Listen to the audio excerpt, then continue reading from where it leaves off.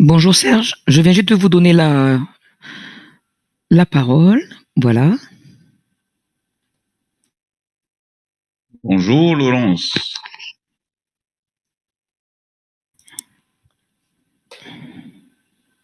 Bonjour. Bonjour. Donc on vous entend Vous m'entendez bien? parfaitement et on vous voit bien aussi. D'accord. Parfait. Tout est bon là. Tout est bon. Merci beaucoup. Très bon meeting.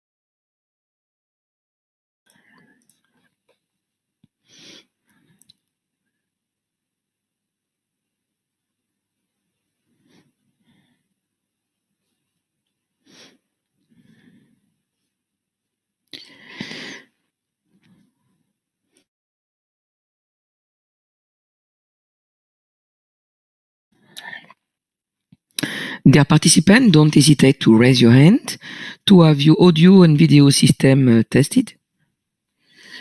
The meeting will start in 45 minutes approximately. Chers participants, n'hésitez pas à lever la main afin d'avoir votre système audio et vidéo testé. Le meeting va commencer dans environ 45 minutes.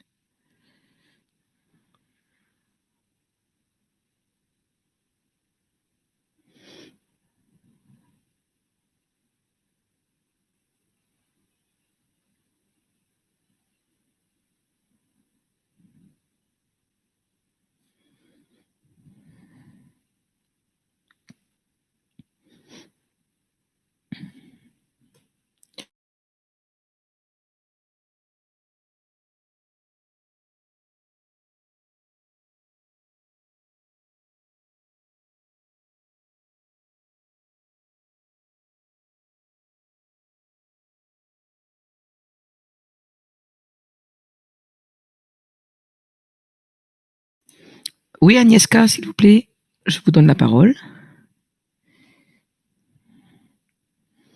Agnieszka, bonjour. Bonjour. I don't speak French, but bonjour. I remember last time you told me bonjour, that's why. So, hi and Welcome thank you. to this plenary. Thank you. So, I hear you very well, obviously, in French. Yes. Do you want to try your video a few seconds? Yes, I Super. can. I think I can. Oh? I don't know. It's here. Sorry. Don't. It's okay. Ah, perfect. Yeah. I can see you. So Thank you. everything is okay. So I wish you a nice meeting. Thank you. Thank you, Agnieszka.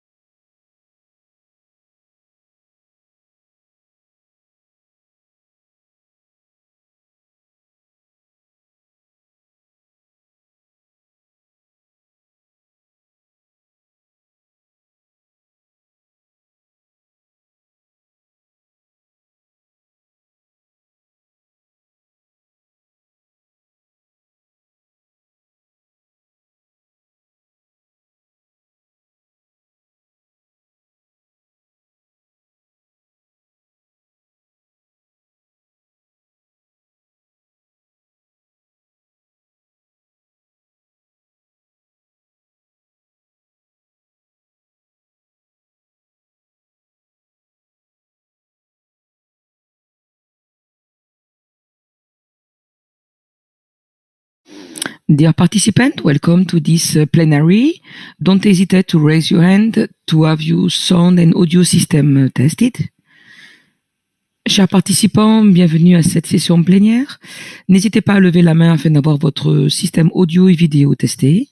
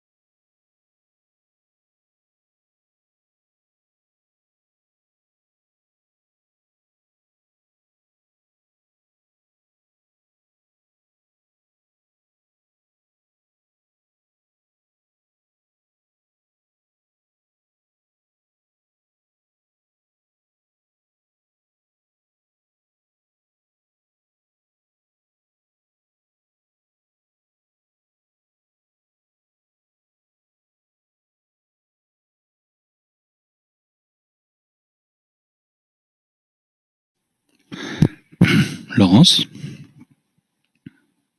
Oui, bonjour, bonjour. c'est Alain. Oui, J'aimerais juste faire un petit test. J'étais en discussion en parallèle, donc je voulais pas faire avant. il n'y a pas de souci.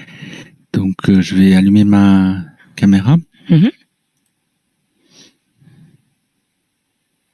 Ok. Tu m'entends bien, tu me vois bien. Oui, très bien. Super.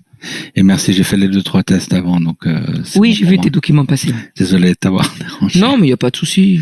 Il vaut mieux faire ça au début qu'il n'y a pas trop de Ouais, monde. ouais, c'est sûr. Merci beaucoup. À tout Je à t'en l'heure. prie. À tout à l'heure.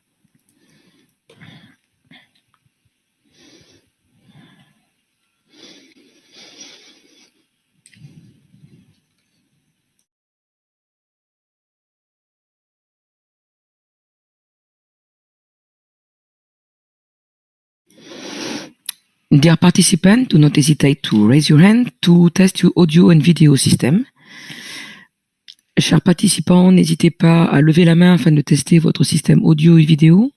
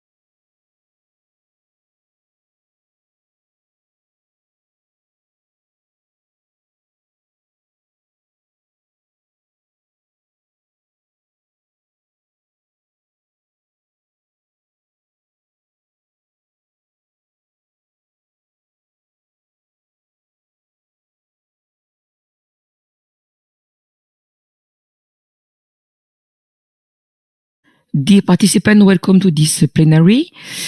Please don't hesitate to raise your hand if you wish to test your audio and video system. The meeting will start in 30 minutes. Chers participants, bienvenue à cette session plénière. N'hésitez pas à lever votre main afin de tester votre système audio et vidéo. Le meeting va commencer dans à peu près 30 minutes. Merci.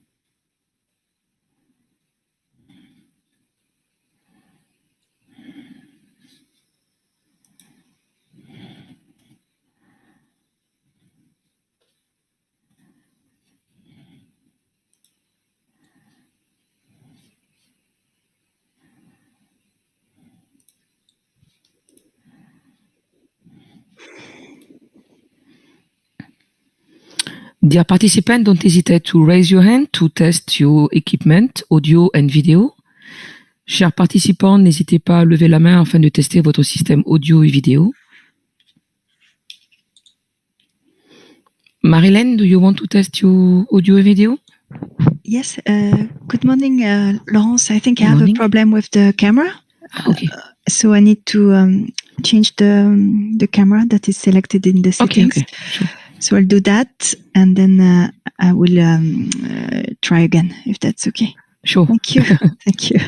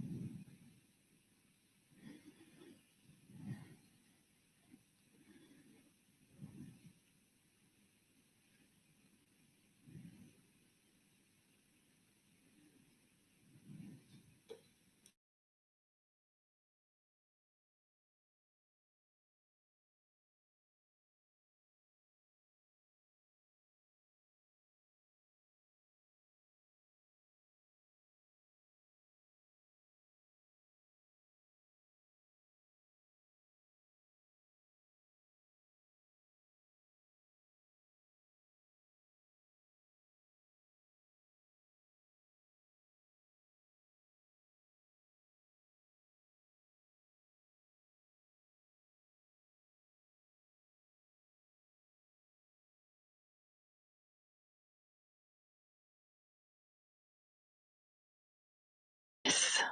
I think it works now. Oui, parfait.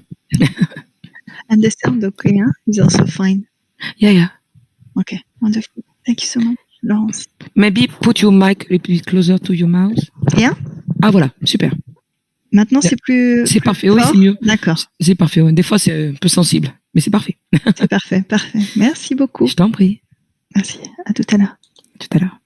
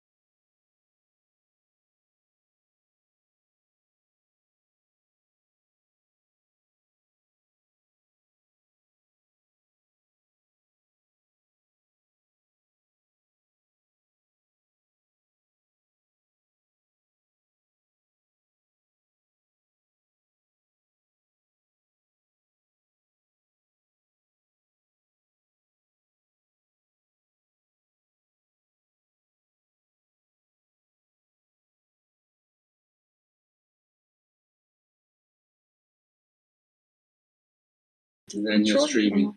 No, that's, I think, another...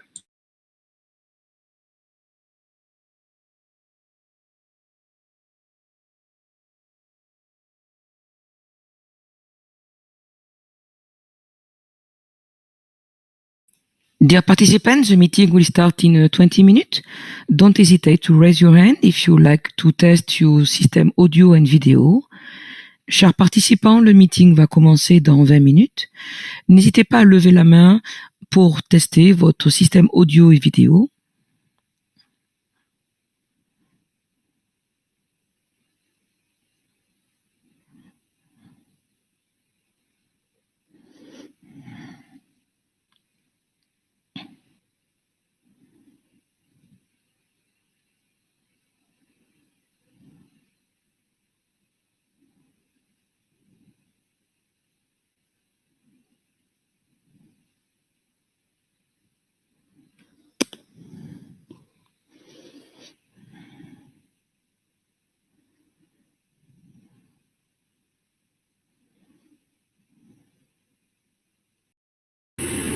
Hello, good afternoon, Ljubika. This is Sergey doing my sound check. I hope you can hear me.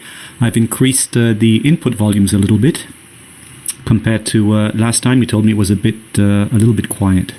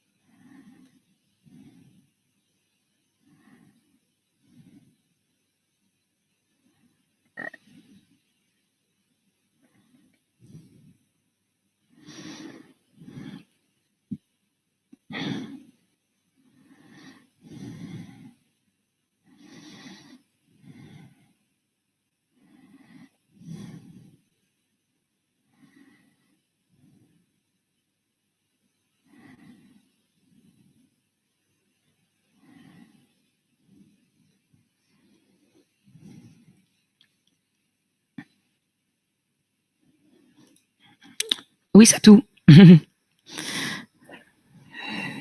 Bonjour. Bonjour. Good morning. Testing my microphone. Yeah, And well, video as well, yeah. Everything is good. Let me just check the height. Maybe I should do like this. Okay. Yeah, it's okay, yeah. Okay, bye. Bye.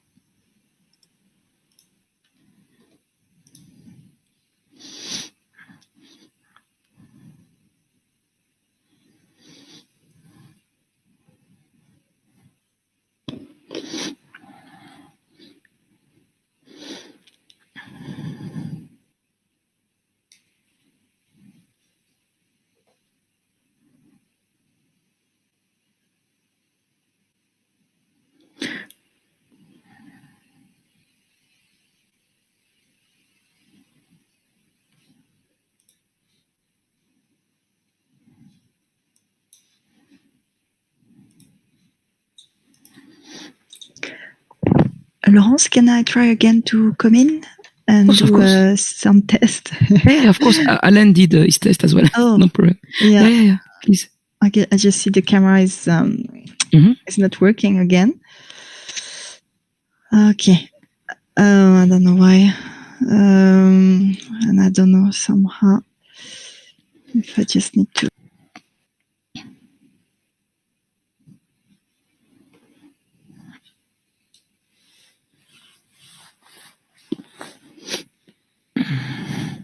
Yeah. Yeah. The bad news is, I don't know, I haven't done much, and the camera was again on the other one, but Okay. I don't know what could have happened that You are at the office? Maybe you can ask Lala to pass by quickly? Yes, maybe I'll do that, yeah. You will feel better if you know that everything is okay. Yeah. Okay. Thanks. You're welcome. So, dear participants, don't hesitate to raise your hand to test your system audio and video. The meeting will start in 15 minutes. Chers participants, n'hésitez pas à lever la main afin de tester votre système audio et vidéo. Le meeting va désormais commencer dans 15 minutes à peu près. Si desea aprobar su audio y video, levanta su mano, por favor. Gracias.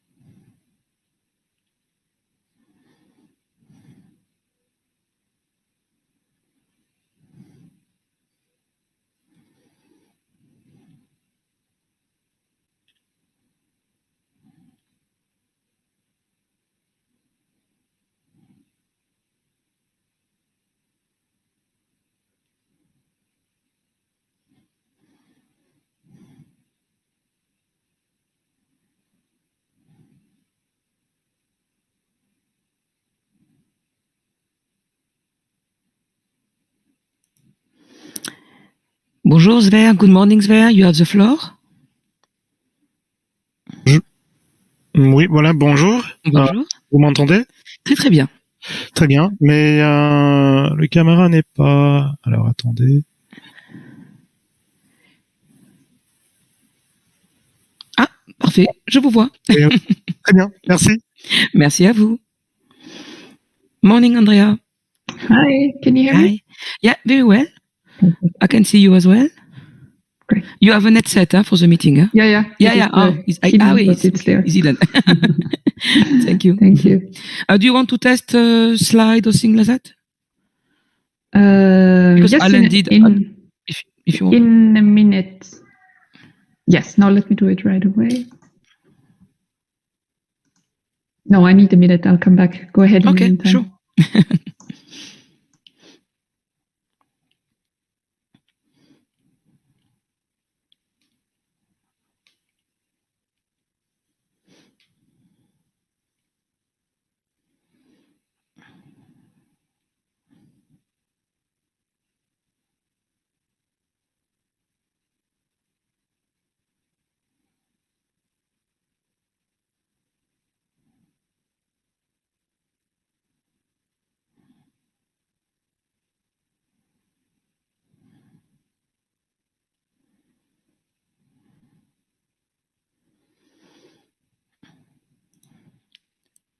Yes, Atu, please. I have a question. If I would need to stream a document, would I give it to one of the coordinators or I can do it myself? You can do it yourself. Okay. You want to try? Yes, please. Okay. So you know how? No. Alors, you see there is 5 blue button on the top of the screen. There is a mic, a camera. Yes. Yeah. Enable screen sharing. Mm-hmm. Exactly. So you click on this one. Okay. I see. And I can only take a screen, or I can do entire screen or window or Chrome tab. Okay. Voilà. So it's better to have your document already open on your screen. Exactly. In fact, you just switch and you show the window. Okay. I think I have it open, but somehow it's not showing it, only showing my emails. Okay, I have it on the screen, this one. Just testing.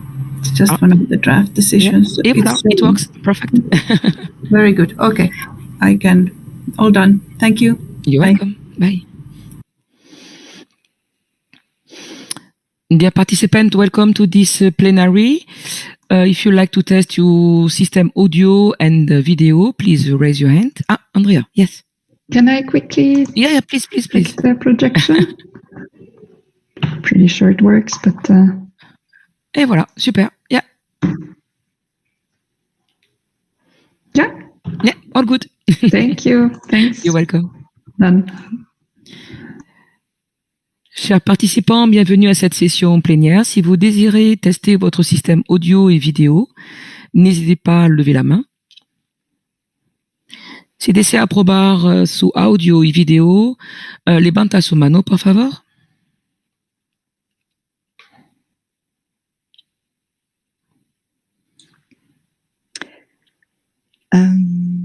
Oui. No, that's me again. I wanted to try the screening, but yeah, I can. Your video is off. Huh? Yeah. Yeah, so I cannot enable my video. It's bizarre. I'm not expected to do the screen, but I wanted just in case to see how to do the screening of the intranet. Mm-hmm. I don't know if. So you need to open the window. Yeah, window on your and computer, then on the intranet, and then you click on the button Enable Screen Sharing. Is that like that? Voilà, exactly. Yeah, perfect. So here you share the same window, in fact. Huh? Yeah. Okay, I'm not sure. Okay, maybe I need to do it this way. If I can just try. So you want to share window? Yes, I'm just trying again from the page. I just wanted to make sure that I have the right page to be shown. Mm-hmm. Yeah. Window. Yeah, this is the one. Okay. Does it work? Yes. Okay. Okay. Yeah, all good. Just in case. Yeah, perfect. Thanks. Thank you very much, Laurence. Welcome.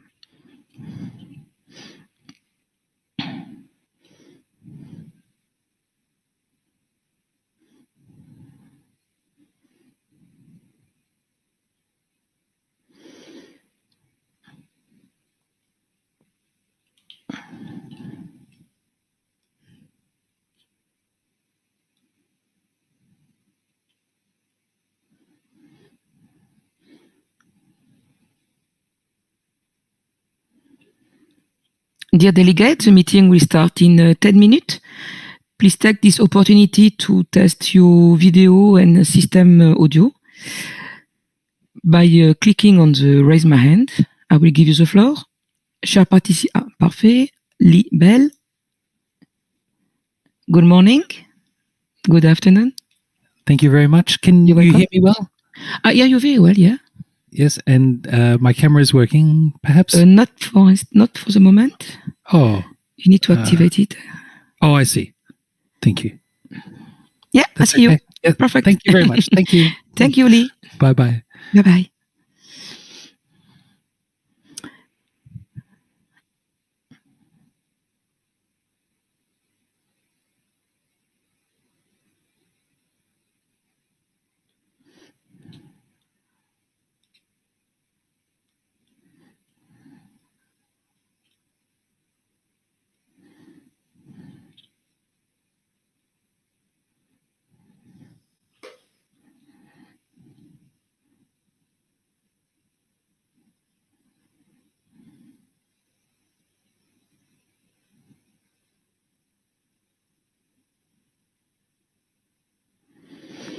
Dear participant, if you like to test your system audio and video, please raise your hand. Chers participants, si vous désirez tester votre système audio et vidéo, merci de lever la main. CDC Emiliano. Hop, I give you the floor. Good morning, good afternoon.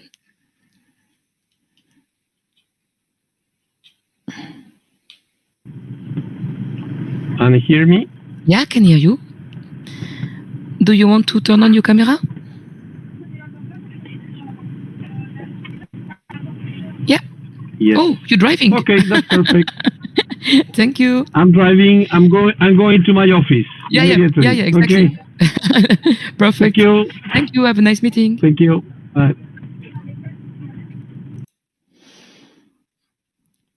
Donc, chers participants, si vous désirez tester votre système audio et vidéo, s'il vous plaît, levez la main. Si desea probar su audio o video, levanta su mano, por favor.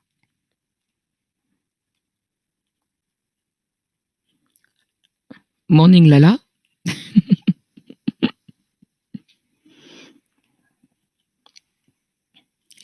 You mute, I guess. You know, you can see us, right? Because yeah, perfectly. Yeah, it works well. So, okay. Yeah. Thanks. Welcome. Oui, Juliette, je te donne. Hop, please, I give you the floor. Okay, testing now the sound. Yeah. Is that okay? Yeah, video as well. Testing the video. Yeah, all good. You will use a net set during the meeting. Yep. Super. Perfect. Thanks. Have a nice meeting. Bye-bye. Thank you.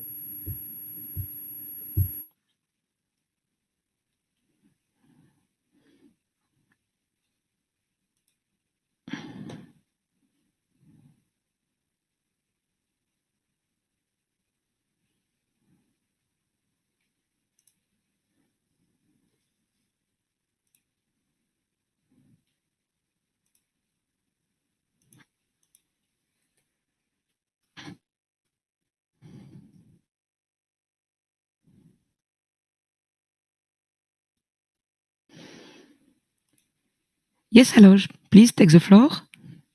Aloj from Slovenia. Good morning. Setting and the connections. I take you hear me well. And, yeah, very well. And see me. For instance, I don't see you. You should turn on. Voilà, here you are. Now you see me as well. Yeah, okay. I see you. Okay, so great. Everything is fine. Yeah, thank you. Have a nice meeting. Bye-bye. Laurence? Yes? Je peux faire un test rapide de screening, s'il te plaît? Oui. Très et après, rapide. je vais passer la vidéo pour comment utiliser le système. Oui, d'accord. Alors, attendez-moi juste une seconde. Share. Tu vois quelque chose? Non, pas pour l'instant, non. Alors, attends, je vais refaire.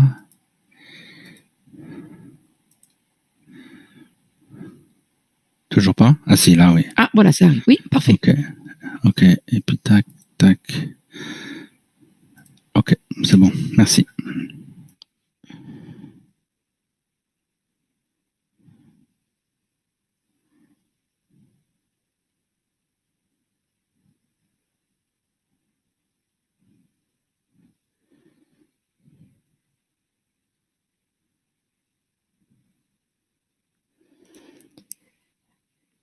Yes, Ricardo, from Mexico, please take the floor. Good morning here in Mexico. Good morning. Thank you. Do you want to test your video as well? Yeah, I might test my video, but yeah. Okay, here. Yeah, perfect. Perfect. You hear me good? Yeah, perfectly. Yeah, very well. Good. Thank you. Thank you. Thank you. Muchas gracias.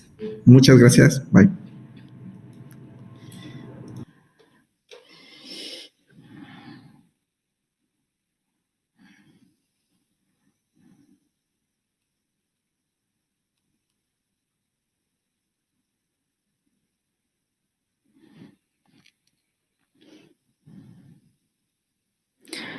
So, dear participant, I will now launch a video.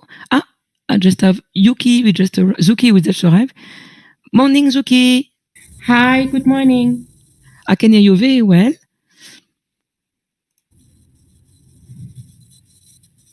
Can you hear me? Oh, God.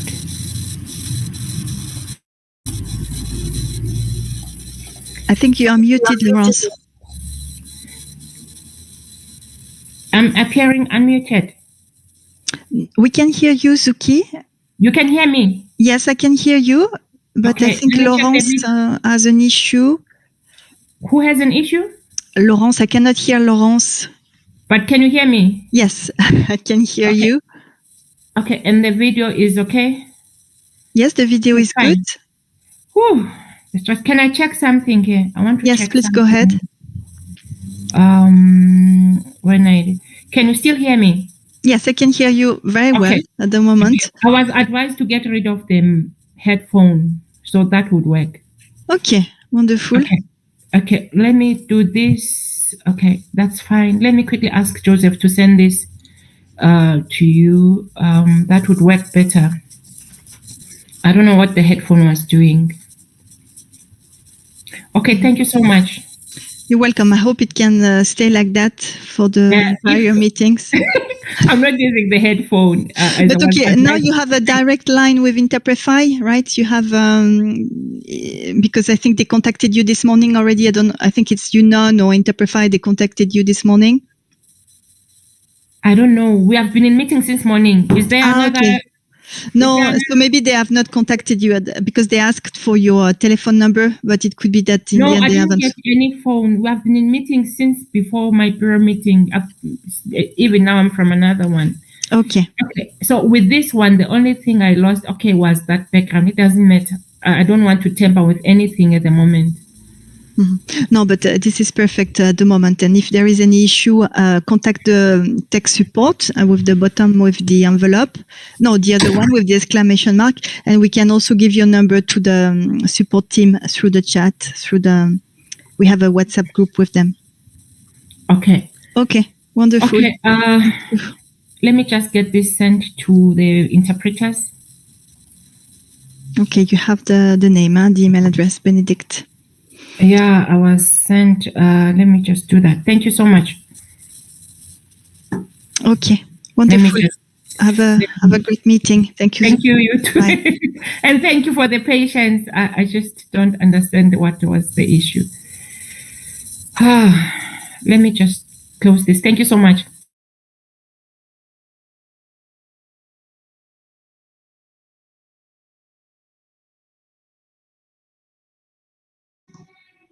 Laurence, I think you're muted.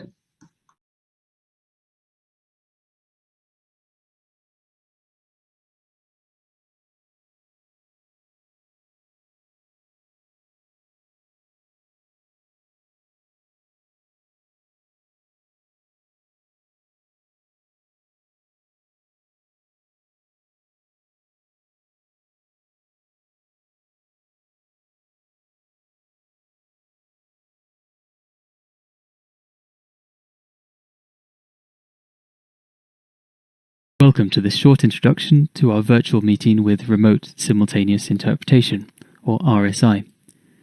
Since this may be the first time for some of you using an RSI platform, here are some tips to ensure the best experience possible for all participants and interpreters. Please try and meet as many of these guidelines as possible before you take the floor, as it will drastically improve your connection, sound, and video. If you are not able to do so for this meeting, please bear them in mind for your next virtual meeting. The first tip is to always use a laptop or desktop computer, not a phone or tablet, as these are usually not powerful enough, and to plug your computer directly into your modem with an Ethernet cable. This will greatly improve your connection speed and stability, and reduce the risk of your sound and video cutting out. Secondly, please use a headset while speaking, such as the one shown here, ideally with a noise-cancelling microphone. This will eliminate echo and feedback, and will make your sound crisper and clearer for all. If you don't have one to hand right now, as a temporary measure, you could use earbuds with an integrated microphone, or headphones and your computer's inbuilt microphone. In the worst case scenario that you don't have any of these, make sure to mute your computer's speakers when you take the floor, to avoid terrible feedback loops. In any case, please try and procure proper headsets like the recommended ones for your next meeting, and remember all the other options suggested here should be temporary and will make it more difficult to hear and interpret you. Please also turn on your video. It helps other participants feel less alienated, and interpreters rely a lot on non-verbal visual cues and body language. Please make sure you are clearly visible from the waist up, with your light source in front of you, not behind you. When setting up, please find a quiet room in your house or office. Switch off all other applications on your computer and sound on all other devices, and plug your computer in to ensure optimal performance. During the meeting itself, please speak slowly and clearly, directly into your microphone, and avoid touching the microphone or shuffling papers close to it. And remember to mute when you have finished speaking. Please do bear these tips in mind for this and future meetings. RSI is much harder than in-person meetings for interpreters and can be challenging for participants as well. Unfortunately, there is always a risk interpretation may have to be suspended if the sound is not good enough. Please bear with us as we are doing our best. Here are some headsets recommended by Interprify. You should have received this presentation already, but if not, get in touch so it can be shared. Now, some brief tips on the use of the platform. To request the floor, click on the green raise hand icon. This will place you in the speaker's queue. When the chair accepts your request, the following message is received. Chairperson allowed your streaming. Select video here in order to stream both audio and video. When you are given the floor, your microphone and camera icons will turn blue. Click on the red disconnect button to pass control back to the chair. To change the interpretation language during the meeting, select the language of your choice by pressing the select button at the top left-hand side of your screen. In case you encounter connection or other issues during the meeting, press the Restart All Lines icon, the two rotating arrows above the raise hand icon. If this fails, try refreshing your browser, clearing your browser history, allowing camera and microphone on your browser, or finally restarting your computer. We thank you for your time and wish you a very successful meeting.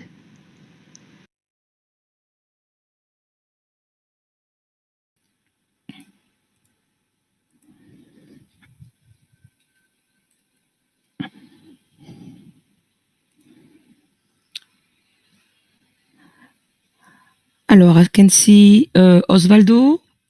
Can you hear me? I give you the floor. Yes, I can. Can you? Yeah, I can hear you perfectly. Okay. And you as well. All great. Excellent. Thanks. Have a nice meeting, Osvaldo. Bye-bye. Well, I will need it.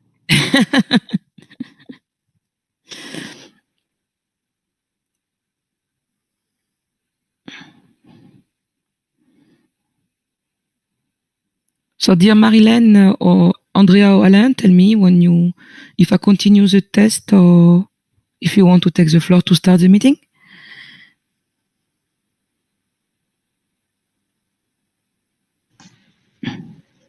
Please go on for a little bit. We'll let you know. Okay, super. We're slightly delaying the start of the meeting. Okay. We'll let participants know in a minute until. Of course, no problem. Alors, dear Thomas du Congo, s'il vous plaît. Merci de prendre la parole. Thomas from IMDC, oui, c'était juste vous saluer et essayer si tout est en ordre. Just wanted to greet you and test that everything is fine. Parfaitement. Merci beaucoup et bonne réunion à nous tous. Exactement. Merci beaucoup, okay. Thomas. Merci. So don't hesitate to raise your hand to test your audio and video. Alors, Reginald, oui. Reginald from Netherlands, please take the floor. Yes, hello. Hello. Work. I'm here. Yeah, I can hear you. I can see you. It's perfect. Maybe if you take the floor, use the headset. It will be easier for the interpreter. I will try. Okay, to find one. Okay, thank you. Thank you very much. Thank you. Bye-bye. Then you have Mohamed from Jordan. Good morning, Mohamed.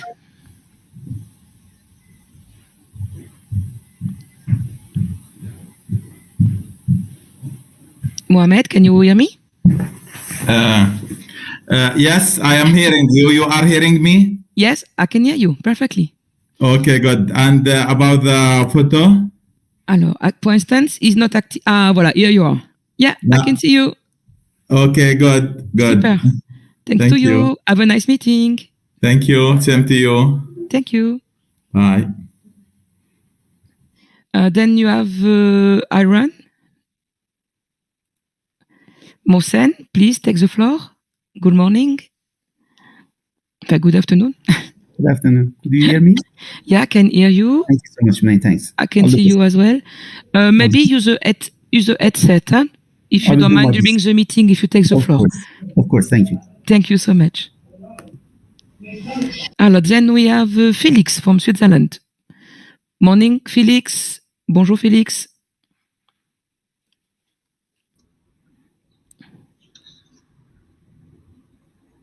Bonjour, c'est Félix, vous m'entendez? Très très bien.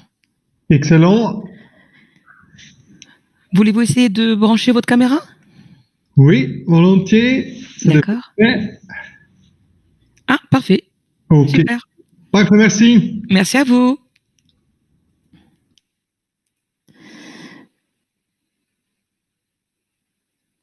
And then we have Elizabeth from United Kingdom. Good afternoon, Elizabeth. The floor is yours. Ah, voilà, I can see you. I think you are muted. I cannot hear you.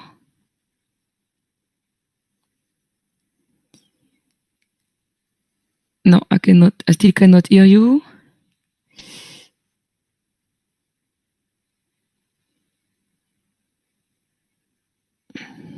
No, still not, I'm sorry. Maybe your headset has an issue. Do you have a on-off on your headset? Lazat, for example, may have a on-off for the sound.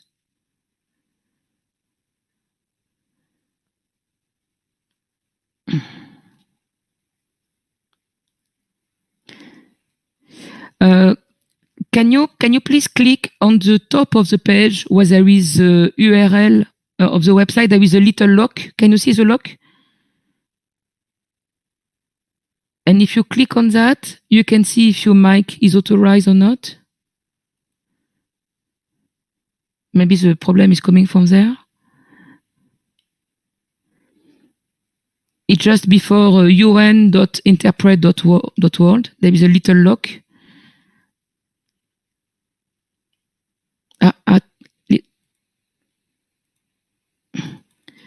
I can see you are mute from the system, but I cannot unmute you.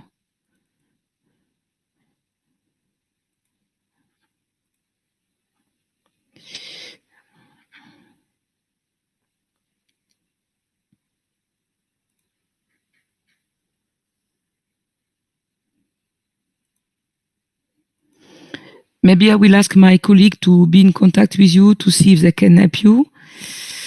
In the meantime, I will test Judith from Uruguay. Judith, you have the floor.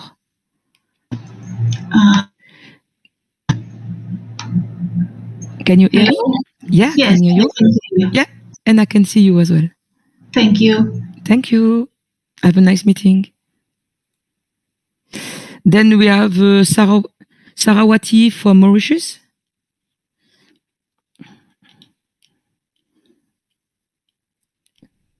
Good morning, Sarawati. Can you hear me? Oui, bonjour. Bonjour. Je vous entends très bien. Ouais, c'est bien, c'est bien. Merci beaucoup. Mais bon courage. Merci Au revoir. beaucoup. Merci. Bon meeting à vous. Merci beaucoup. Then I give the floor to Lina. Good afternoon, Lina. The floor is yours.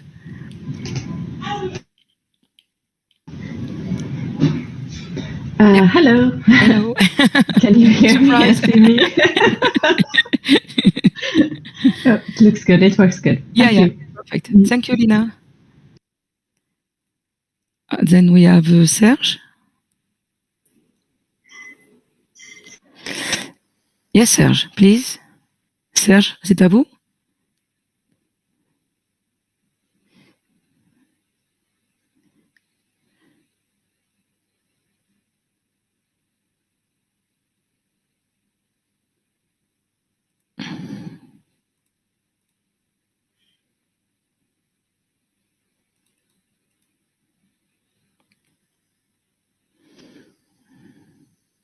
Serge, m'entendez-vous?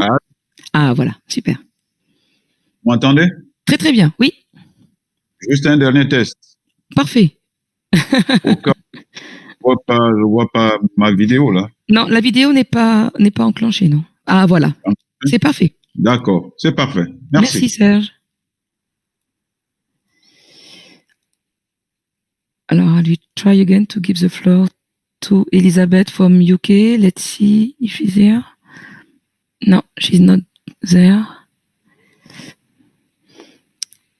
So, dear participant, don't hesitate to raise your hand to test your system audio and video. Ah, voilà, she's there. Elizabeth, can you hear me? I can hear you. Can you hear me as well. Oh, fantastic. Oh, excellent. Super. All working. Super. Lovely. Thank you very much perfect. indeed. Well, Thank you're you. welcome. Have a Okay. nice meeting, Elizabeth. Yes, Bye. you too. Thank you. Bye. So don't hesitate to raise your hand to test your system audio and vidéo. N'hésitez pas à lever la main afin de tester votre système audio et vidéo. So we have Nicola from Australia. Nicola, you can speak. Hello. Hello.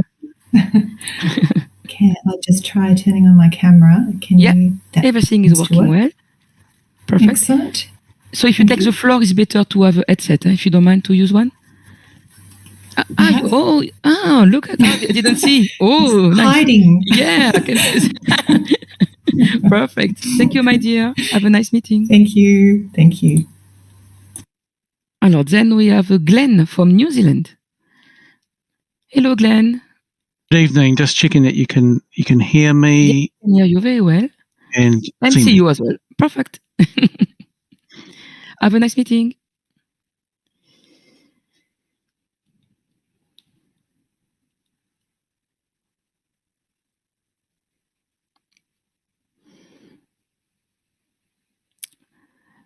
Donc, si vous désirez tester votre système audio et vidéo, n'hésitez pas à cliquer sur la petite main qui se trouve après votre nom. Je vous donnerai le micro et donc on pourra faire votre test. If you like to test your system audio and video, please raise your hand. I will give you the floor.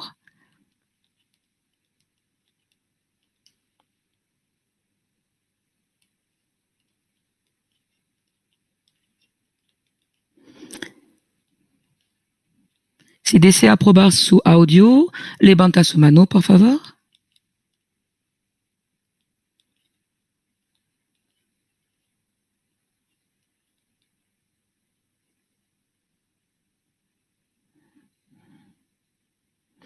Alors, nous avons Jamie from Panama. Hola, buenos días. So the sound is okay. Do you want to try your video? Repeat, please. It's okay. I can see you now. There is a bit of echo, but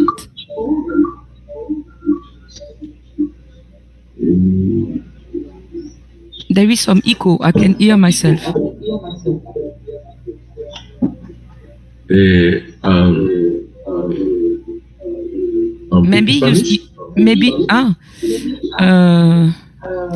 Puedo oír un eco. Alto y claro. Sí.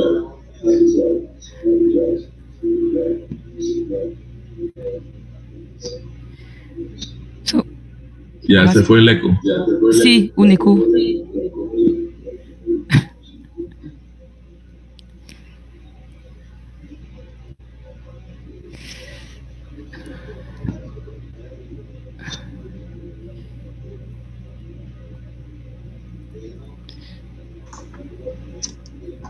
If we could please ask the participants to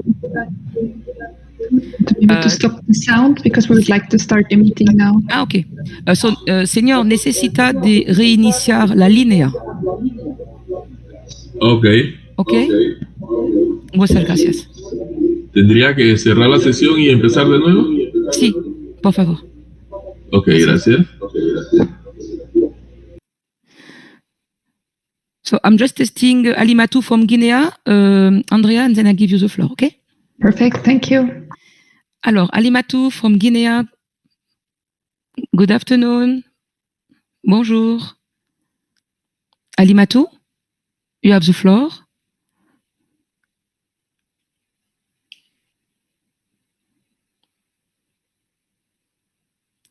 Alimatu from Guinea, can you hear me?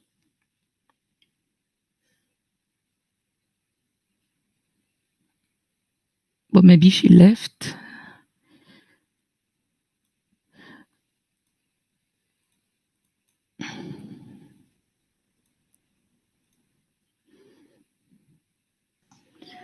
Okay, Andrea. So have a nice meeting. Bye-bye. Thank you, Laurence. Bye-bye. And I'm just giving the floor to our president, and then we are ready to start.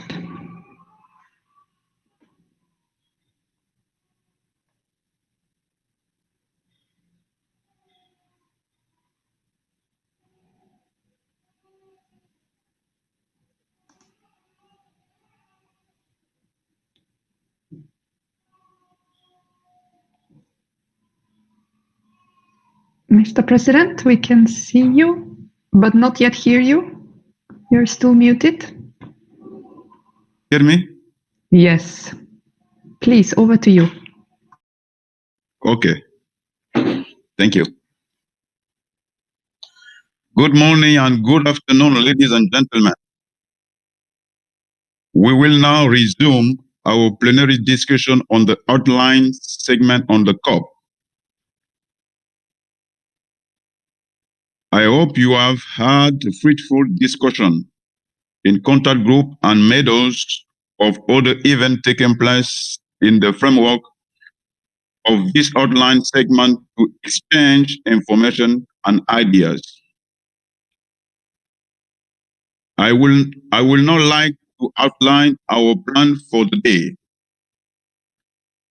First, we will hear a report of the contact group on the program of work and budgets, and then from the Stockholm COP president about a consultation on financial resources and mechanism under the Stockholm Convention.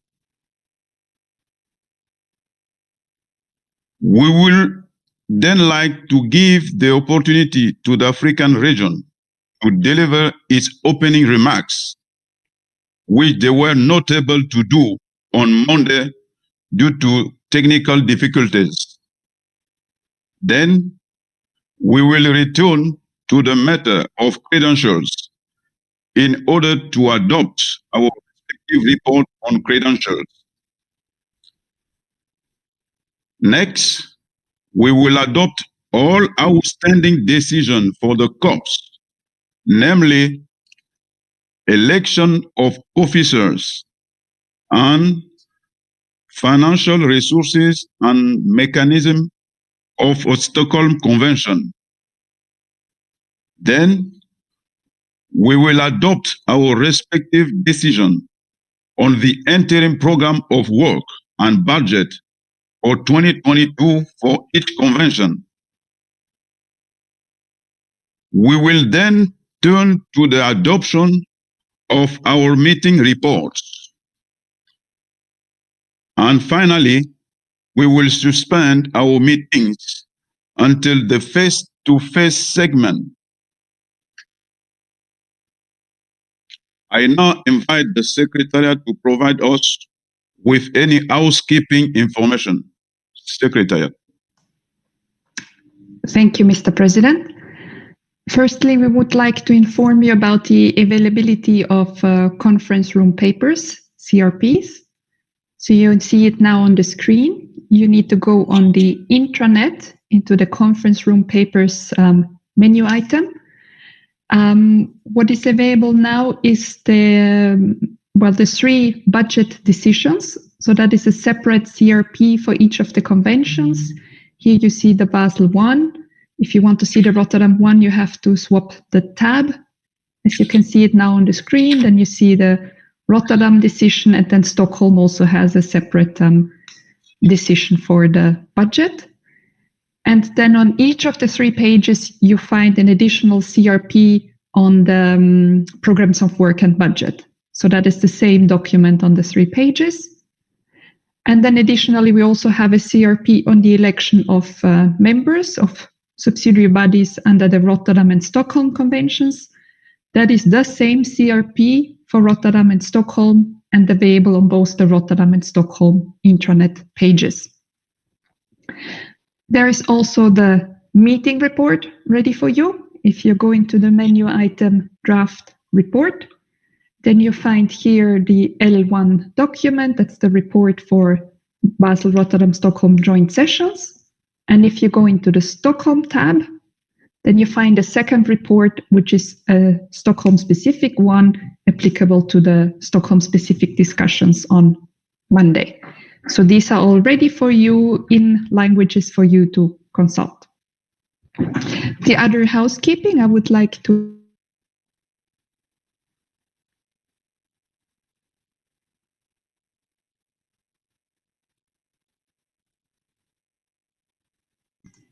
apologies for slight interruption. The other housekeeping I wanted to make is that just to say again that if you wish to make statements during this meeting that are supposed to be included in the meeting report, you please need to give them orally.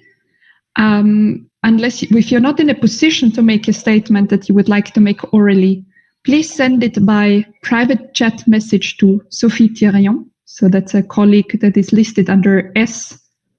Sophie Thirion, and ask for the statement to be read out on your behalf. Then the president will read it out on your behalf and it will be included in the meeting report. And if you just wish to submit statements for being posted on the intranet, then you can send it to this CRP email address. And if you just wish to circulate your statements so that the interpreters and report writers can make sure to get it all right, then you send it to Benedict Moki. What you can see now on the screen, and just a general reminder that interventions should be of 2 minutes maximum. We would also like to update you a little bit on the technical setup because we had a number of problems on Monday. So we have been working on these in order to provide you better services today. So the meeting platform provider has resolved these issues that were causing problems on Monday. So we are really hoping that especially in the viewer room, you have a better experience today. And also this problem we had last time with the auto volume not working properly has also been resolved. So we really hope that everything is working better. We also have backup options in place today in case there are again technical issues.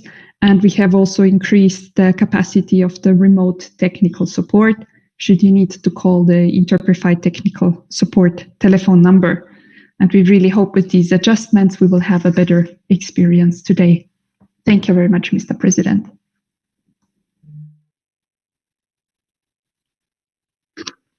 Thank you, Secretariat.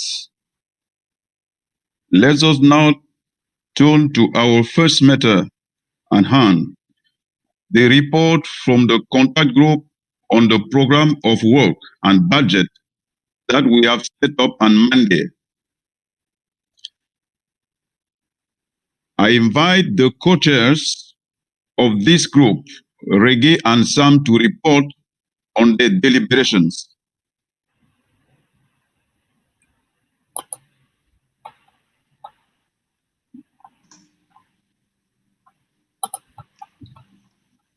Yes, Reggie. Thank you very much, Mr. President, for giving me the floor.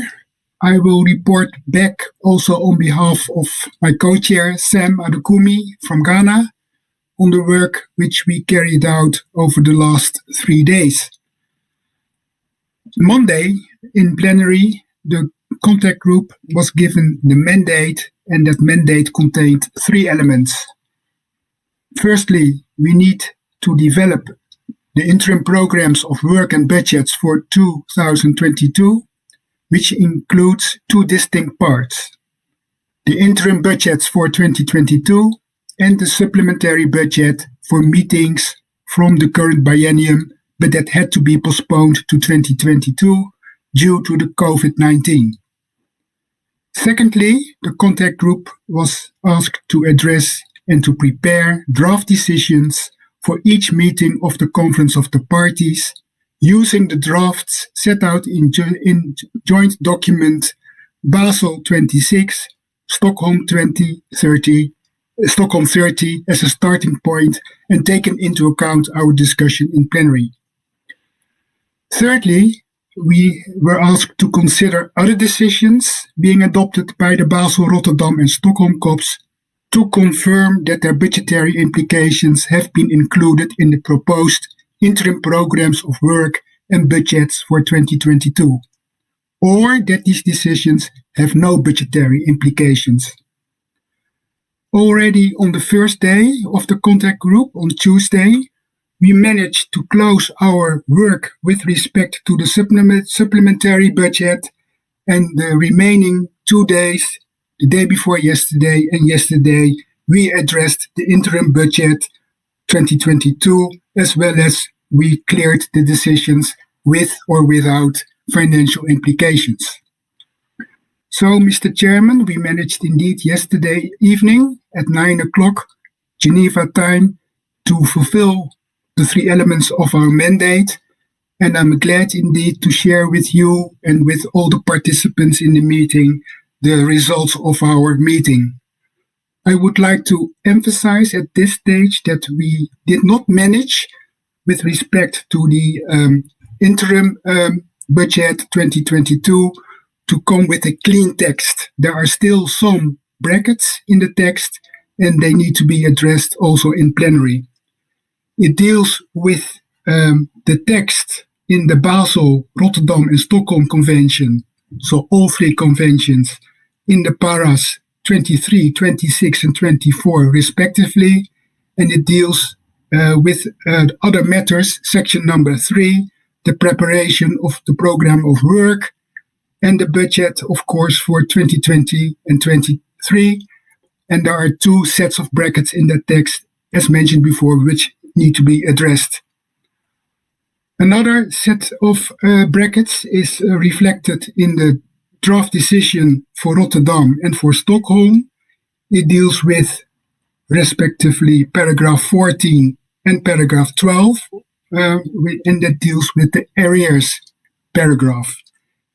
That text is between square brackets, as well as a paragraph 14 bis and paragraph 12 bis, which are associated paragraphs, and that is also which need to be discussed in plenary as well, and needs to be removed, or at least we have to take a decision on that. So that is still the work which needs to be carried out. And again, apologize that we did not manage to come with clean text, but it was unfortunately not possible to reach agreement on all the text. Finally, Mr. Chairman, I would like to thank again all the participants in the contact group for their constructive work. And it was also very notable that we had more than 300 participants in the contact group. And that was indeed for the first time, of course, that we had such a huge audience in our meeting. And well, I'm glad that we finished the work, and now it's up to you and through you to the COP to take a final decision on these draft decisions. Also on behalf of Sam Adukumi, thank you very much also for the given trust in us. And back to you. Thank you very much, Mr. President. Thank you, Reggie and Sam. And I would also like to express my appreciation to the entire group for this hard work during those last 3 days under these very particular circumstances. We will look at adopting the decision you prepared a bit later today. Next, let us hear from the Stockholm COP president about her consultations on the Stockholm Convention financial resource and mechanism.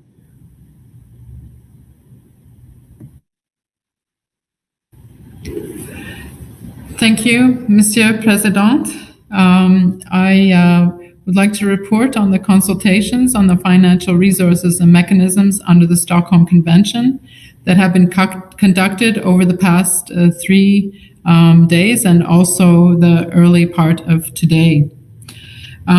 We were entrusted by the COP to consider the document UNEP POPS/COP.10/29 together with the CRP2 submitted by the BRULAC, and also taking into consideration the discussions in plenary. We have had various consultations where I believe that those involved have tried to grasp the different challenges and interests of parties. Unfortunately, we felt we did not have enough time to reach a full agreement to have a decision text for you at this moment, and would need to require additional consultations to be able to bring text forward to you and the COP on this particular matter.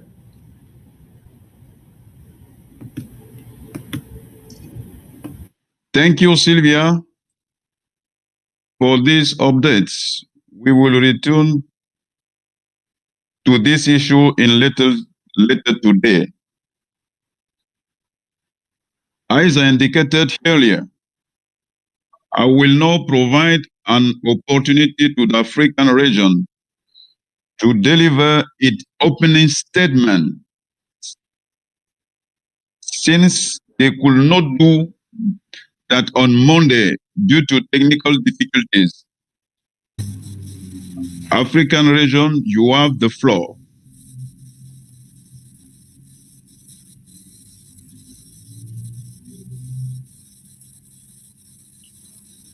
Zuki? Mr. President, can you hear me? Little bit. Okay. We hear you, but we don't see you yet. Okay. No. Thank you. Yes, go ahead. Thank you, Mr. President, for the opportunity. We really appreciate it. Presidents of the Basel, Rotterdam and Stockholm Convention COPs, respective bureaus, parties, the secretariats of the BRS conventions, excellencies, observers, ladies and gentlemen, the Africa region would like to thank the COP presidents, bureaus, and secretariats for the good work done in preparation for this meeting, notwithstanding the COVID-19 pandemic. The Africa region also thanks donors and for enabling simultaneous interpretation. We wish to appreciate civil society for continuously showing the presence of toxic chemicals like POPs, especially in children's toys in Africa. Most recently, in December 2020, Africa suffered from and is still grappling with illegal trafficking and dumping of chemicals and hazardous waste from some developed countries. In this particular case, it was from 2 EU member states. All countries involved are parties to the Basel Convention and have national laws in place. Some developed countries continue with this bad practice without any consequences from their own regions and from the Secretariat of the Basel Convention. This is unacceptable. Furthermore, the entry into force of the Berne Amendment imposes obligations on both developed and developing countries. We all ought to comply with these obligations. We request that this illegal trafficking and dumping challenge be put on the agenda and be addressed in detail in the next BRS COPs in June 2022, because it continues without being abated. We underscore the critical need to get a mandate, sufficient and adequate funding allocated from the June 2022 COPs for the immediate updating of the technical guidelines on used lead-acid batteries. The current guidelines neither reflect best practices nor do they respond to the latest evidence on severe adverse effects to our children and resultant premature deaths in developing countries. Various emerging waste streams bring new challenges, whilst legacy waste issues such as e-waste, POPs, and obsolete pesticides are not effectively dealt with, and thus remain a serious challenge for Africa, contaminating limited water resources. We appreciate allocation of adequate resources to the CRC for it to hold a 5-day meeting to catch up on the work that could not be completed online and attend to the high number of pending new chemicals. We urge all parties to familiarize themselves with the effectiveness evaluation report of the Stockholm Convention on POPs so as to appreciate the fact that more additional and adequate resources are needed to effectively implement the convention. And the more we list POPs, so do we add more work to update NIPs and subsequent implementation obligations. Africa underscores the need to allocate adequate and sufficient resources to eliminate all listed POPs throughout their life cycle and value chain, and to treat and dispose of all waste streams listed under the Basel Convention in an environmental sound manner. Priority ought to be given to the PCB so as to meet the 2025 and 2028 target dates. For all the chemicals listed on the Stockholm and Rotterdam Convention, and Africa underscores the need to make affordable and safe alternatives accessible to all developing countries. The bad practice of double standards is not acceptable. It cannot be morally right that some developed countries continue manufacturing chemicals that they have banned in their respective countries only to sell them to Africa and other developing countries. Furthermore, there is need to ensure that at international level that producer responsibility is indeed enforced. Africa calls upon developed countries in line with the convention obligations to make adequate resources, including technology transfer, available to developing countries to implement effectively the conventions. Africa has observed with concern how the budget decision of not to be allowed to take any position if a party owes assessed contributions. Yet there are no consequences when some developed countries fail to honor their obligations to make adequate resources and technology available to developing countries to implement the conventions. Obligations are obligations. Consistency is paramount in addressing non-compliance, irrespective of which country is not complying. Africa underscores the need to hold the next COPs, Bureau and other statutory body meetings of substantive discussions physically, as challenges associated with stable internet connectivity are very real for Africa, as we all witnessed on the opening day of these COPs on Monday. We need to effectively participate than being relegated to observer status due to our inability to connect as a result of technical challenges. And we request that this be recorded in the report because it's very critical for our region.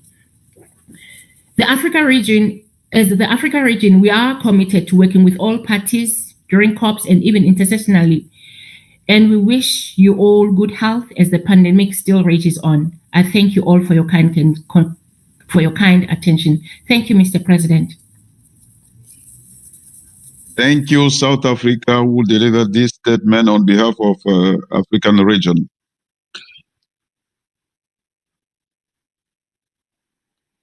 Our next matter on the plan for today is credential.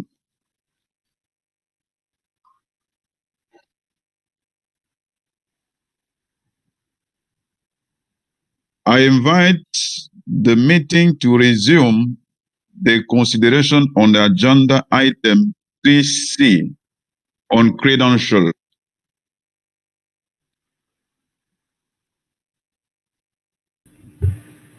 We will recall that this agenda item was considered in a joint session on the first day of the meetings, and that the meetings had agreed at that time of the process, schedule and approach for the preparation of the report of a credential of representative to the 15th meeting to the Conference of the Parties to the Basel Convention, the 10th meeting of the Conference of the Parties to the Rotterdam Convention, and the 10th meeting of the Conference of the Parties to the Stockholm Convention. You will recall that the bureaus agreed to monitor the submission of credential and to present to plenary on Friday, 13 July, the respective report on credential. I now invite the Secretariat to read the reports of the three bureaus of these matters. Each conference of the party will subsequently be invited to individually consider for adoption the report on credential pertaining to its meeting.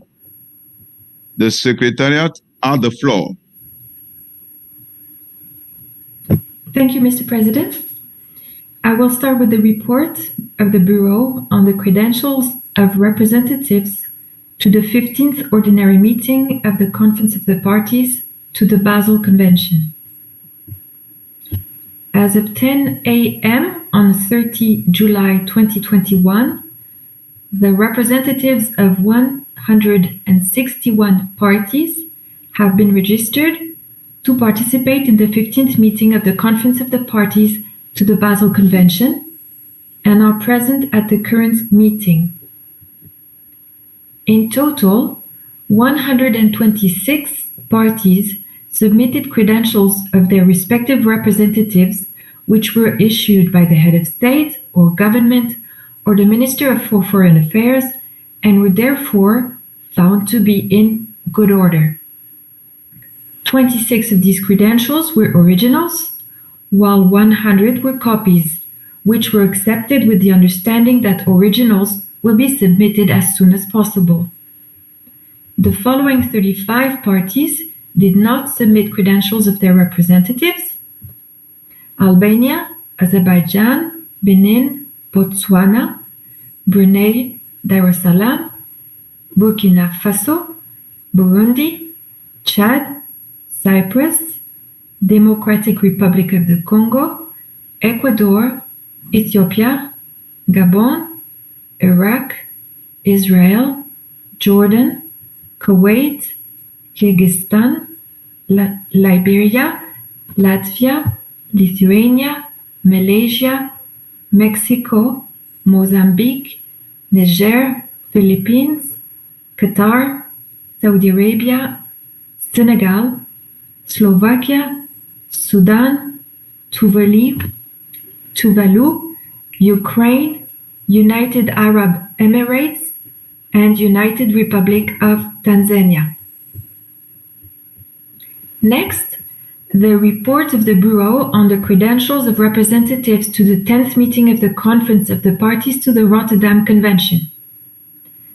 As of 10 a.m. on 30 July 2021, the representatives of 148 parties have been registered to participate in the 10th meeting of the Conference of the Parties to the Rotterdam Convention and are present at the current meeting. In total, 114 parties submitted credentials of their respective representatives, which were issued by the head of state or government or the Minister for Foreign Affairs and were therefore found to be in good order. 21 of these credentials were originals, while 93 were copies, which were accepted with the understanding that originals will be submitted as soon as possible. The following 34 parties did not submit credentials for their representatives: Albania, Benin, Botswana, Burkina Faso, Burundi, Chad, Cyprus, Democratic Republic of the Congo, Ecuador, Ethiopia, Gabon, Iraq, Israel, Jordan, Kuwait, Kyrgyzstan, Latvia, Liberia, Lithuania, Malaysia, Mexico, Mozambique, Niger, Philippines, Qatar, Saudi Arabia, Senegal, Slovakia, Sudan, Tuvalu, Ukraine, United Arab Emirates, and United Republic of Tanzania, and Vietnam. And finally, Mr. President, the report of the Bureau on the credentials of representatives to the 10th Ordinary Meeting of the Conference of the Parties to the Stockholm Convention. Juliette, sorry to interrupt you. Can you pause for 1 minute? We're trying to solve an interpretation issue.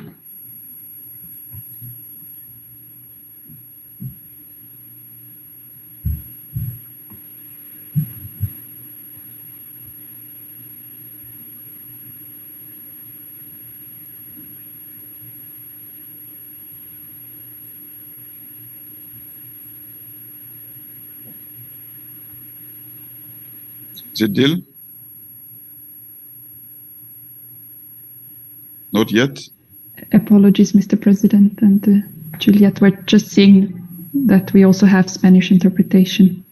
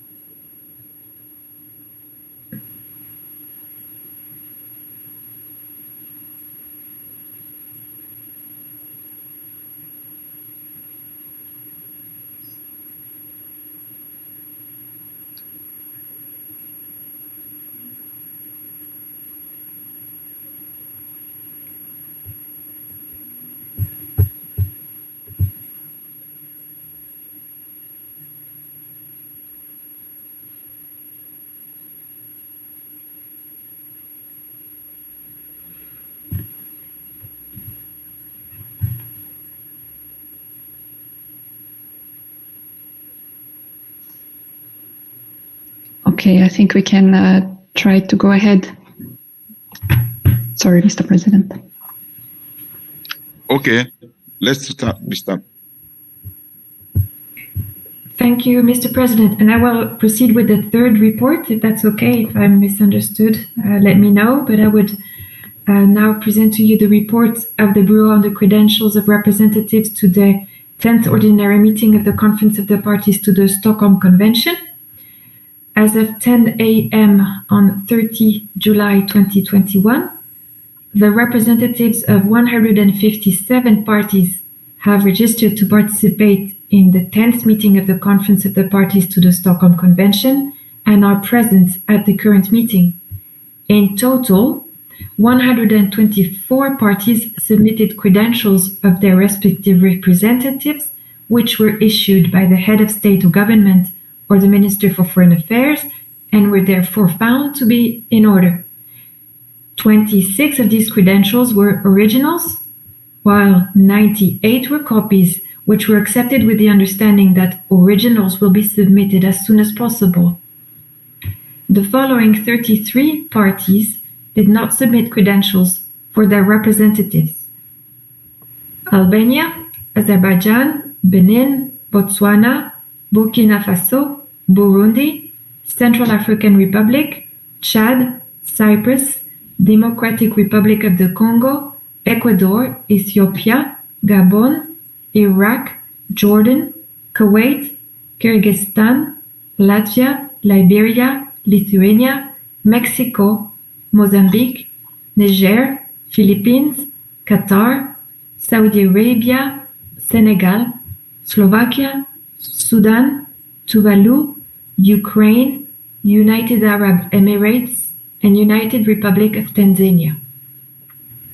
Mr. President, and through you, I will also address myself to the presidents of the Stockholm COP and Basel COP. Since 10 a.m. this morning, when these reports were finalized, the Secretariat has received credentials from an additional party to the Basel, Rotterdam, and Stockholm conventions with representatives present at the meeting, and this party is Latvia. These credentials were deemed in good order by the Secretariat.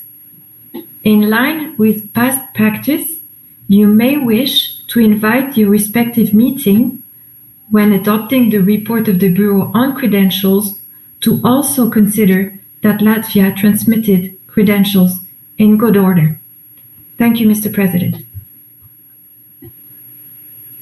Thank you, Secretariat, to provide this information. I would like to invite my colleague, Osvaldo, President of Basel Convention, to take the floor.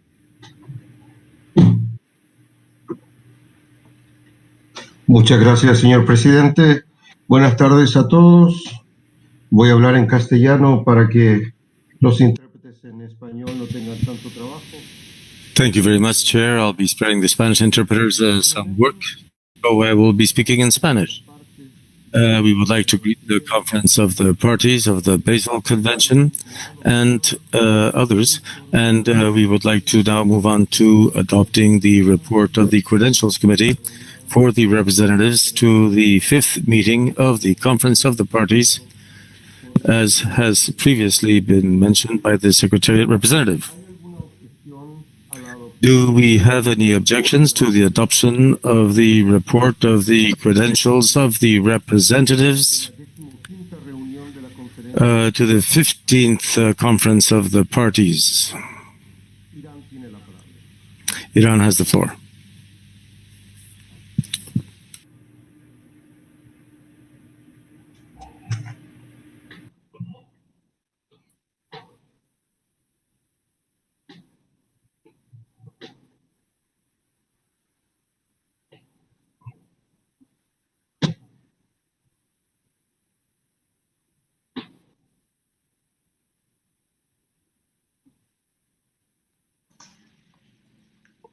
Voy a hacer nuevamente la pregunta. ¿Hay alguna objeción? I will repeat my question. Do we have any objections for the adoption of the report by the meeting. Do you have any meetings? Do we have any questions? Any objections to adopting the report?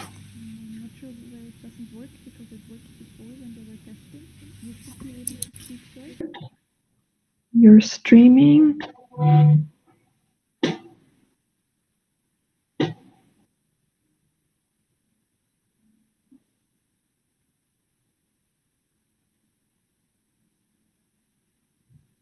I'm sorry, I don't know what is the problem. It worked before and the stream is open.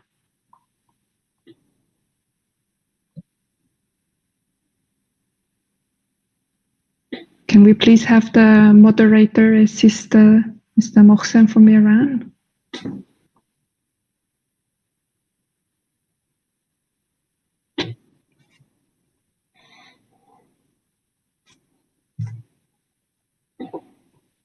Osvaldo?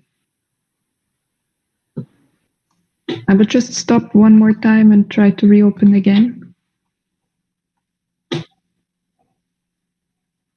Iran, do you wish to raise the hand again so I can give you the floor?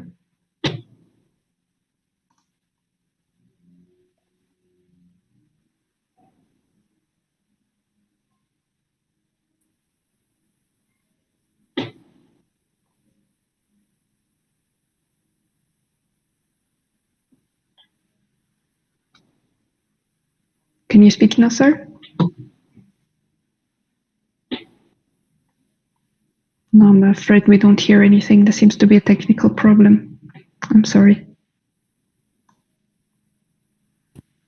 Could you either send us a message or maybe one of your colleagues could intervene?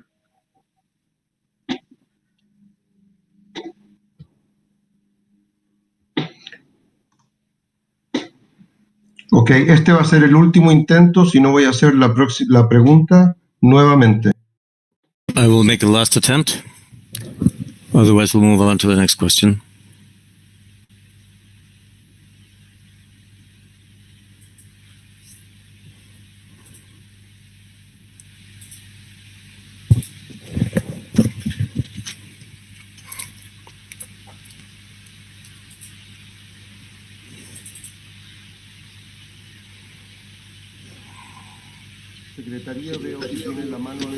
Secretariat, I see we have a raised hand from the Iran representative. Hopefully you can help them. This will be the last opportunity, otherwise I shall proceed with the meeting.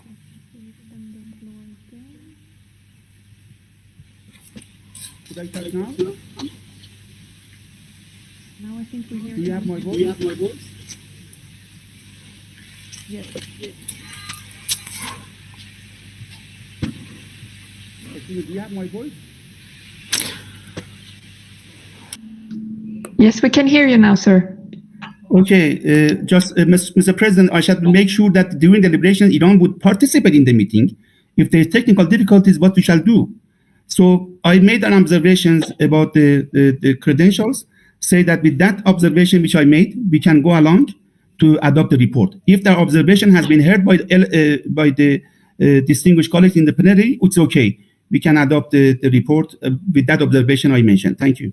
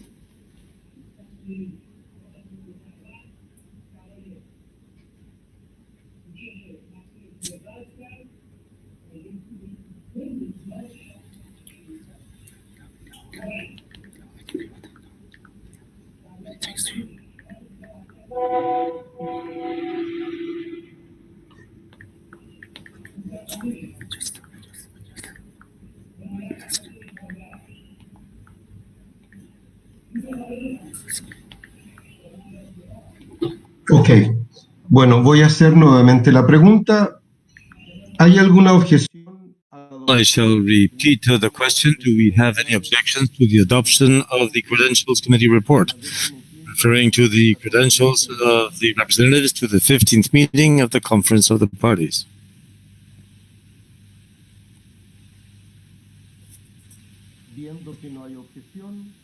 Seeing that there are no objections, the report stands adopted.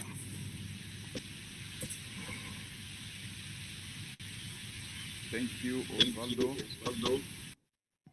In my capacity of President of Rotterdam Convention,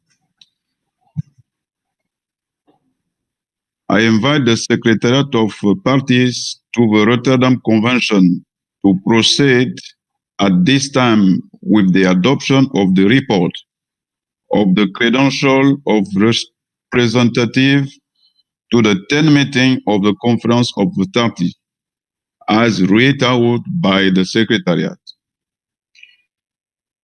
Are there any objection to the adoption of the report of the credential of representative to the 10th meeting of Conference of the Parties?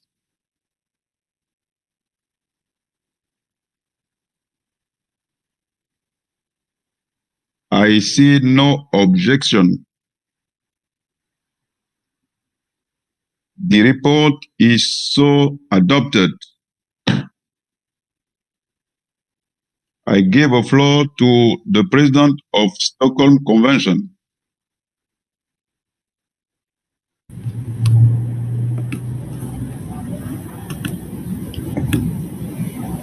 Thank you, Monsieur President. I invite the Conference of the Parties to the Stockholm Convention to proceed at this time with the adoption of the report on the credentials of representatives to the 10th meeting of the Conference of the Parties, as read out by the Secretariat. Are there any objections to the adoption of the report on the credentials of representatives to the 10th meeting of the Conference of the Parties?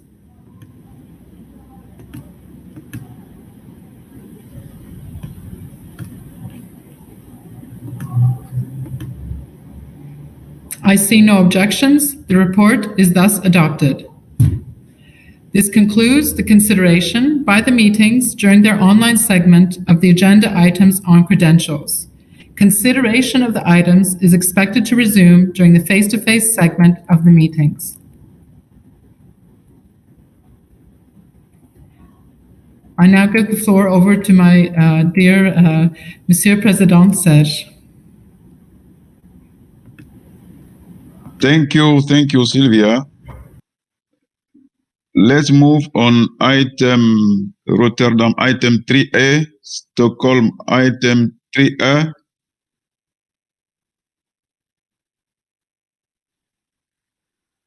I invite the Rotterdam Convention COP meeting to resume its consideration of the agenda item 3A, election of officer.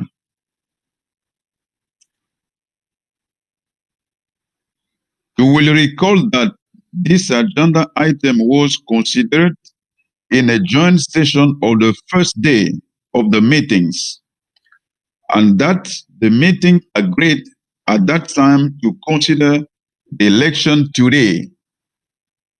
We also entrusted the Secretariat to support the bureaus, and in particular the region focal points, with the collection of compilation of nomination.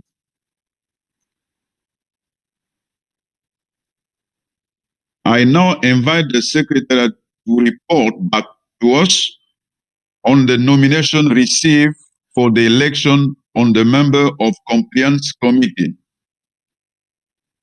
The Secretariat has the floor.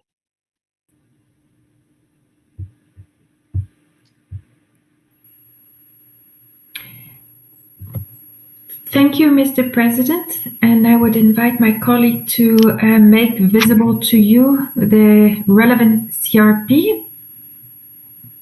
This is a joint CRP number 2 for the Rotterdam Convention, and it's number CRP 3 for the Stockholm Convention, but It's a joint CRP for your consideration.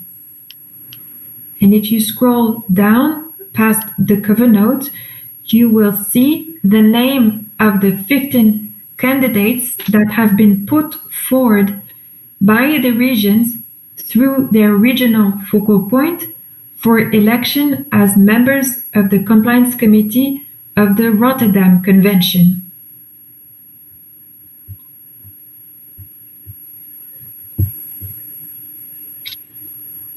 If you focus on the name of the candidates for the Compliance Committee, 8 candidates have been put forward to serve until the closing of COP11, and 7 candidates until the closing of COP12. And the information is visible there. I would not need to read it out. I hope it is available to all. Thank you, Mr. President.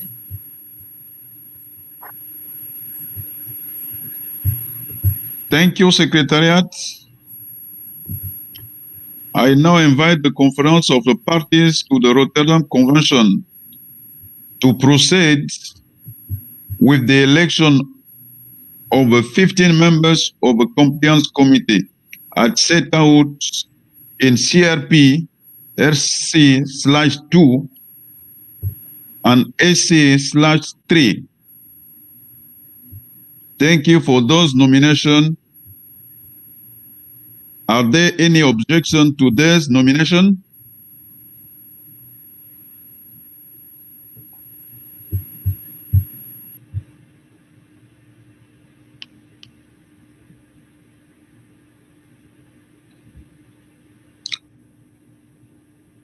I see no objection. They are now officially elected as members of a compliance committee, and I would like to congratulate them on their election. I now invite the meeting to adopt the remainder of the draft decision set out in paragraph 18 of document 25/Rev.1.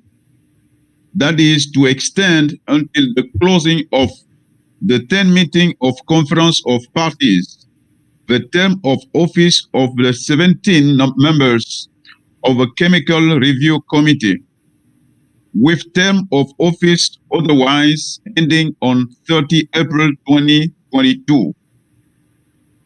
The Budget Contact Group cleared this decision for its financial implication. Are there any objection to adopting the draft decision?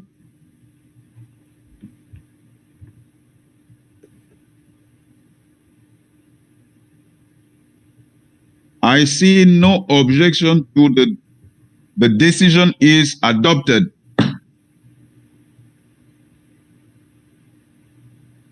Colleagues, the meeting will continue consideration of this item during its face-to-face segment and consider outstanding election. In the meantime, the bureaus, and in particular the regional focal points, will continue to facilitate, with the support of the Secretariat, the process for putting forward candidates for election.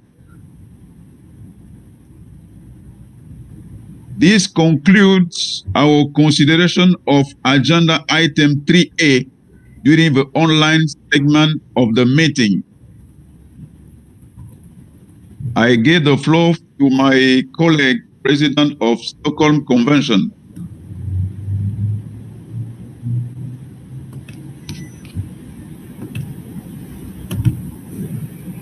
Thank you, Monsieur President. I invite the Stockholm Convention COP meeting to resume its consideration of agenda item 3A, election of officers.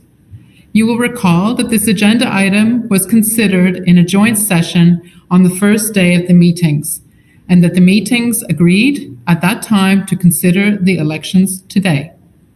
We also entrusted the Secretariat to support the bureaus, and in particular the regional focal points, with the collection and compilation of nominations. I now invite the Secretariat to report back to us on the nominations received for the election as members of the Effectiveness Evaluation Committee. The Secretariat has the floor. Thank you, Madam President. And here again, I would invite the meeting to turn its attention to the joint CRP 2 and 3, which should be now visible on your screen, and which sets out in its annex the name of the 10 candidates that have been put forward by the regions for elections and serving from the time of their election until the closing of COP 11. Thank you, Madam President.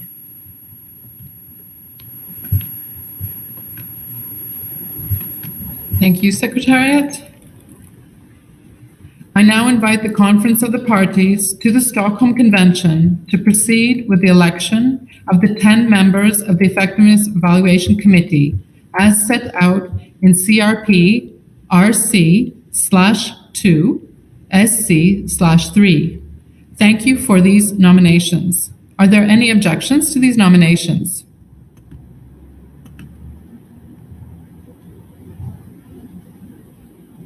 I see no objection. They are now officially elected as members of the Effectiveness Evaluation Committee, and I would like to congratulate you on their election. I now invite the meeting to proceed with the adoption of the remaining parts of the proposed decision set out in paragraph 19 of document 31/Rev1. Namely, we are to invite the Global Coordination Group of the Global Monitoring Plan to select one expert from among its members to serve on the Effectiveness Evaluation Committee, and to request the Secretariat to select 2 internationally recognized experts in the field of effectiveness evaluation to serve on the Effectiveness Evaluation Committee. In relation to the POP-RC, we are to confirm the appointment of a number of members that replace previous members, and to extend until the closing of the 10th meeting of the Conference of Parties the terms of office of the 17 members of the Persistent Organic Pollutant Review Committee, with terms of office otherwise ending on 4 May 2022. The Budget Contact Group has cleared the decision for its financial implications. Are there any objections to these parts of the draft decision?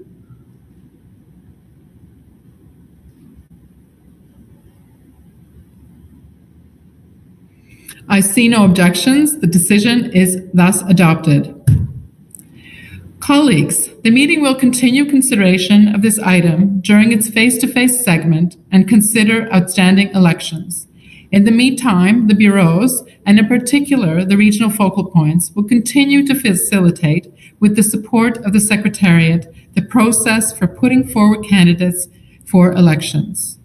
This concludes our consideration of item 3A during the online segment of the meeting. Thank you.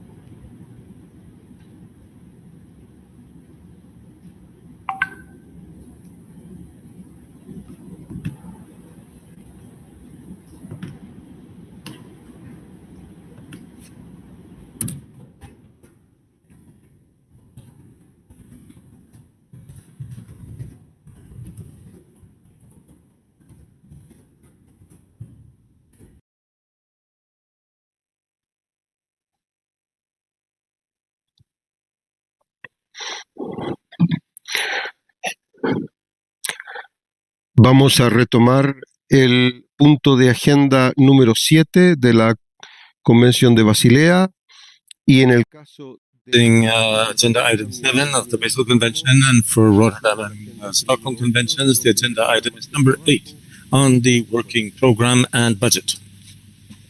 Hemos escuchado al inicio de esta reunión At the beginning of this meeting, we've heard that the contact group that met over the previous 3 days has prepared 3 draft documents, 3 draft decisions per convention, and these are in CRP number 2, 3, and 4, referring to each of the conventions. You have the budget tables contained in joint CRP, PC2, Addendum 1, RC, CRP 3, Add 1, and SC, Conference Room Paper 4, Addendum 1. And that document contains the figures and the tables that must be inserted into the draft decisions.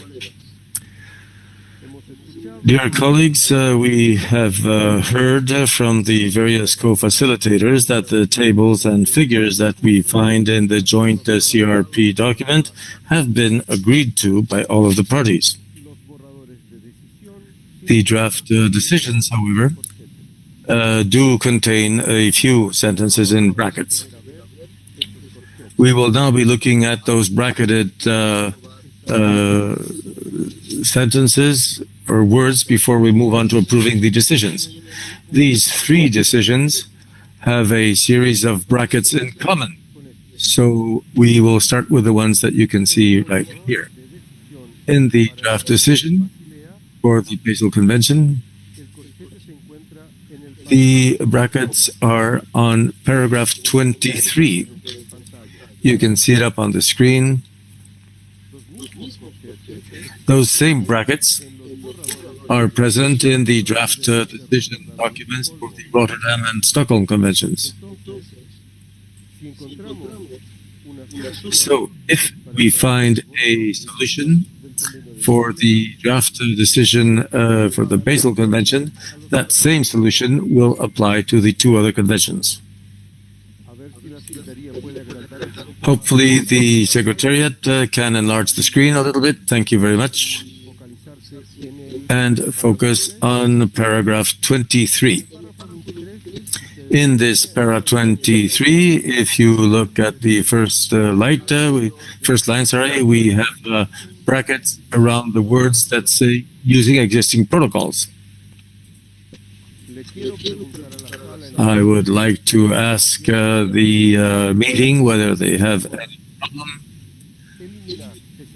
concerning the deletion of this text. I see the President of the Rotterdam Convention is requesting the floor. You have the floor.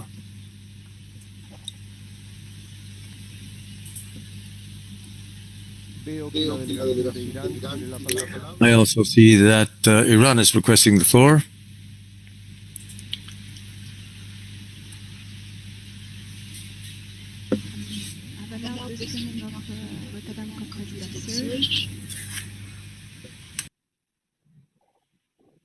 I think he cannot be heard at this time.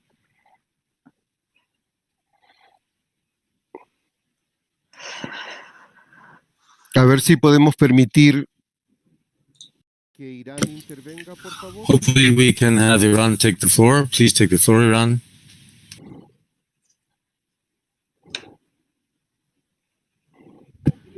Do you have my voice now?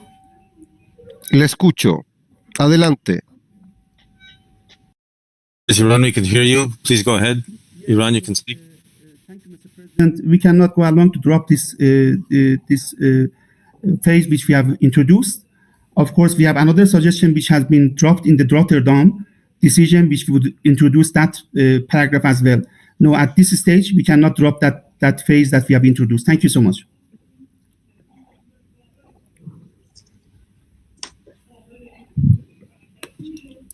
Muchas gracias, Irán. Thank you very much, Iran. Would any other party like to take the floor on this subject?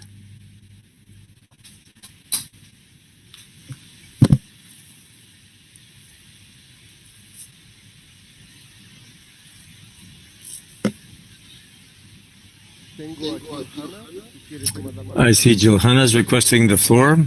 An observer at the meeting, you have the floor. Johanna.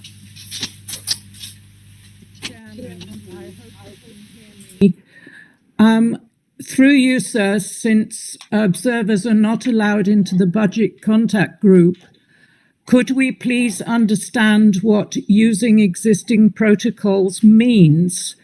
I have never seen the word protocol in a budget decision before. A protocol is usually an amendment to, is usually a sub-treaty to a main environmental agreement.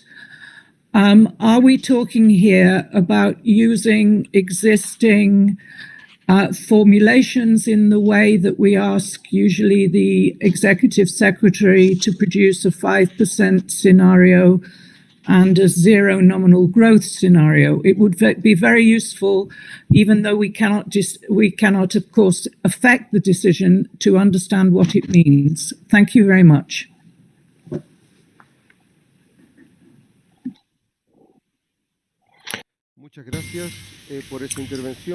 Thank you very much for that statement. Unfortunately, I don't know what party actually introduced this text into the paragraph. And of course, with all due respect, as I mentioned, we cannot accept the presence of observers in the budget contact group. That said, if a party actually introduced this text, I would like to inquire of that party what their intent behind this sentence was, because I don't quite understand it myself, and that is why I suggested that it be removed altogether. Would anybody like to take the floor concerning this text in brackets, or shall we just move on?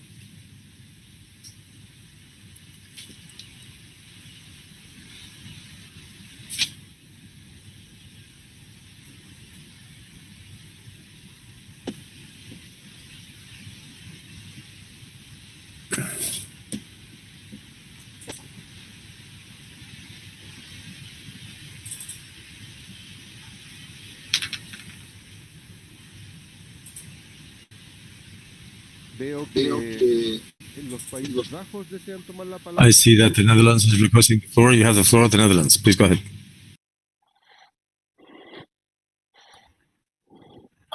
Thank you very much, Mr. President. Perhaps I can clarify in my capacity as co-chair of the budget group and the program of work budget group.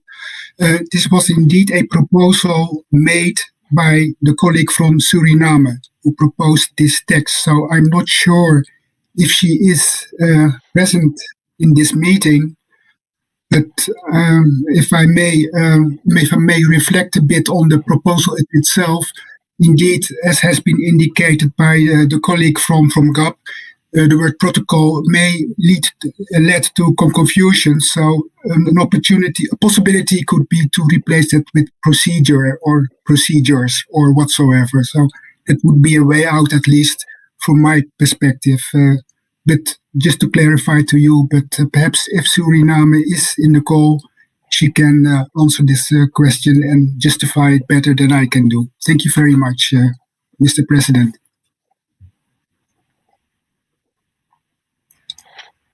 Muchas gracias a los Países Bajos por esa aclaración.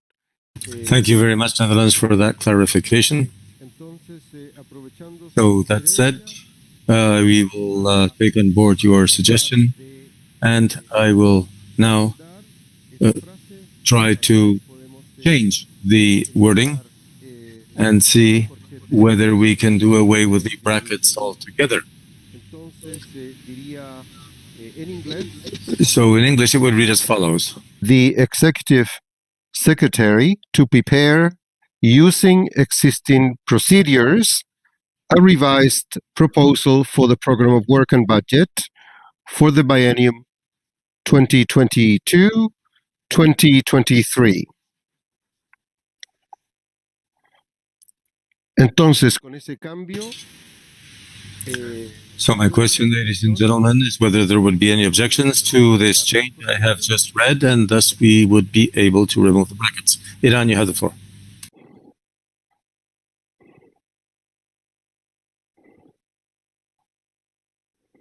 Our language is there.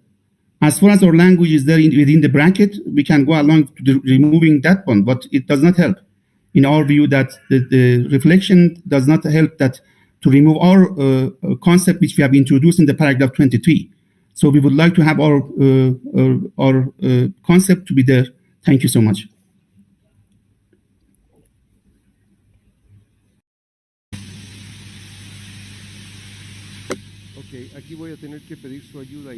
I'm sorry, Iran, but I'm going to have to request that you clarify the concept that you are referring to. Can you clarify the concept, please?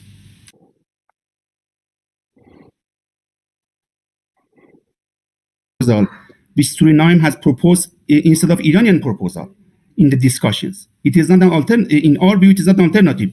You can have it there in the bracket or out of bracket, as our colleague from Netherlands improved the text, but also have our own text as well.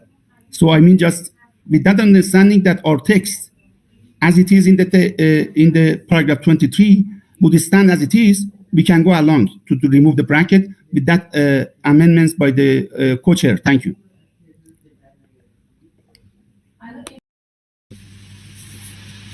Okay.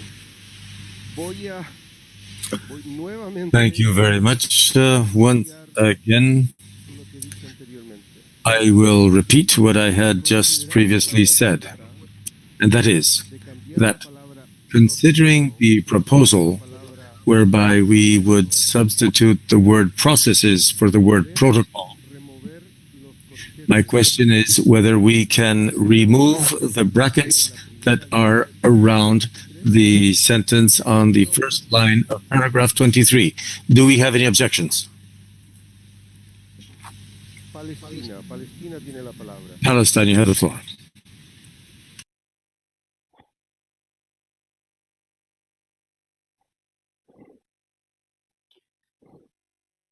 شكرا سيد الرئيس على إعطاء الكلمة، وبما أن هذه هي المرة الأولى التي تأخذ فلسطين الكلمة. Thank you, Chair, for giving us the floor. And since this is the first time that Palestine is taking the floor, we'd like to express our gratitude for all the efforts that went into the preparation of this meeting and in reaching the results that we all are hoping for and that support the implementation of all three conventions. Now, with regard to this particular item, I do support removing the brackets and replacing protocols by procedures, as was just mentioned by the co-chair. That's it. Thank you. Muchas gracias al representante de la Palestina. Irán tiene la palabra. Mr. President, thank you so much. The interpreter would kindly request of Osvaldo that he repeat the sentence, please. Very clear. I'm sorry, Mr. President, we cannot agree because we think that it might have affect our proposal. Of course, our proposal in the bracket, but saying Can the COP president please repeat his statement, please, in Spanish? I'm sorry, saying existing procedure and then coming with all proposals, it might have a conflict. So we cannot agree that that space is inserted there. I'm sorry. It might conflict with our sentence. So no, we cannot agree to drop it. At all, we do not agree with that page which has been added by Tina. Thank you.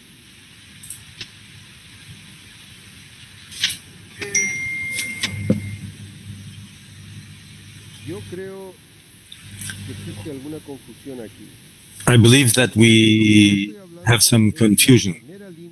What I am trying, the chair has cut out. Interpreter can no longer hear the chair. Chairs, first of all, I requested, first of all, says the chair, I requested that we remove the sentence in brackets, and the delegate spoke against that. Now, if he's against that, what I understand is that the delegate wants that sentence to remain in the text. So that is what I have just done. And I have just requested the plenary whether the plenary agrees on removing the brackets around this sentence so that the sentence can stay in the paragraph. And now I find myself surprised to hear that the delegate for Iran is against what I'm suggesting. So I don't quite understand whether Iran's position is for the sentence to remain as it is or for it to be deleted. Can you kindly clarify your position so that we can make suggestions to the plenary? Thank you.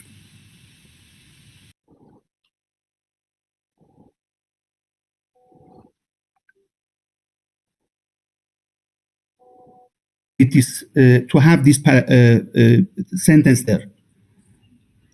That is clear. In our view, that having this concept might conflict with all paragraph which we have a concept which we have introduced the same paragraph. In our view, we are seeing the package using existing protocols or procedures and then coming saying that asking to take into account full consultation with the member states. People might come say, okay, in our procedure, consultations taking into account the views of the member states not protected.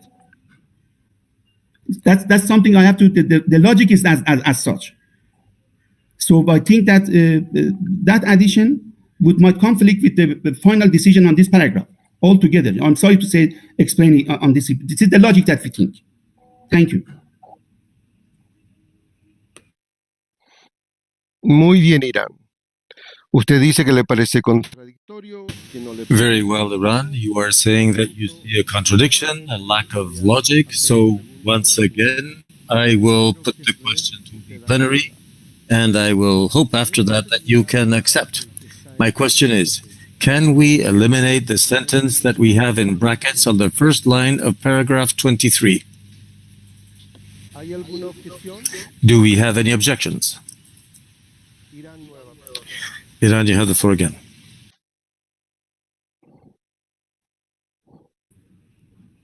We can support it. Thank you. Ok. Voy a nuevamente hacer la pregunta.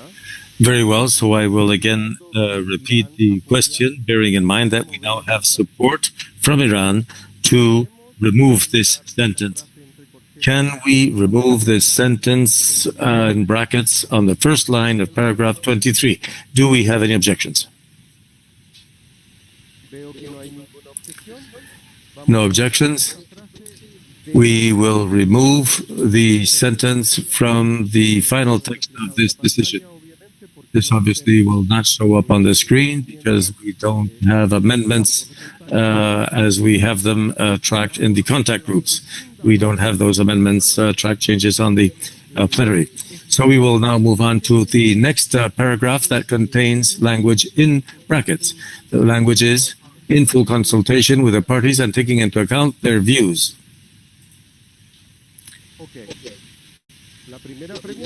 My first question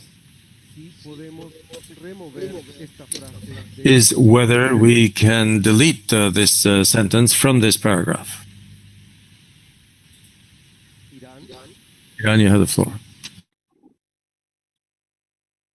The contact group a lot. I'm sorry that we are not at this stage to, we are not at all convinced to drop this concept as introduced. We would like to keep it as it is. Thank you.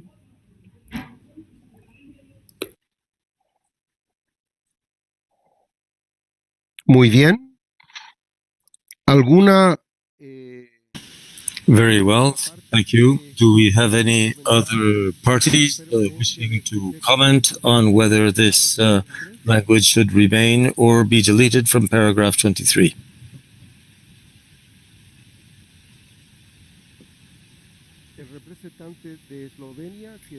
The representative for Slovenia has the floor. I understand that Slovenia is speaking on behalf of the EU. Yes, good afternoon, Mr. President. Yeah, on the behalf of EU and its member states, we would like to stress that we do not support the bracketed texts related to consultations by the Secretariat with the parties prior to the submission of the report of the COP.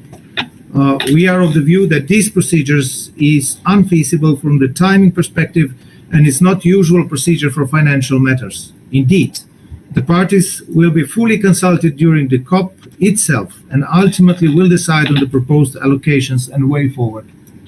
Thank you. Muchas gracias a Eslovenia. Noruega, por favor. Slovenia, we now hear from Norway.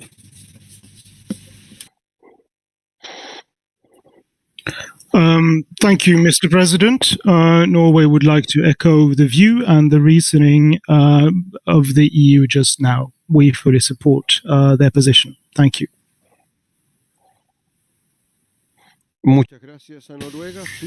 Thank you very much, Norway. We now hear from Switzerland.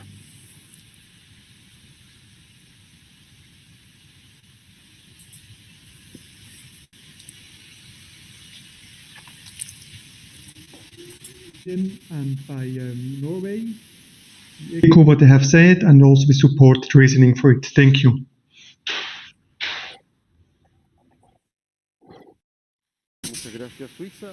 Thank you very much, Switzerland. Would any other delegation like to take the floor? Iran, you have the floor. Entonces, tenemos que usted es la única delegación que So, for the time being, we see Iran as the only delegation wishing to maintain this text in paragraph 23. So, bearing in mind the statements from other delegations, Iran, I am asking you whether you would be willing for us to amend this paragraph or to consider the elimination of this language. Iran, you have the floor.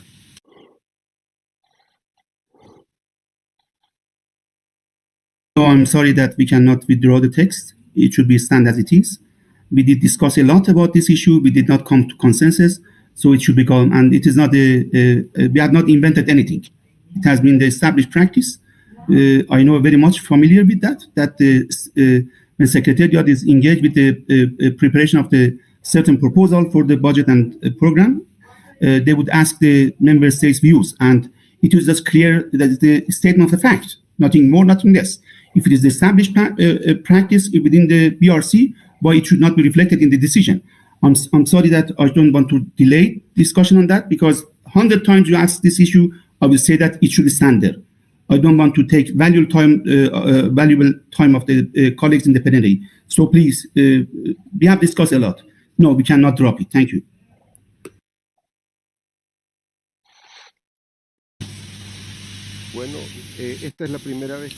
Very well. It's the first time that we discuss this subject in plenary. Iran tells us that we had a consensus on this language. I fail to see that consensus. Iran seems to be the only delegation taking the floor in favor of leaving this language in the paragraphs. Therefore, I will respectfully request whether Iran is willing to delete this language so that we can reach a consensus with the other participants at this plenary meeting. For the time being, you are the only delegate maintaining this position, and there is no consensus.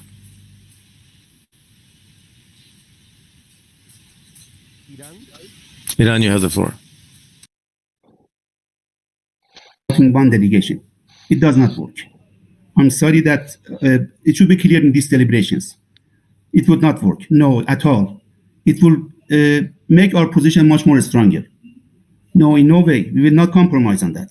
At this stage, it is very clear that the proposal, the logic behind that one, and if we are one delegation, there should be consensus. Anyhow, please, I hope that it would not be, again, another effort to single out some delegation. It would not work. Sorry.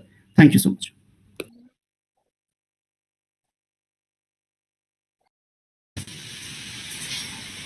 Okay.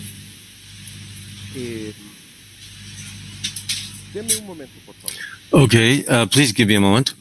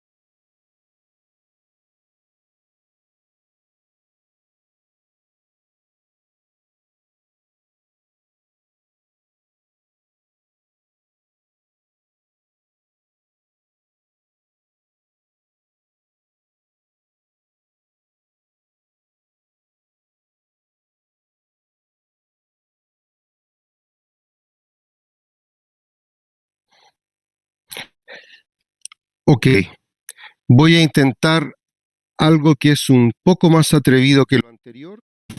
Very well. I'm going to try a somewhat more daring solution than what I attempted previously, hoping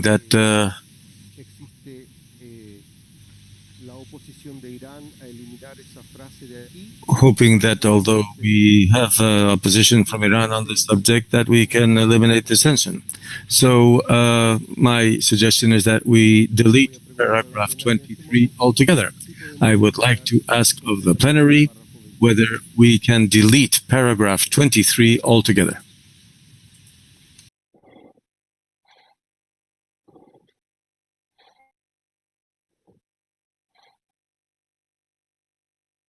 Veo que no hay objeciones a esta propuesta.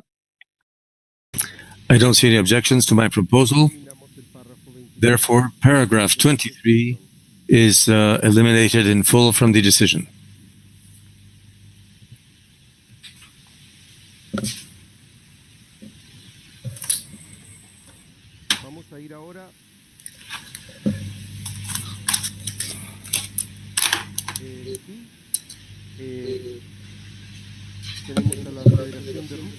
We have the Russian Federation requesting the floor. Please go ahead. Спасибо, господин президент. Yes, thank you so much, Chairman. We didn't have the time to raise our hand on time, and we would like to state that paragraph 23 must remain in our view. Thank you.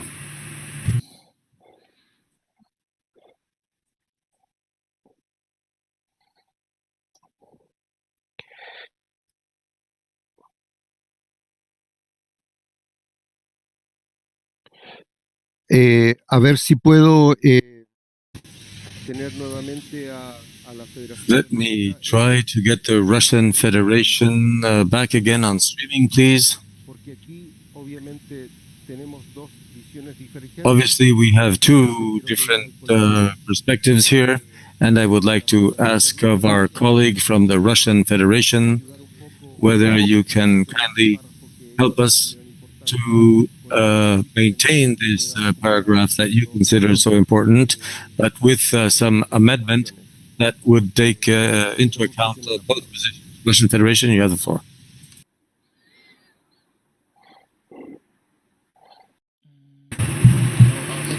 Thank you. Thank you so much, Chair. Well, within the framework of the discussion, in the contact group, we, on a number of occasions, explained why this question was raised and included, and it seemed to us that we had achieved consensus on this. We do understand that your proposal to delete the 23rd paragraph is linked to the position of another country on the topic between square brackets. We would not want to throw away the baby with the bathwater. And this is why we believe that it is important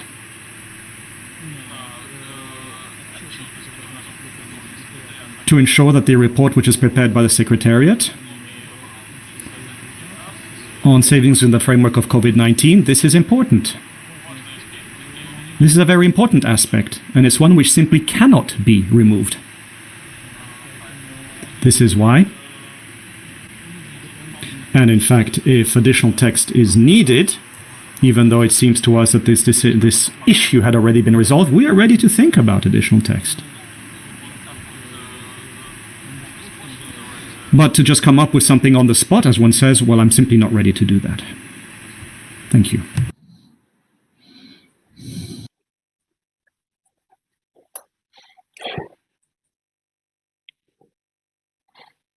Okay, muchas gracias.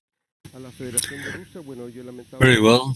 Thank you, Russian Federation. Unfortunately, I was not at the contact group, so I'm not able to know what argument you used in order to keep this paragraph within the text of the decision. And that is why I was asking you what the argument was.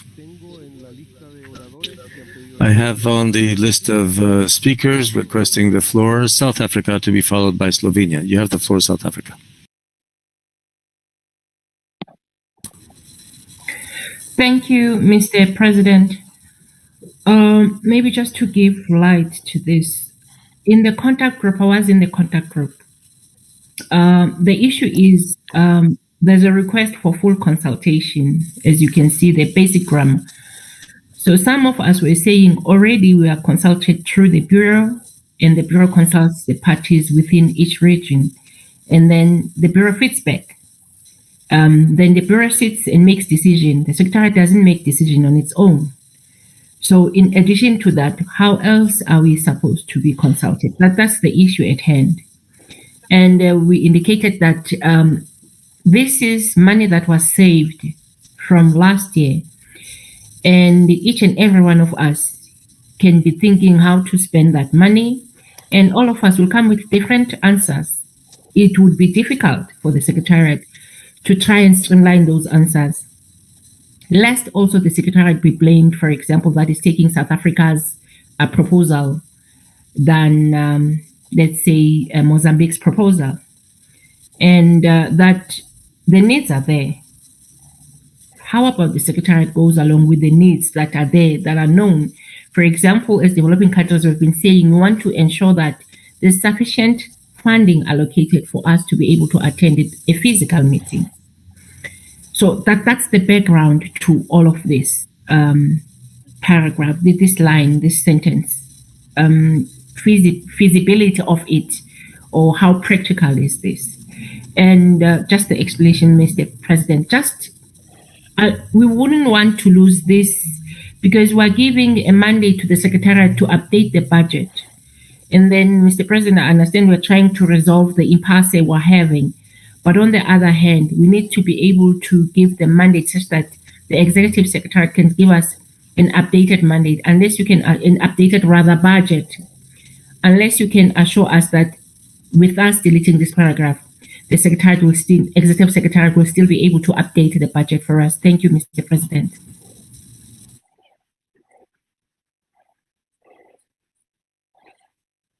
Muchas gracias a Sudáfrica. Thank you very much, South Africa. Slovenia, you have the floor.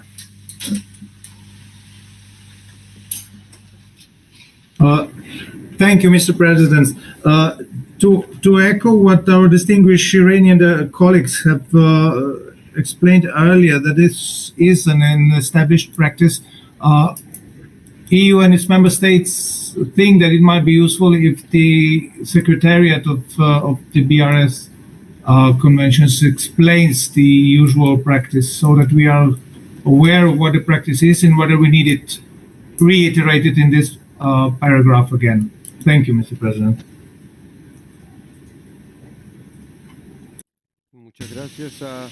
Thank you very much, Slovenia. I see we have no further requests for the floor. So maybe the Secretariat is already prepared to provide an explanation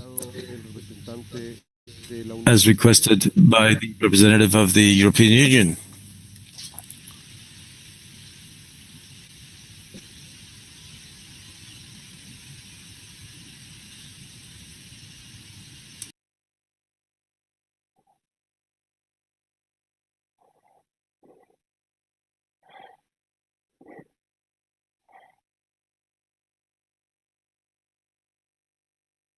Veo que no hay nadie de la Secretaría que quiera tomar la palabra, entonces voy a proseguir con la negociación de este párrafo.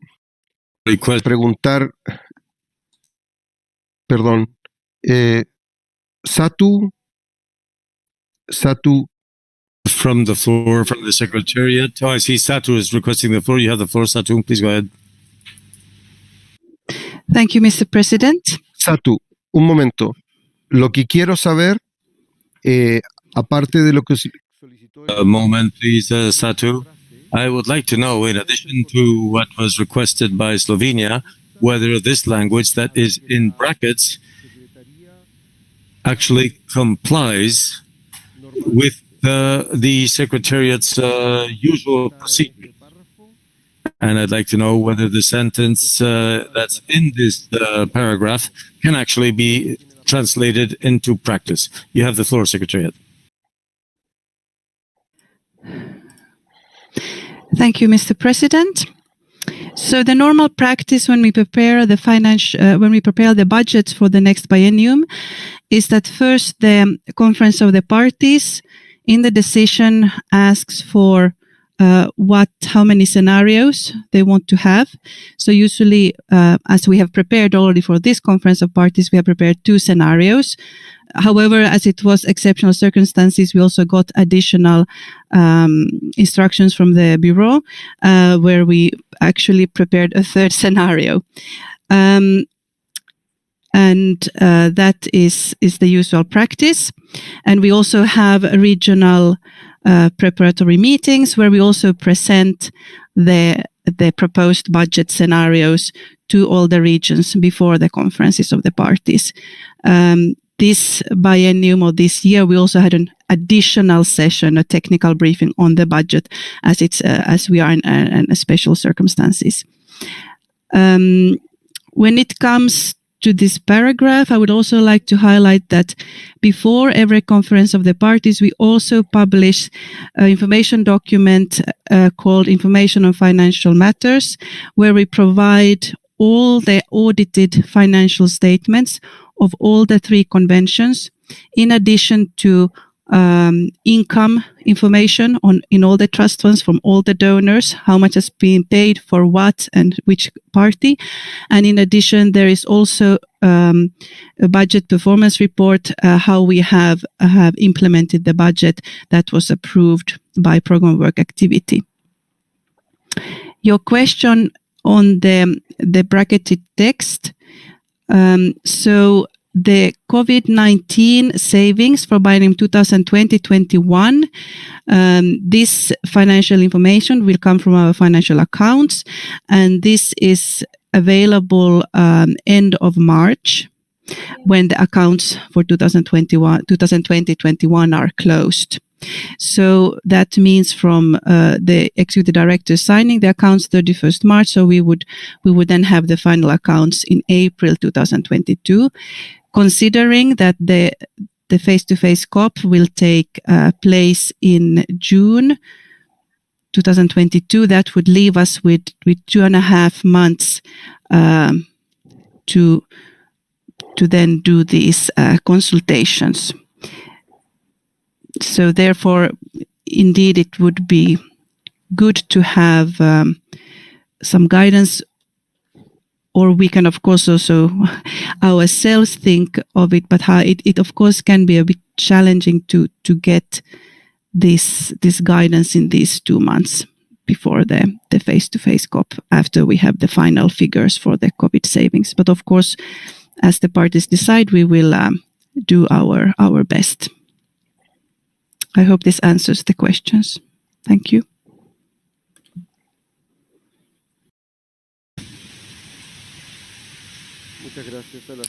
Thank you very much, Secretariat. Very well.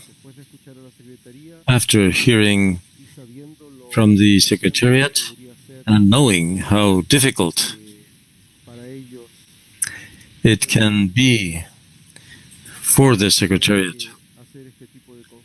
to conduct these consultations in such a brief period of time, and also bearing in mind what the established practice is, I will suggest that we maintain the language in brackets until the word parties, and then after that we have a comma,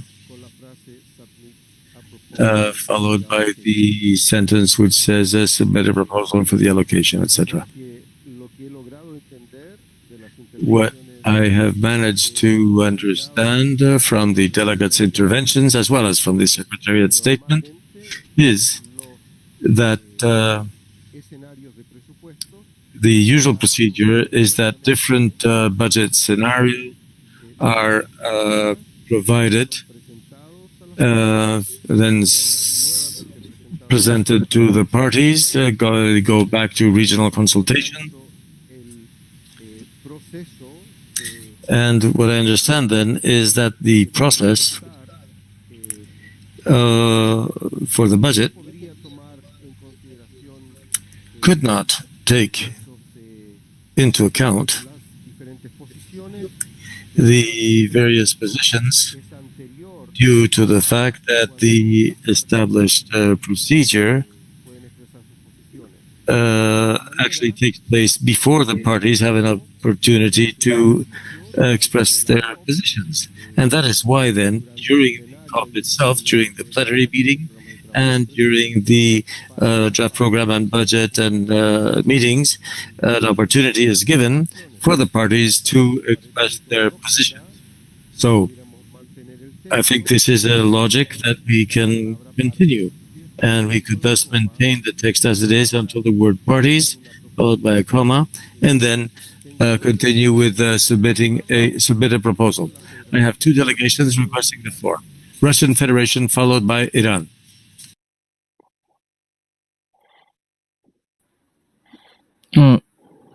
Спасибо большое, господин председатель. Thank you so much, Chairman. I can't get my video on, but the important thing is that you hear me. We back your proposal in that form, and we hope that this will also be backed by other states. Again, we do understand that paragraph 23 is a key paragraph in this document. And we hope that we will be able to agree on this document and to adopt it. Thank you. Muchas gracias a la Federación de Rusia, Irán. Thank you very much, Russian Federation. I now give the floor to Iran, hoping that we'll hear some good news. President, you're asking that we drop this paragraph, the concept which is in bracket? Are you asking such a thing? Please, I'm confused that what's your proposal? If it is the suggestion, Iran. If you allow me, Mr. President, I will try also to elaborate our position, how we stand. Indeed, from April to June, we have 2 months. Immediately. Señor. My apologies, sir. Iran. Please listen to me, Iran. I will repeat the proposal that I have just made so that the proposal can be clear to all delegations. What I have finally proposed, and that has been supported by the Russian Federation, is that we maintain the language in brackets, but delete the part that says taking into account their views. That means that we would maintain the language that says in full consultation with the parties, but we would be deleting the language that says and taking into account their views. That was my last suggestion, and this is what the statement by the Russian Federation was about. I suppose that Iran is requesting the floor again.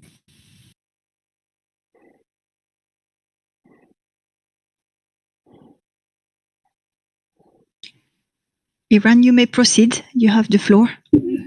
Excuse me, Mr. President. However, this is the language which we have used. Is a very similar language. It has been used in the UN, but in order to accommodate your request, we cannot go along with your proposal, and you have good news.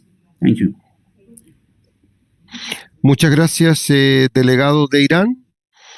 Thank you very much to the delegation of Iran. Do we have any objections then?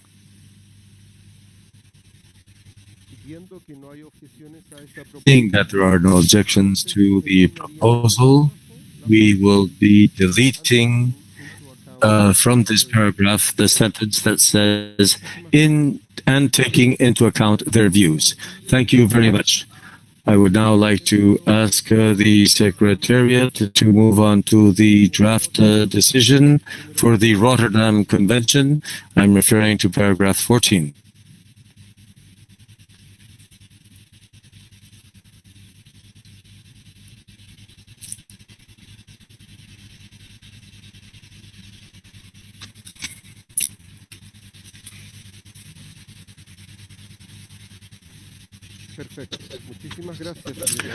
Very well, thank you, Secretariat.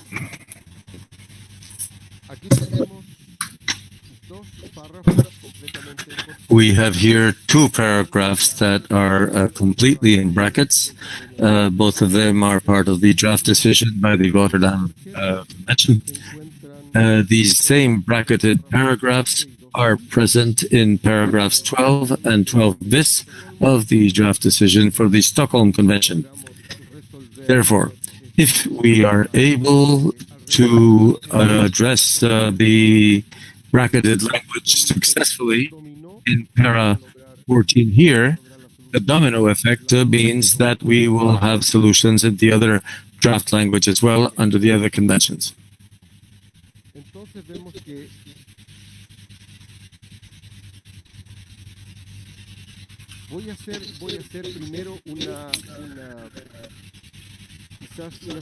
First of all, I'm going to make a somewhat daring suggestion, hoping that we can reach a faster solution. And my daring suggestion is as follows. Calls upon the parties to remove the brackets on both paragraphs.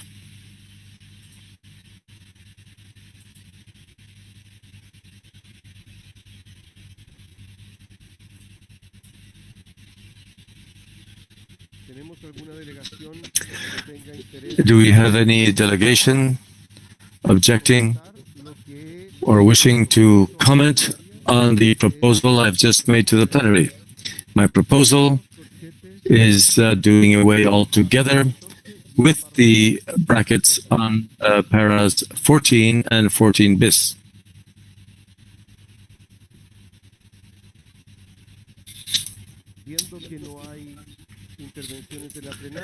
Seeing that there are no requests for the floor from the plenary, that we will do away with the brackets altogether. Iran, you have the floor.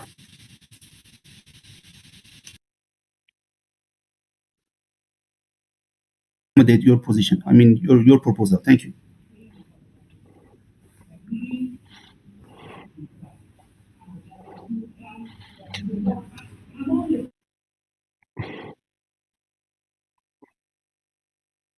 Eslovenia, por favor. Mientras tanto, Slovenia, please. We will try to reconnect with Iran and Slovenia. You have the floor. Thank you, Mr. President. On behalf of the EU and its member states, Slovenia would like to make the following intervention.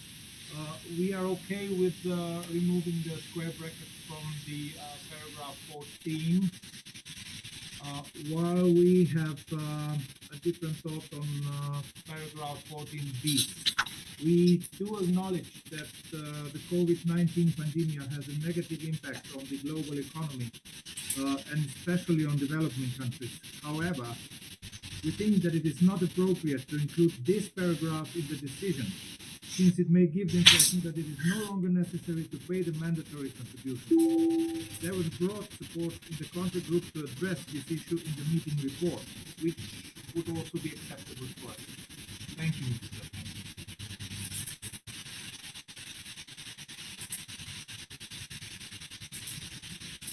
Okay.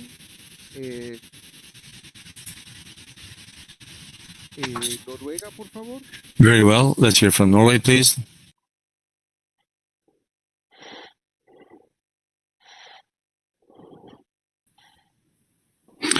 Thank you, Mr. President. Again, I would like to echo the views of the EU and their reasoning for it. Thank you.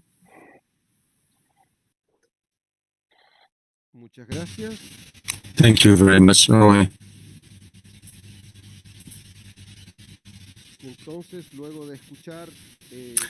So, after hearing Slovenia on behalf of the European Union and after hearing Norway,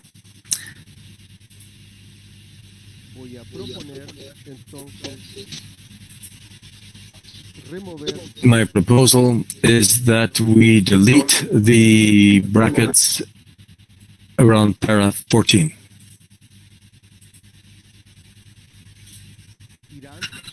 Iran, you have the floor. We cannot agree to drop the around the first paragraph 14. I mean, necesito interpretación en español, por favor. Mr. Chairman, I cannot agree. I cannot agree to remove the bracket. This is paragraph 14 is a punitive paragraph against developing countries. It has been for a while in the text. Now, in the light of the COVID-19, it should be improved. In our view, we did not make any suggestion to improve the text as it was. Maybe we thought maybe people very much have ownership with that paragraph. We introduced another one. And in no way, paragraph 14 and 14 bis, both together, if we are agreed to remove those brackets, okay. Otherwise, I'm sorry, that is a package. Thank you so much.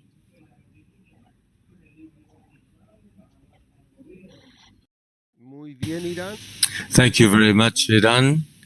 It is precisely for that same reason that the first proposal that I made to the plenary was for us to delete the brackets around para 14 and para 14 bis. So what I am requesting is a degree of flexibility so that we can successfully conclude the review of these decisions. Therefore,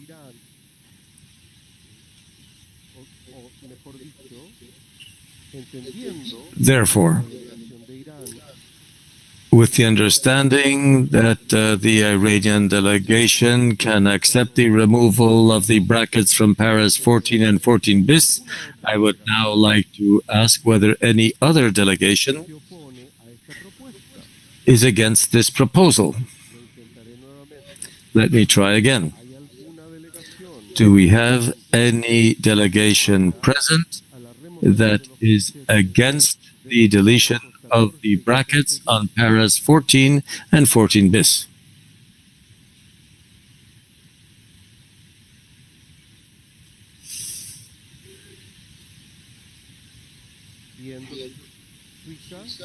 Switzerland, you have the floor.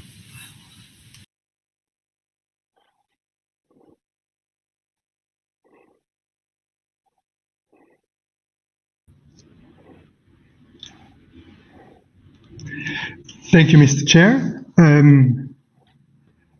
We are not against removing brackets around para 14, but we will have an issue removing them around 14 bis. As mentioned by others, we could reflect this statement, the sense of it, on the 14 bis as we understand the rationale behind, we understand the situation, the certain impacts of COVID. This could be reflected in the report. It would be fine for us, but we would not like to see this. We could not agree to remove the brackets on 14 bis. Thank you. Muchas gracias a Suiza. Thank you very much, Switzerland. We see that the interest that countries have, such as yours, Slovenia and Norway, to see this reflected in the report of the meeting is something that is not acceptable to the delegation that presented this text. So in light of that, I will be making another proposal, a different one. Would the Iranian delegation be open for the text in para 14 to be moved into the preamble of the decision? Moved into the preamble. Iran, you have the floor.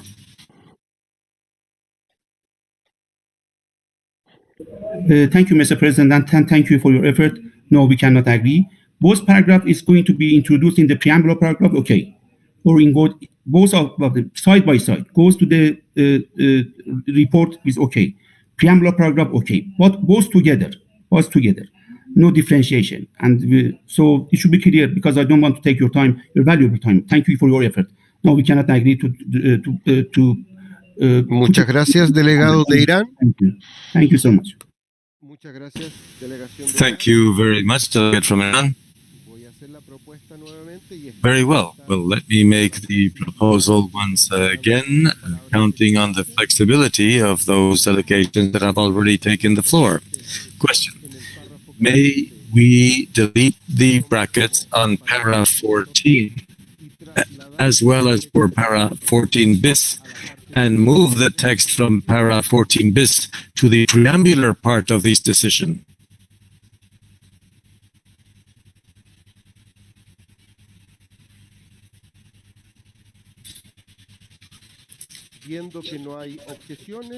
Seeing that there are no objections to my proposal, it is thus decided. Para 14 bis would now stand without brackets. Para 14 would be without brackets, and 14 bis would move on to the preamble. Iran, you have the floor.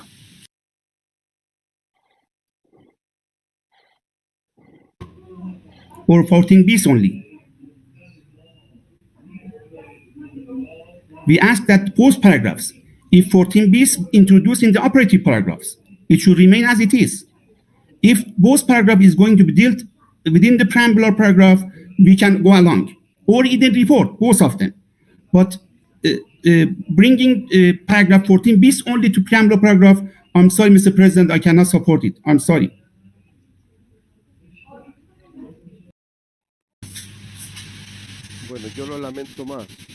Well, I'm even more sorry than you are. Unfortunately, I'm reading paragraph 14 here, and 14 bis uses language that is indeed of a preambular nature, which is not the case with para 14 itself. That is why I made my proposal, because it seemed like a natural one. I am well aware that the delegate for Iran has participated in many of these meetings. You have read this para 14 bis. You recognize it as a preambular paragraph. So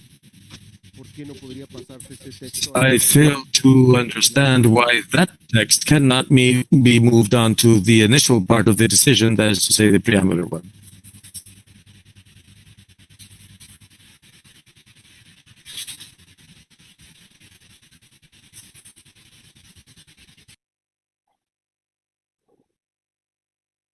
Iran. Iran, you have the floor. The logic is very clear. We have paragraph 14, where in all due to the punitive paragraph against developing countries. It has highlighted the areas without giving due attention. What is the reason behind those areas? For that, the COVID-19 is one of the reasons. If we come together, if the people see the paragraph, to see it, have the full picture. You want to separate it? I know that the tactics that our colleagues from EU want to do this, it does not work. You want to have a paragraph against developing countries, punitive measures, I have to make it clear, in strength. Those thinking that about the areas, no, it's not about the only areas. Of course, Iran would encourage everybody to pay their asset contribution. No doubt about it. But also recognizing that in the typical time that global economy is under stress, that there have been some developing countries or countries in economic transition have not been able to pay. So these paragraphs should be together. That was the reason. If they want, because they have highlighted in operative paragraph the issue of the arrears, punitive measures against them, and without paying attention to the reason. It was the whole reason, Mr. President. So it's not matter that your argument. The matter is that we think that these two paragraphs come together if people really don't get the full picture. What is the problem? Chairman, unfortunately, the interpreting team is now at the end of its turn. After a 15-minute extension, we shall not be able to continue.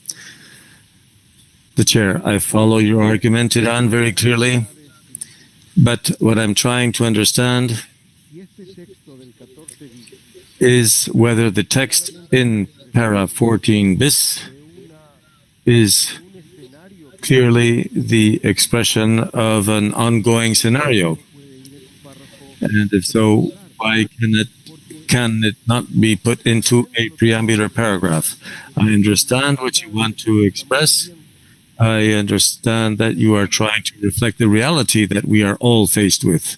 However, in an operative paragraph, we require that an action be proposed so that it is indeed an operational paragraph.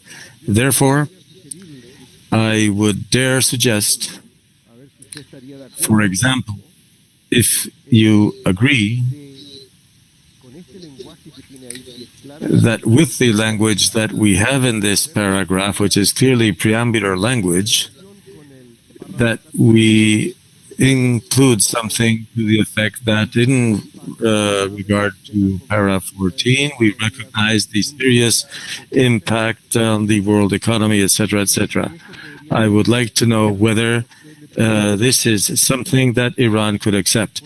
Chair, Secretariat, unfortunately, the interpreters cannot continue any further. The problem is that we cannot contest that that is the reality. The interpreting team shall now be up. The chair is addressing the interpreters directly, saying that it's a very crucial moment in the negotiation. He's asking for 5 minutes.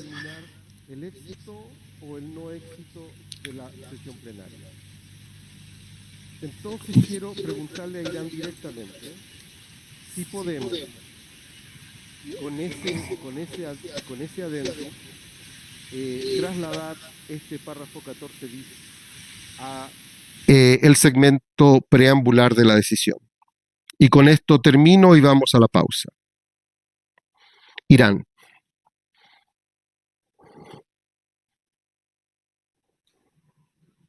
You may wish to proceed, Iran. You have the floor. I'm sorry, Mr. President, I didn't get the full translation of what you said, but however, I got the whole spirit what you said. Mr. President, this paragraph 14 as well, it starts from recalls. If you want to saying that because the substance of this paragraph is different, is for operative paragraph, the other one is for the preamble paragraph, we do not agree with that one. Again, this paragraph starts because it does not urge, it recalls on certain decisions. So, also our paragraph, I know that what is the difference between the recognizing when it is the preamble paragraph, reaffirming or considering ... and recognizing. In our paragraph, it is very clear. Those paragraphs is very much relevant to each other. But the way which you read out, you're saying that maybe there is a way out to work about the language that improve the text to link it with the paragraph 14 and somehow in preamble paragraph. I don't want to categorically reject it at this stage. I don't want to reject it. I would consider this proposal. But having good proposal, that might fly. Because finally people should know if the area is how it stands. Paragraph 14 could be seen in the light of paragraph 14 bis. That is the architect that we see. Thank you. Okay. I fully understand what you're saying. So we're going to go to a break.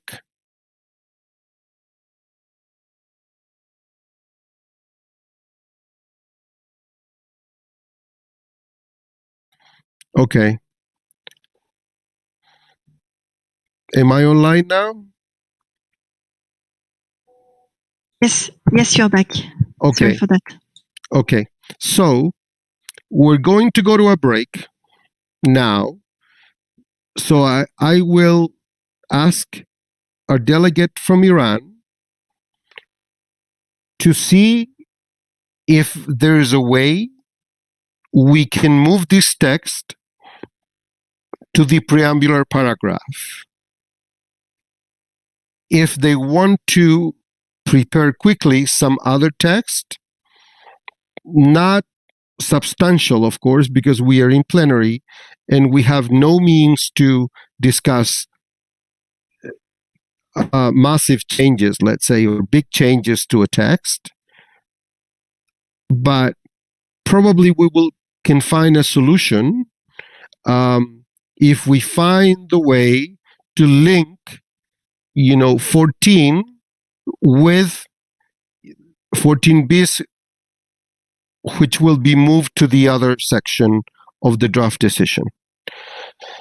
With that, I would like to break, and I would like the Secretary to tell us what time do we need to come back.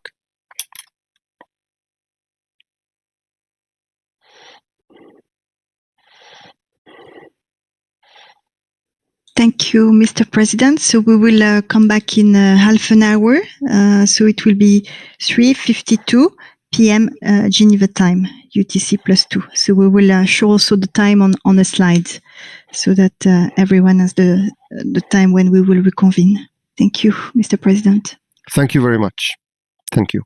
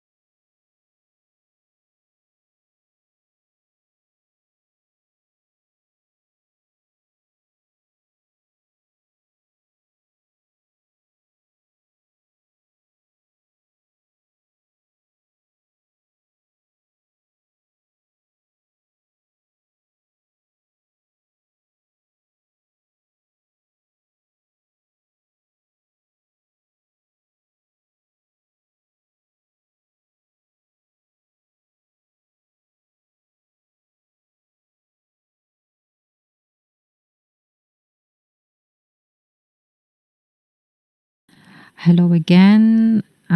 This is Romasia from the Arabic booth. Hello, this is Carmen.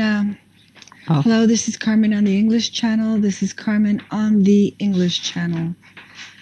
All right, thank you very much.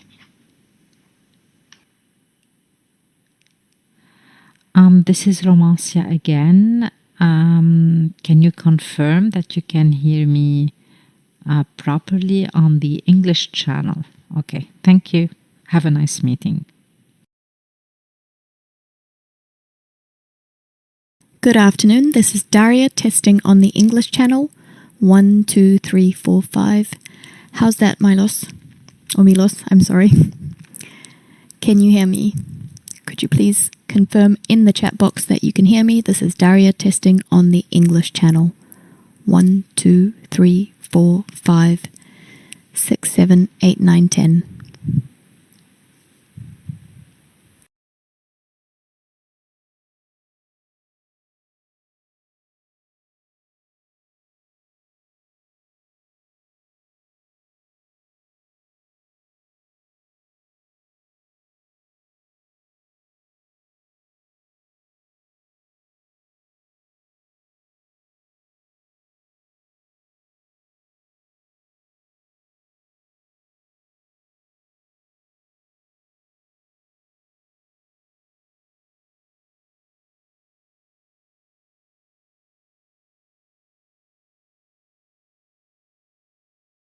This is Daria again on the English channel. Is that better?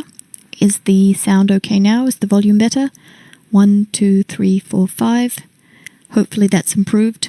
Not quite sure. Just going to wait to hear what you say.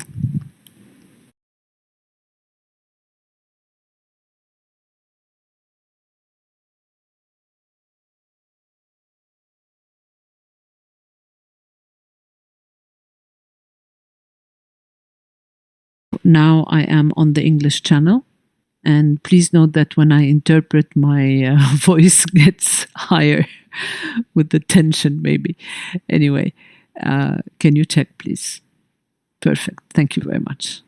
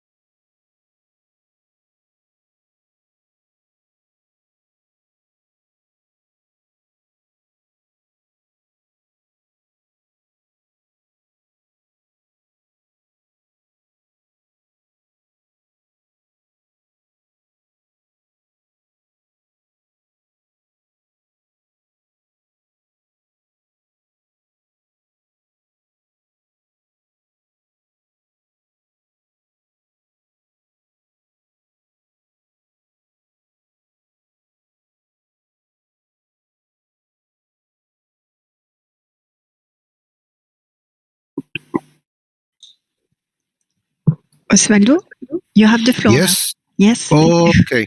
Okay. I just need to. I just need the decision to be projected again on the screen.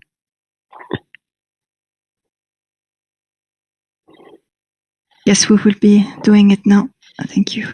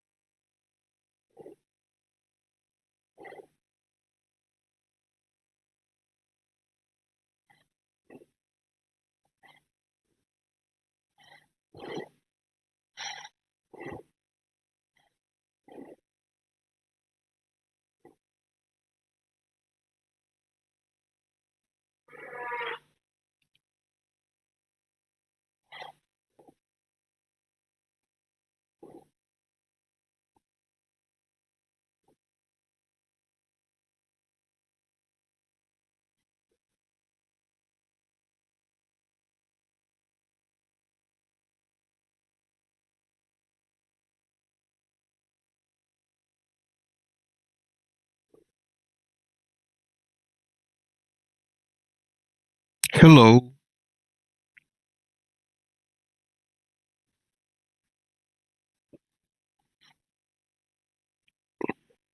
I'm just waiting for the draft decision to be uploaded.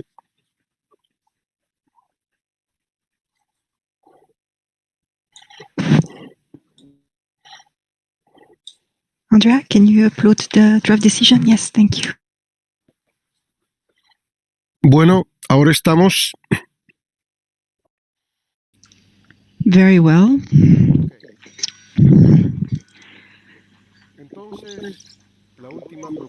The last proposal that I met before we took the break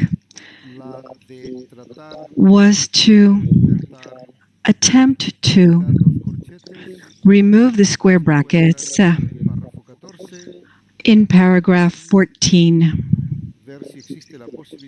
and to also look at analyzing the possibility of having Iran accepting moving the text in paragraph 14 bis to the recital of the draft decision. When we've completed the first part of our plenary, I asked our Iranian colleague to see if this could not be acceptable to him, and to the extent that it is possible to provide us with some drafting, minimal drafting, and to see if this couldn't be a solution that would lead us to the adoption of this draft decision. Once again, I ask my Iranian colleague if this is a possibility so that we can move on to the approval of the draft decisions. Iran, the floor is yours.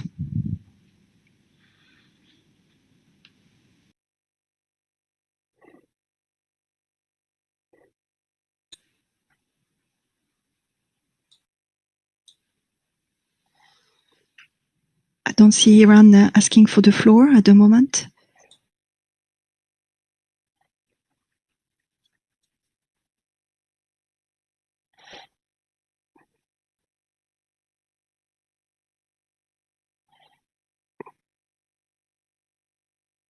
Bueno, si Irán no toma la palabra en este momento. Very well. If Iran cannot take the floor at this time, I'm going to make another proposal. And I hope that this will be doable for all of the delegates.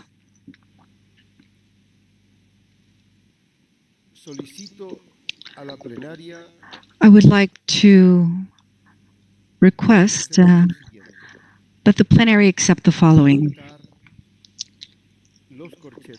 To remove the square brackets from paragraph 14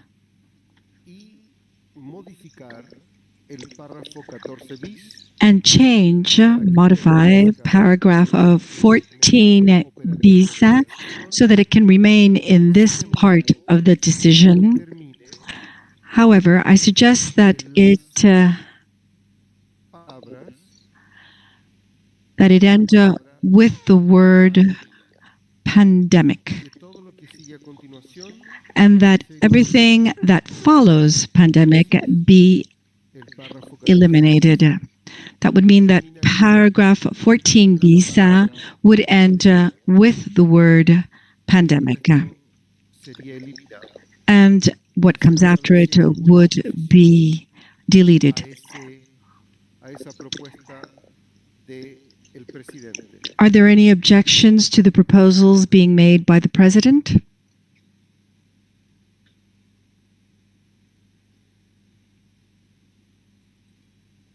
The floor is yours. The Dominican Republic agrees with the proposal and considers it logical and consistent with the principles of the Convention and the objectives that unite us all here. Thank you very much. Muchas gracias a la República Dominicana. Thank you very much, Dominican Republic. I see that Costa Rica would like to take the floor.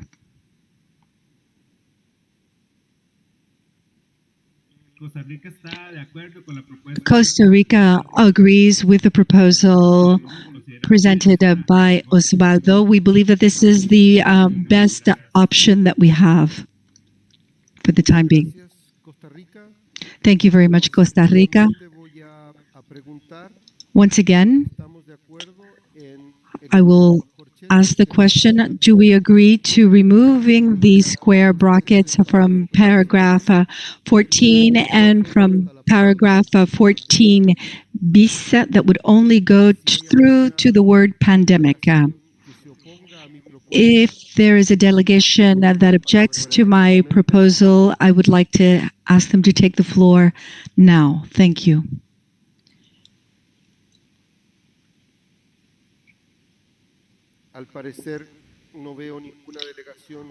Apparently, there is no delegation that is opposed to the proposal. That means that we will be able to remove the square brackets from paragraphs 14 and 14 bis. 14 bis would end with the word pandemic. Thank you very much. And with that, we have resolved all of these square bracket issues in all draft decisions. As I said earlier, this solution then applies to the draft decisions of all three conventions. I'm now going to ask the Conference of the Parties for the Basel Convention to adopt the draft decision contained in document BC that has just, for room 2, that has just been amended to contain the tables, the figures in the tables that are in DC CRP2, Addendum 2, RC Addendum 2, CRP4, and 1. Are there any objections?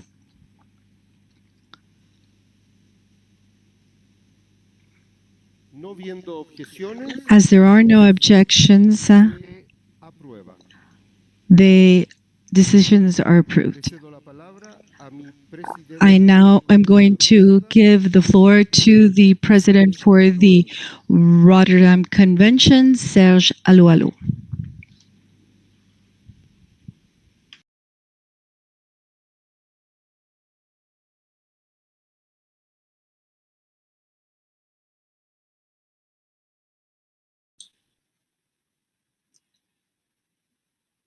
I've opened the streaming of Serge, but unfortunately we don't hear him or see him at the moment yet.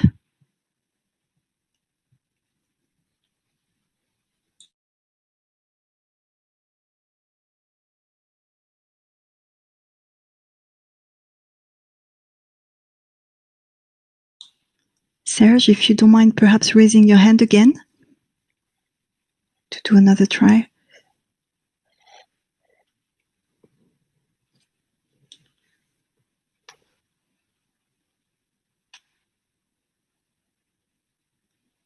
Serge, can you raise your hand, please?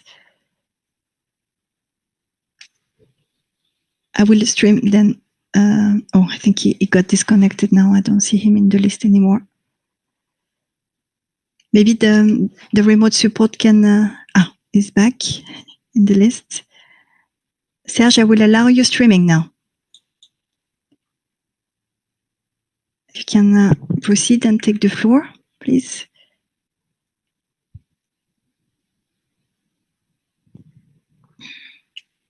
No, unfortunately, we don't hear you at this moment. Serge, I can see you have your hand now. Entonces voy a ceder la palabra a la... I will then give the floor to the president of the Stockholm Convention so that they can approve their part of the budget, and then we can come back to Serge. Sylvia, I will allow you streaming now. You don't have your hand up, but I will allow you streaming. Here you go. You're with us now. Thank you.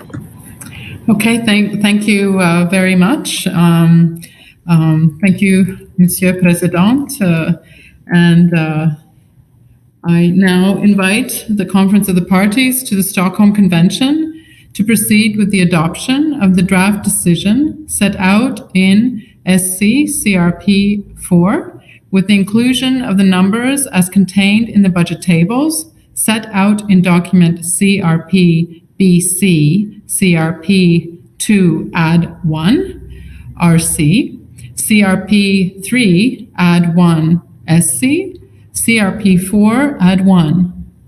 For the square brackets in paragraph 24, we will apply the same solution as for Basel, which was just discussed. And for the two bracketed paragraphs 12 and 12 bis, we will do the same as discussed for under Basel.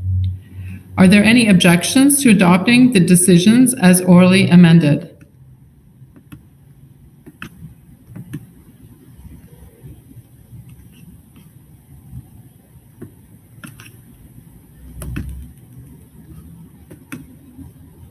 I see no objections. The decision is thus adopted. I now give the floor to my dear President of the Rotterdam Convention, Serge.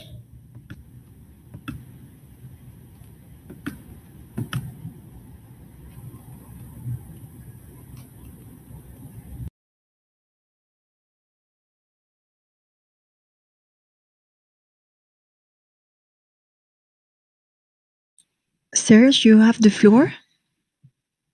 Unfortunately, we cannot hear you nor see you yet.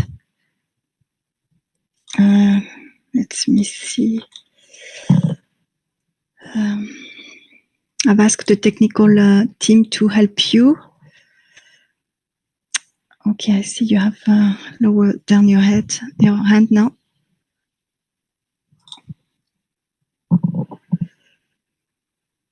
I will try again.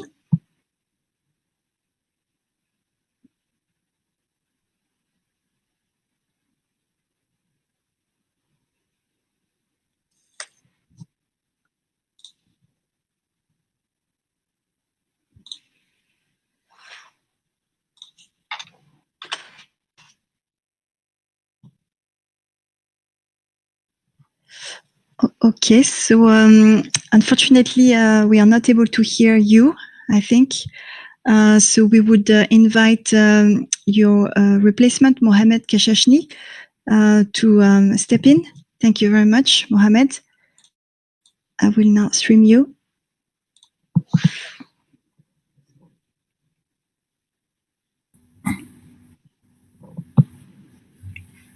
Yes, you are hearing me? Yes, very well.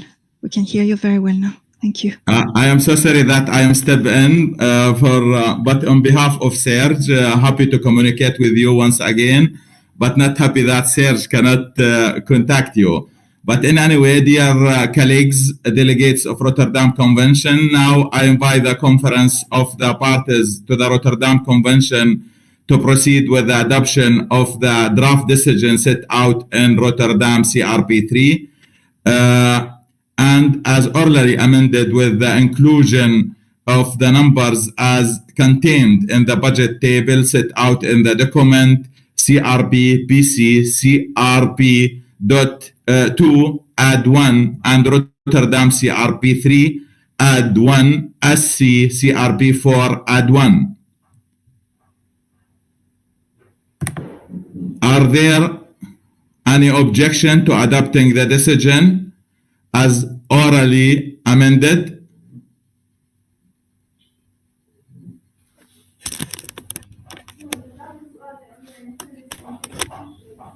I see no objection. The decision is adopted. Thank you very much. Now, over to you, Asfaldo. Sorry, I think, Mohamed, there is the hand of Iran. Please, Iran, go ahead.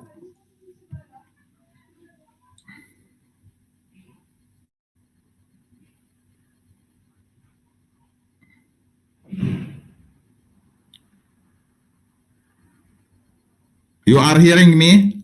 Yes, now. Mohammed, I'm sorry that we had a problem.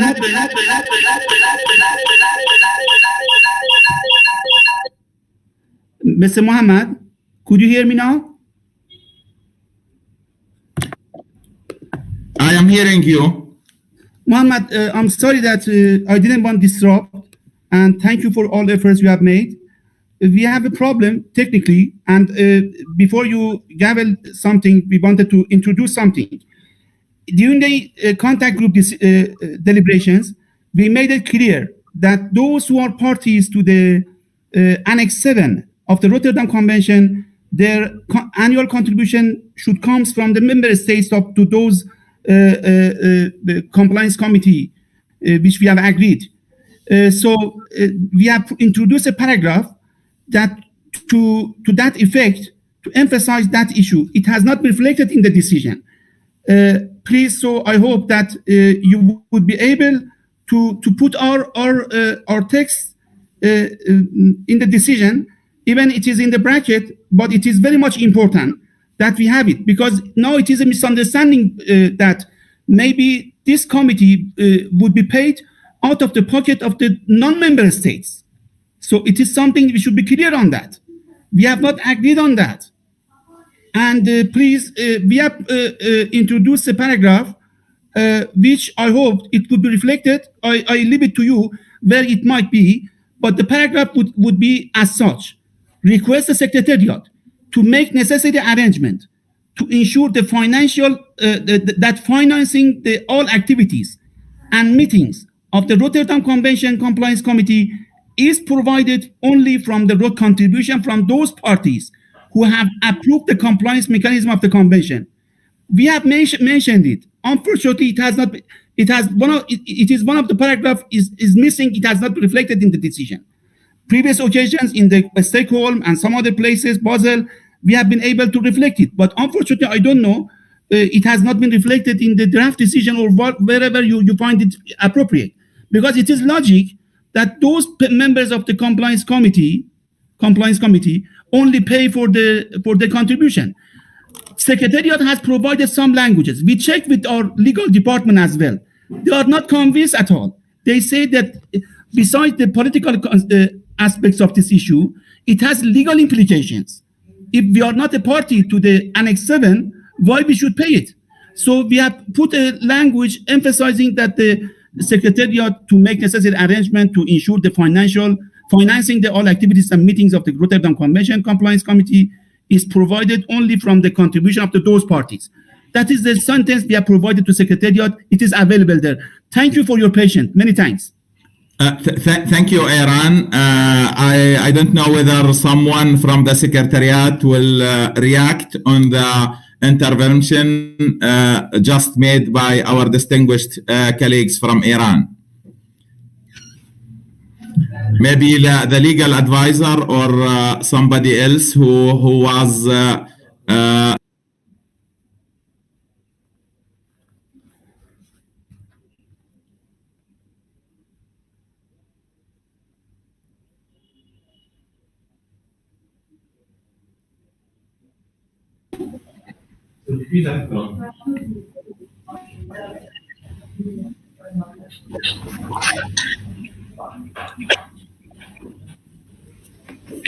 Mohammed? Yes, I am hearing you. Yes, I see the hand of Juliet, the legal advisor. I will stream her. Thank you. Juliet, please.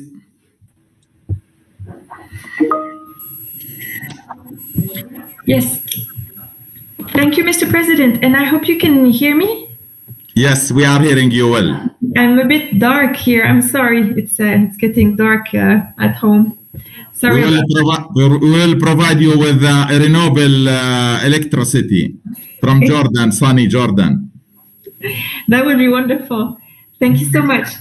And thank you for the question from Iran.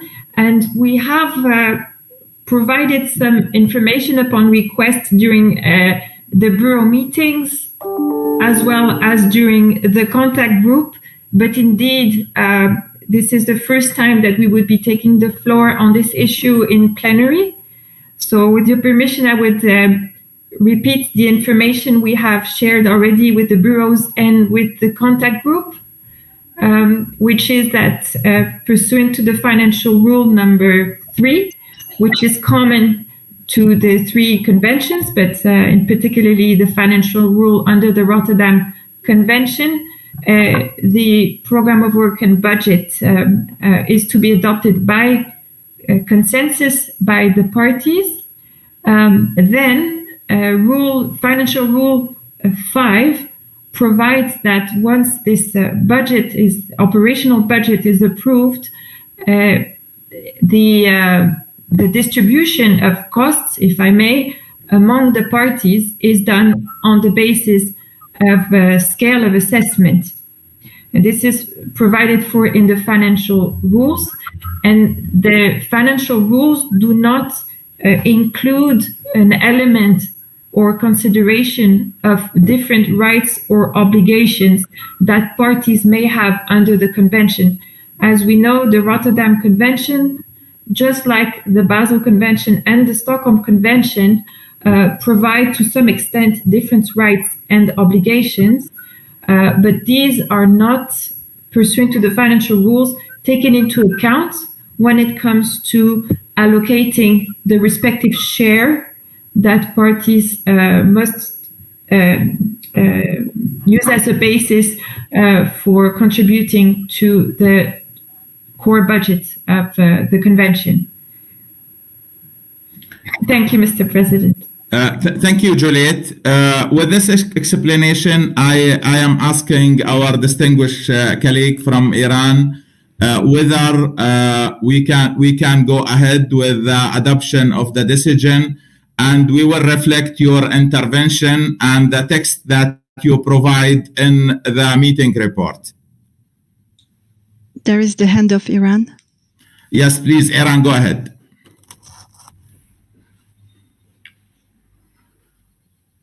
Thank you so much. Many thanks, Mohammed, to you and Mr. President. I'm sorry that explanation by the Secretariat, as they have already provided, and we have got through the email, we have checked with the legal department. They do not agree with that, and we do not agree as well. That means that we have assessed, or it's not an established practice. Always the parties to certain instruments, they pay for the activities of that instrument. It would not go from the pocket of those non-parties. at all. It is not something that acceptable for my delegation. And even if we accept it, it is strange that those who are activities is going to be supported by non-parties.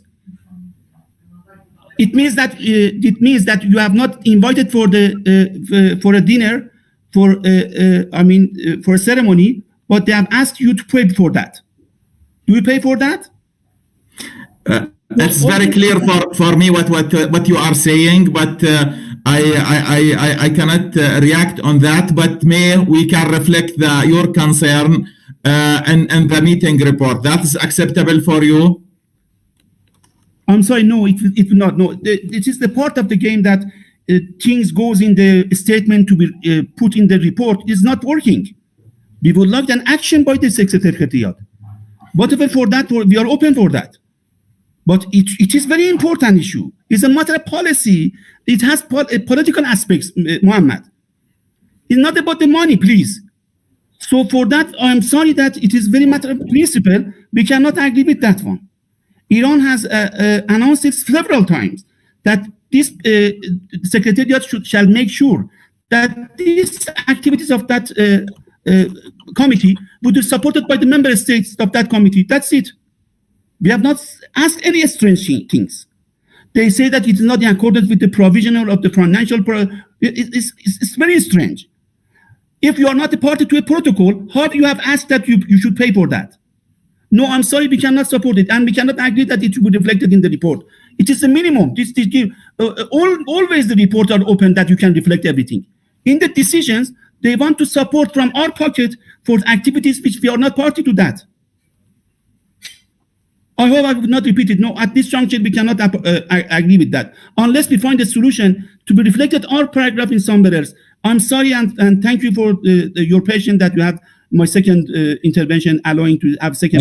Please, can I ask you again, what's the last sentences you suggest to have? The last sentences. What's how we can proceed? You suggest different scenarios, but the last one that you can reflect this in the report or wherever you are suggesting before I am asking others can help us. Muhammad, is something that is not really, please. It is exactly in accordance with the UN rules as established practice in all the UN multilateral forums. What we have asked is saying that request the Secretariat to make necessary arrangement to ensure that financing of the activities and meetings of Rotterdam Convention Compliance Committee is provided only from the contribution of those parties who have approved the compliance mechanism of the convention. That's it. This is very clear that I understand your position very well, but I don't know whether Secretariat, again, you would like to intervene here. Or anybody else, please. We are looking for maybe your intervention in this regard. Any guidance, please.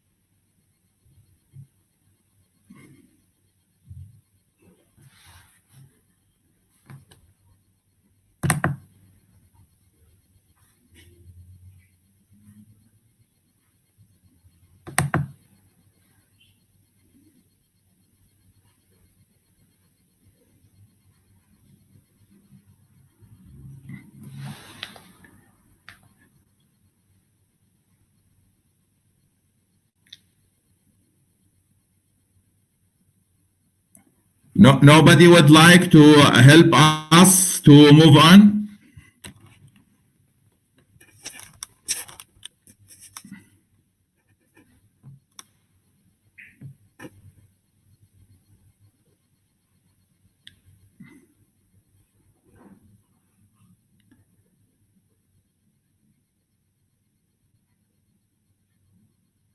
Yes, David.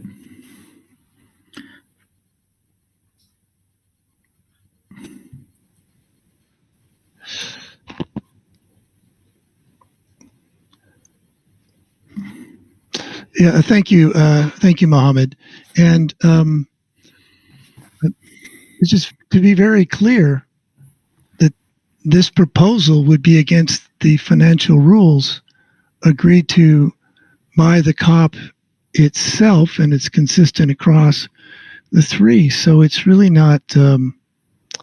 I don't really see a solution involving the core budget that could accommodate it. So I don't have any sort of suggestions, to be honest with you.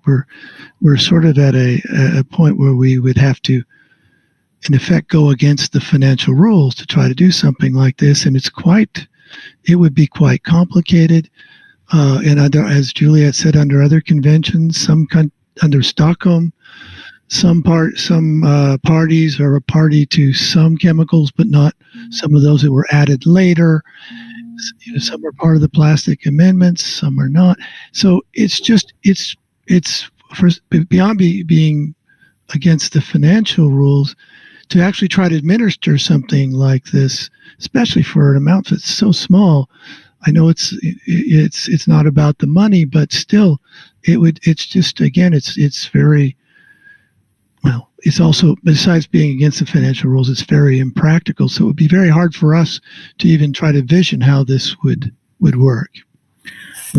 Thank you, David, for this explanation. I understand from your intervention, it is very hard now to reflect this in the current decision due to that you are saying that it is against the financial rules that it is applied for BRS for the three convention, and you provide an example with the chemicals which will be which is added to the list of Stockholm Convention, and some of the countries they are not party, and how that can be reflected in the Bob Brock committee, who is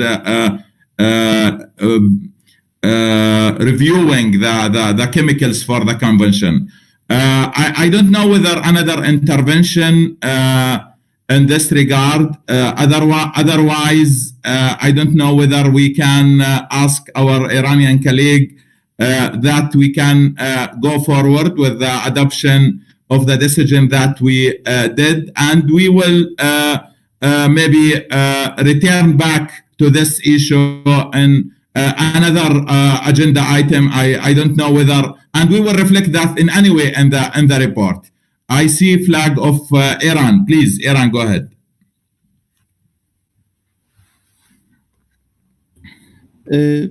Muhammad and Mr. President, it's a matter of principle. I'm sorry to say that one. If it is something complicated, it doesn't mean that we could not find a way out. If it has not been anticipated in the financial rules, now we are the time that we have to think about these things. We cannot expect, it has a political dimension, that you want to we support the committee, which we have said that we are not party to that one. And it's not about the money, which is also important. It's about the policy as well as legal implications. Somehow, at this juncture, we put in the bracket, find a way out, like other things. We put in the bracket, but at this juncture, I'm sorry that I would not repeat it, we cannot go out at all on this issue. It is a matter of principle. Because the whole money is not about $40,000, $50,000. It's not too much. The point is that it's a matter of legal and political implications it might have to those non-state parties. Thank you. I don't know whether legally, I am asking the legal people who is with us, whether we can put this language with the brackets somewhere and as an annex to the decision or something like this. I don't know. This is what our Iranian colleagues suggesting that maybe later stage, but it is out of the decision. Maybe it can be annexed to the decision between brackets that may sometime we can discuss this in any way. But what we heard from David, that it is practice, it's applied not only in Rotterdam Convention, it is applied on Stockholm as well as in Basel. Juliet, please.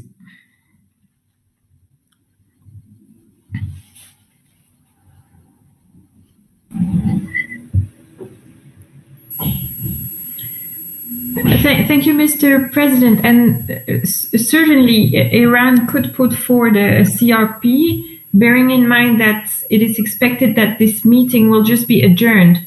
So if a CRP is put forward, it would be kept for discussion during the face-to-face segment. If it is what you had in mind, it could be legally possible. Let's put it that way. Thank you, Juliet, for the suggestion. I am asking Iranian delegates to react on this. Please, Iran. Your suggestion that you put in the annex, no, it's not acceptable. For us, it is very clear that we put forward somewhere. Flexibility for us is that we put in the bracket with a footnote that in the light of that proposal, a CRP whatsoever, we can make it a CRP. In the face-to-face, it would be considered. The draft, this budget would be reconsidered in the light of the proposal received on this issue. So that footnote would help us to move forward, but the exact proposal should be in bracket. Thank you, not in the annex.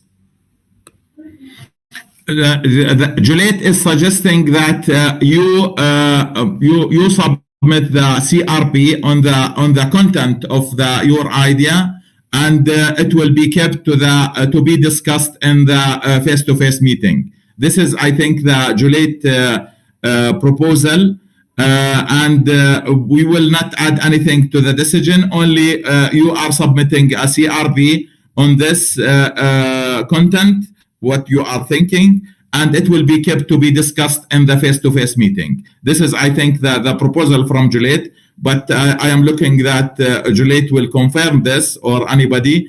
And please, Iran, go ahead. Thank you so much. So how we make sure that it could be reconsidered? Because if you are approving it, there would not be any chance that to revisit this this program of budget on the Rotterdam. I am asking now, Juliet, with the arrangement of submission, the CRP, that it will be discussed in the face-to-face meeting. This is the question from our Iranian delegate. If he will be assured that it will be discussed in the face-to-face meeting, I think it can be acceptable.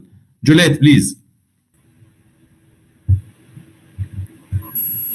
Yes, thank you. CRPs, indeed, their lifespan ends once the meeting is closed, right? And they're not carried over unless there's a COP decision specifically saying so. In this case, we expect the COP to adjourn the meeting. And in that case, the meeting is not closed.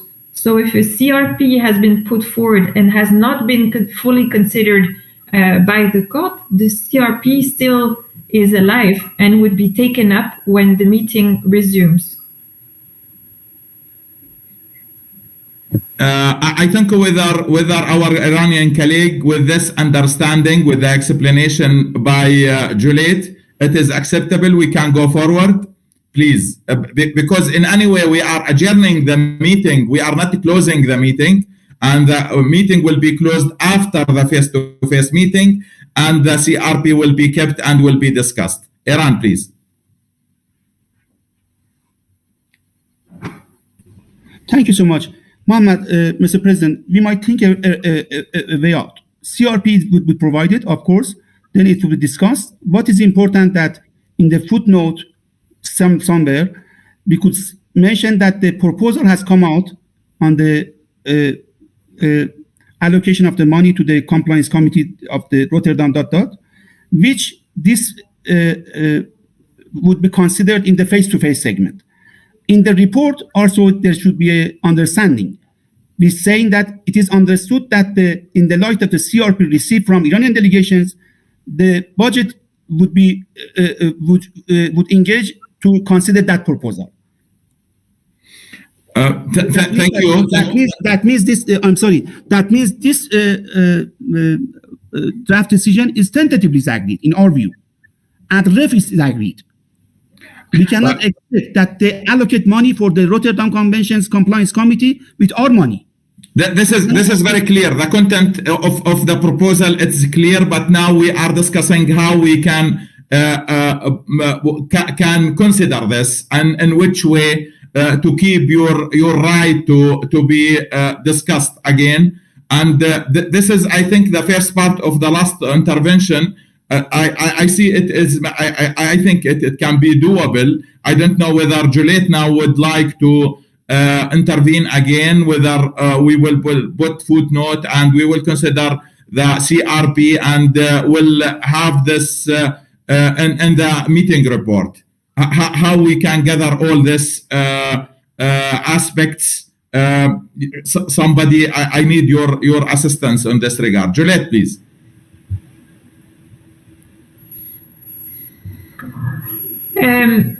My thinking would be that the decision in itself provides, and maybe my colleagues can scroll down to the end of the decision, which provides that a revised program for the program of work, blah, blah, blah, will be prepared. I mean, the Secretariat has been requested the executive secretaries have been requested to prepare this revised proposal. So it is clear from the decision that something else is coming for consideration during the face-to-face segment. And it's clear that the agenda item on program of work and budget will not be closed at this meeting. This is an agenda that's considered in parts, and resumption of the consideration will take place during the face-to-face segment. And it is just to clarify that the matter will come again with a revised program of work and budget, and as was proposed, there can be something in the meeting report to reflect the views of Iran, and if Iran wants to put in writing its statement, that would be reflected in the meeting report. This is something we do without difficulty. And if a CRP is put forward also before the meeting is adjourned, this CRP would be carried over into the second part of the meeting when the COP meets face-to-face. And yes, this is in line with the way the COP operates traditionally. Yes, thank you.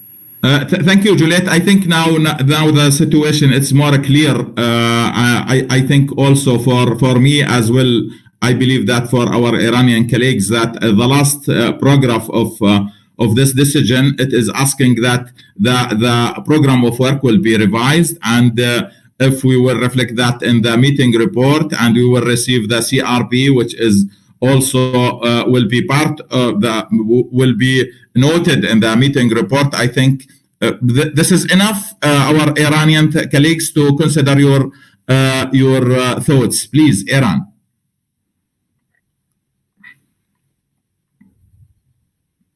Thank you so much, Mr. President. I'm sorry that saying that again it would be reflected in the report is not the way out. We decide not only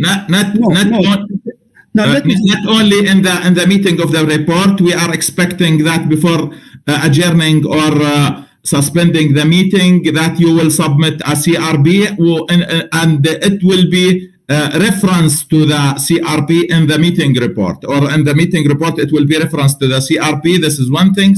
And in any way, in the last para of the decision, that it will be the Secretariat is requested to revise the proposal of the program of work, and in any way, in that case, the proposal and the CRP will be considered in the revision of the program of work. Mr. President, I'm not clear on that. I'm sorry. Please, Juliet, can you come in again and explain to how things we can handle in the next meeting based on what we are thinking, or what's to reflect the Iranian concern.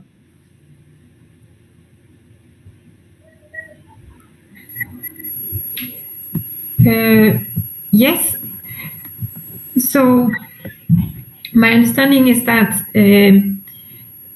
if this decision is adopted as it stands with this last paragraph 26, the executive secretaries will prepare a revised proposal for the program of work and budget for 2022-2023, which will be fully considered by the COP when it resumes its face-to-face segment.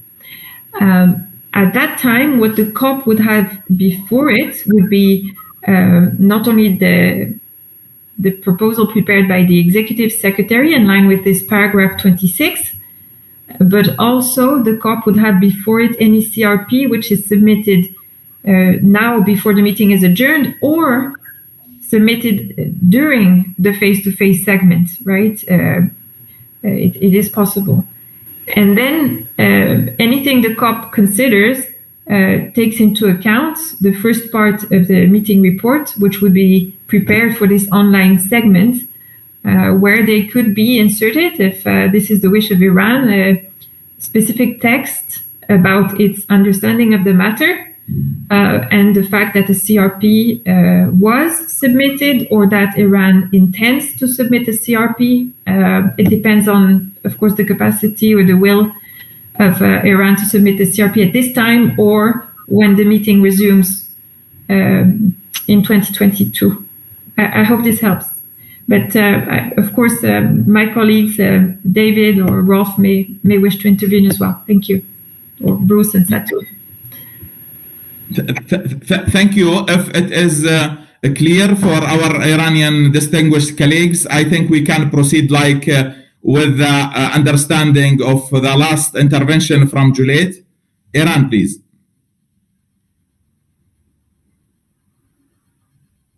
We cannot agree with that. It is very clear.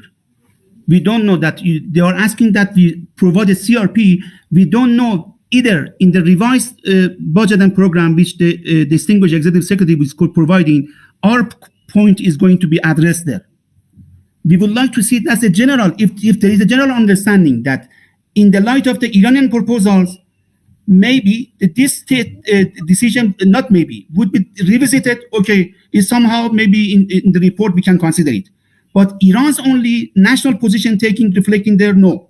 Just we are agreeing on certain things. Honestly, I tell you that too. There is a risk that the executive secretary comes with the revised text, okay? But that revised text does not address our points. Even we have provided CRP. What we say is exactly clear that please, at this juncture, either put our paragraph in bracket. We will come back to this issue because now it is very clear that it has been a part of the decision which is not agreed. Like other things, why there is such reluctancy to put our paragraph in the decision in the bracket? Why you are asking that we provide a CRP? Somewhere, as we are discussing in the other occasions, buzzers, we have on the budget issue, we have still bracket. Put it in bracket and let's see that how we should consider it. Please, I should be clear on that. Part of this decision is not acceptable for my delegation. They have allocated money for the Rotterdam Compliance Committee, which we do not agree. How we should ask that it should be adopted? In no way, please. If we cannot clear. Now, please, I see Togo.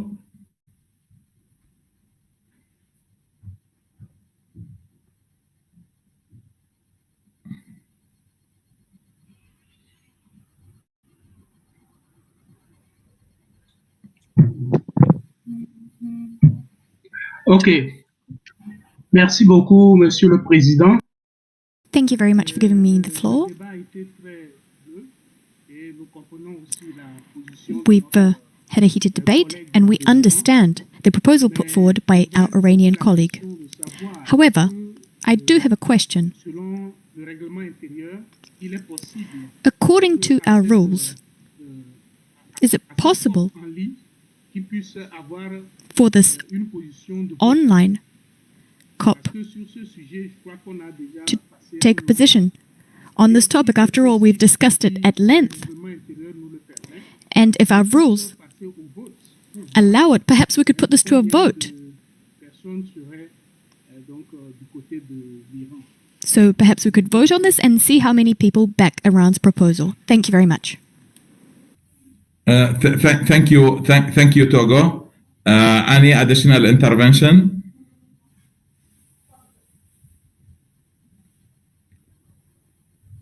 Rolf or David, please. Iran, please, Iran. I should remind Togo that if you go for the voting, it would not be the first and it would not the last one. First thing. Again, please, I didn't capture what you said. No, I tell that, or I should remind our Togo colleague that if you are encouraging the voting, it would not be the first one, it would not be the last one. First thing. And second thing, Mr. President, I should be clear on that. If even it goes to the vote, it is very clear, national position would not be compromised. At least we will, by vote, we would take distance from certain decision which we are not supporting. By what decision which is not implied there is a consensus, it is completely missed signal. It's a bad signal. And I do not just want, because it was the first time our Togo colleagues stringing something that jeopardized the integrity of the convention. If it goes in that direction, we do not shame to put our national position in any time, whether by vote whatsoever. We are trying not to complicate things. We are trying to simplify things and to accommodate every party. We are working with this spirit from long time, and we are trying. And now I believe that our colleagues will come in and will help us to find a way. Don't worry, we will. I will not personally support this in this stage at least, but we are looking to find a way. And with the explanation, I think we received from the Secretariat and from David, now we are understanding the issue better, and with your explanation as well.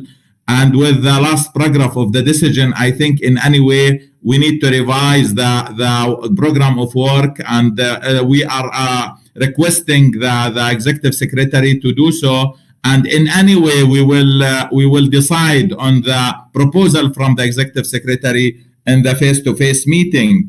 It is not going, but I think the proposal from the secretariat will fly without adoption in any way in the physical meeting. It will be revisited and it will be discussed from the parties, and the parties will decide on that. This is my understanding of the decision.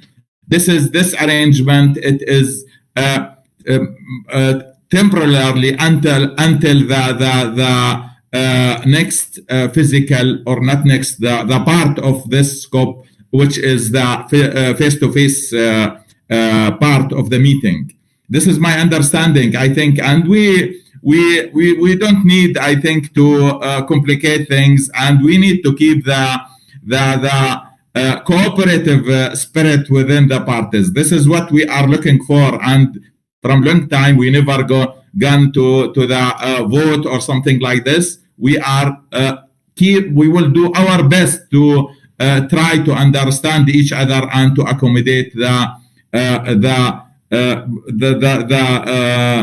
issues of concern for any parties. Please, Slovenia.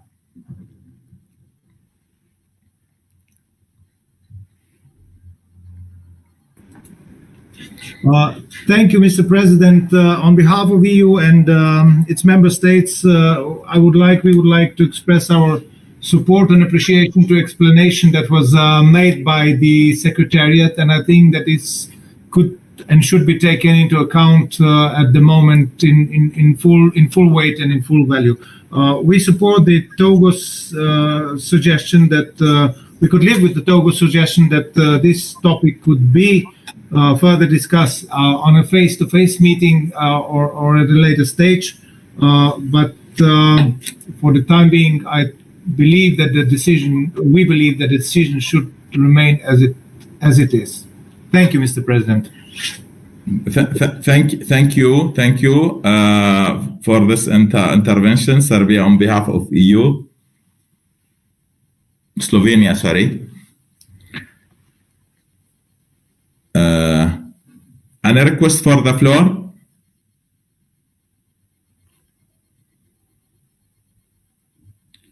Switzerland, please, Felix.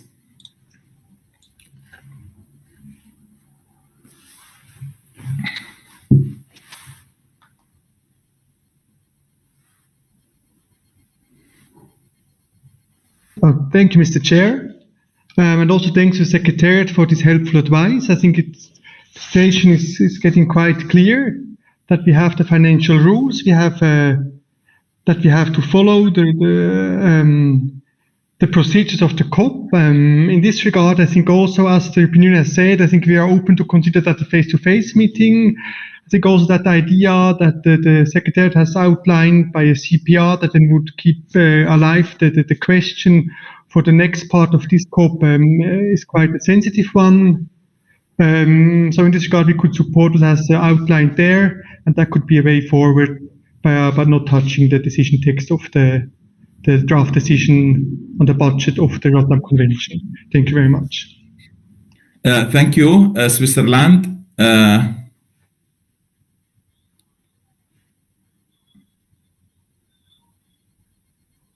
If there is no more request to the floor, I think we can proceed with this decision, and with the explanation was made by the Secretariat. Iran, please.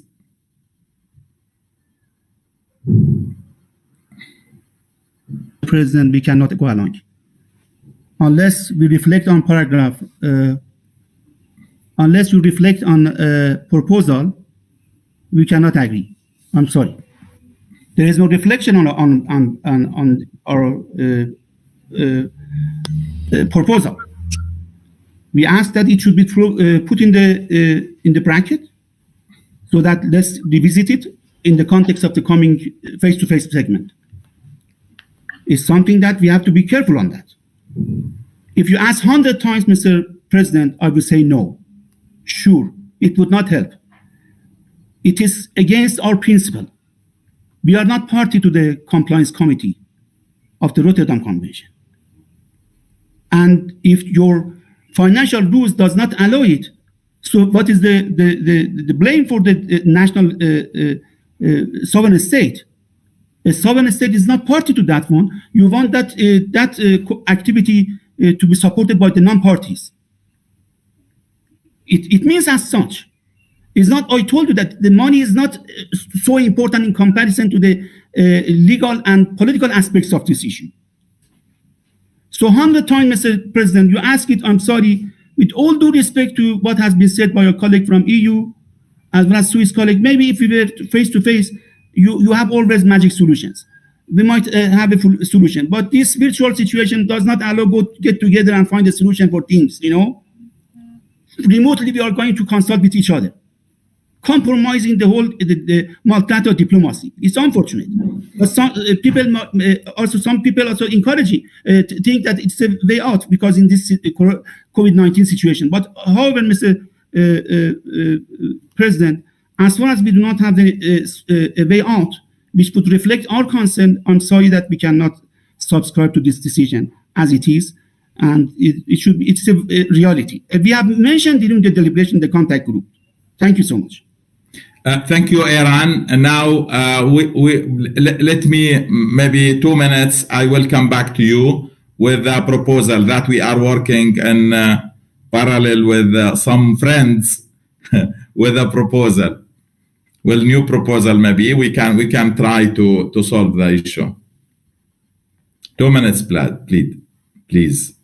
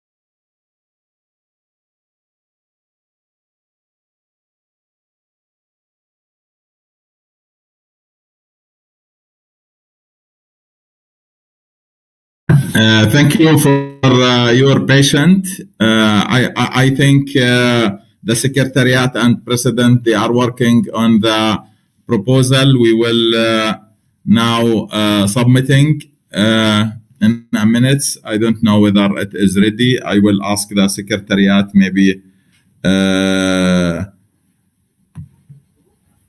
to put us in the development of the proposal, because we are losing the interpretation time. This is very important that we need to conclude our business within the time given for us if we would like to have with us the interpretation.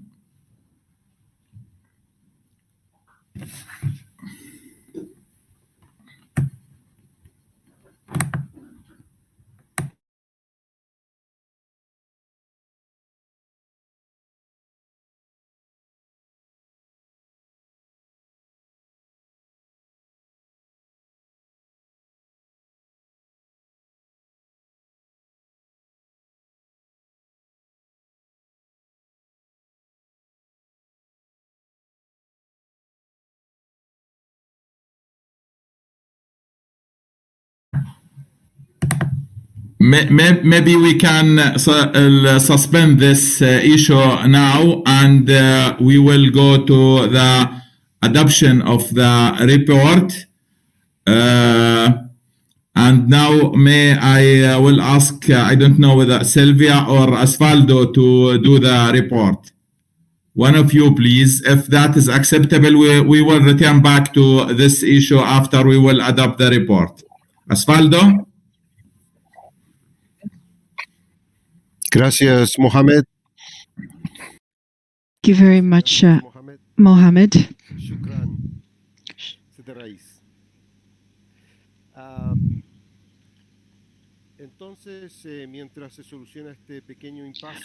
While we're dealing with this small issue, we're going to move to a joint session for our next item on the agenda. I'm going to call on the Secretariat to introduce item 11 for the Basel Convention and items 12 for the Rotterdam and Stockholm Convention. This is the item on the adoption of the report. The Secretariat has the floor.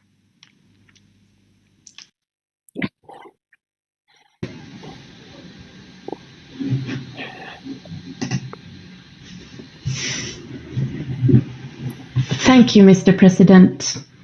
We will consider the report of the online segment of the COPs in two parts. The report covering the joint plenary sessions of the Basel, Rotterdam and Stockholm Conventions held on Monday, 26 July 2021, is to be cleared and adopted by the three COPs. It is set out in document L.1 for the three conventions.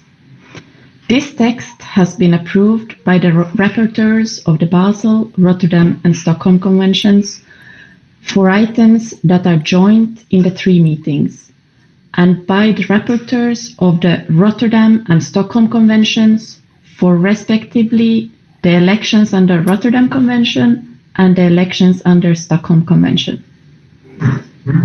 A report pertaining only the Stockholm Convention COP to cover the Stockholm Convention specific session on financial resources and mechanism held on Monday, 26 July, is to be adopted by the Stockholm COP only.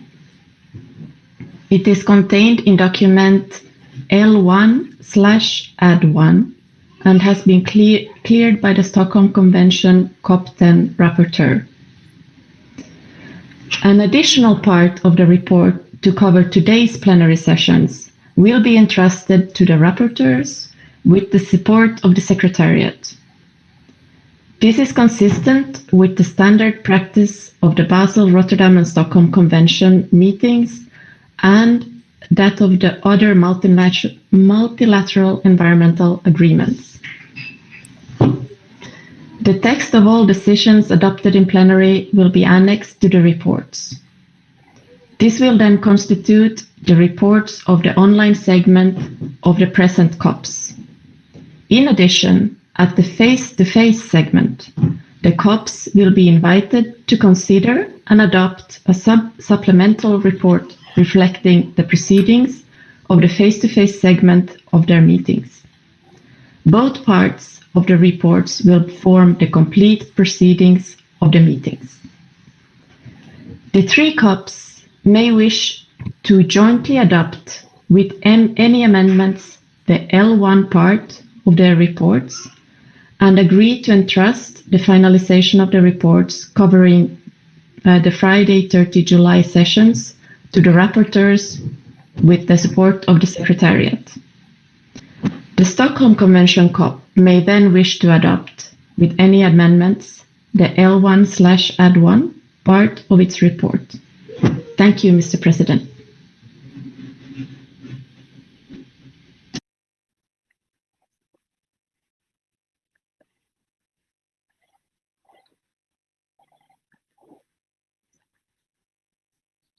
Muchas gracias.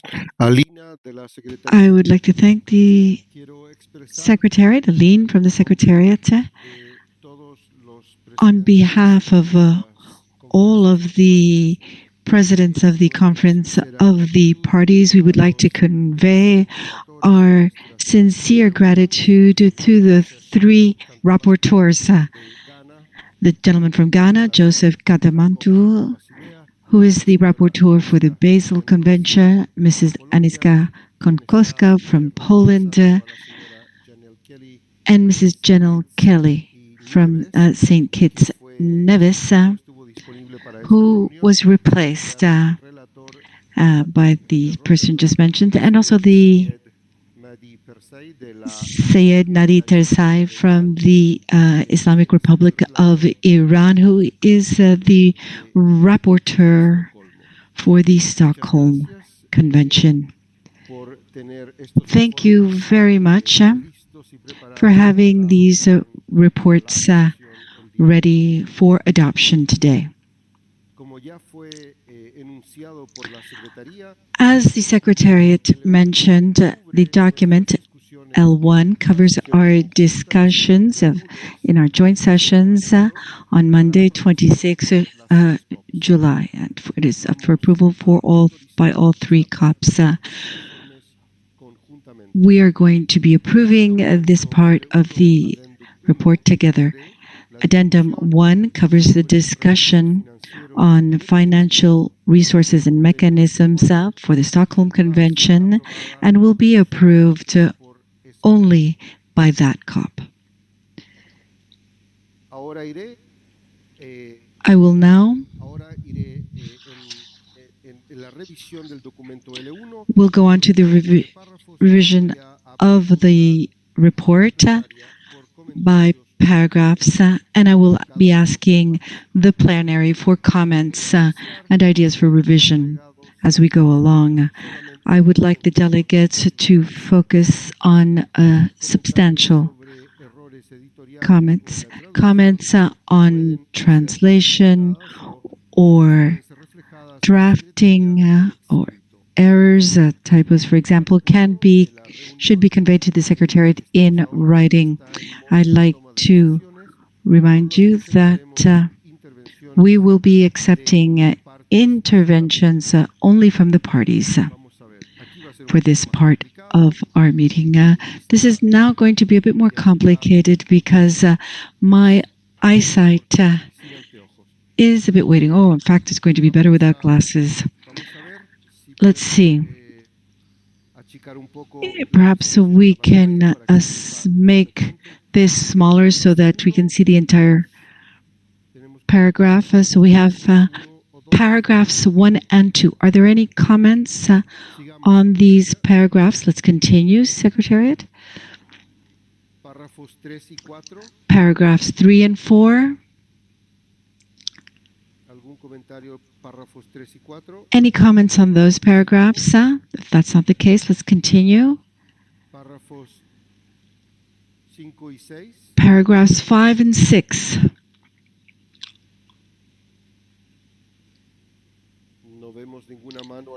There are no hands raised. Let's continue. Paragraph 7.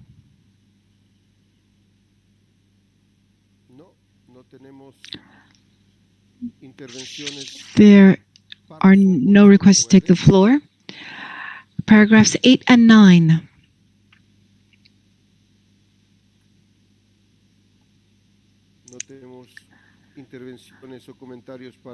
No request to take the floor for those paragraphs. Let's continue. Paragraphs 10 and 11.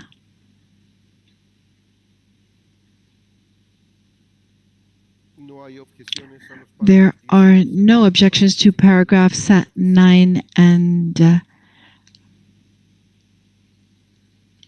through 11. Let's go on to part 6.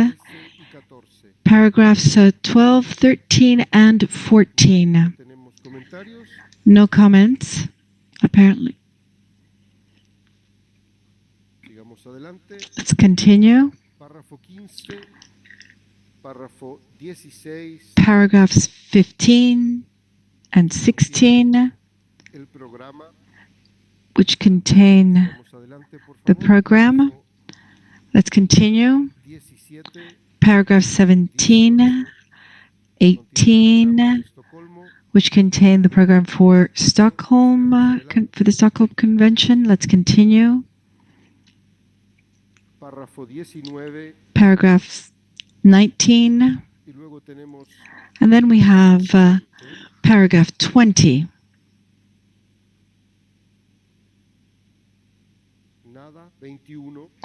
No comments. Then let's move on to 21. Paragraph 22. There are no raised hands. Let's continue. Paragraph 23.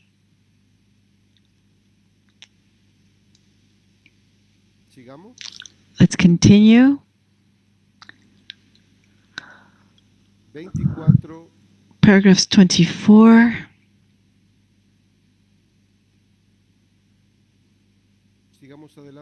Let's continue. No, I believe that's very well. Thank you. Paragraph 30. Paragraph 31.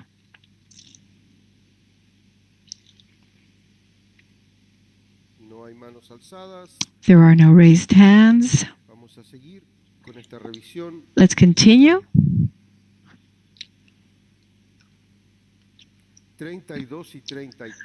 Paragraphs 32 and 33.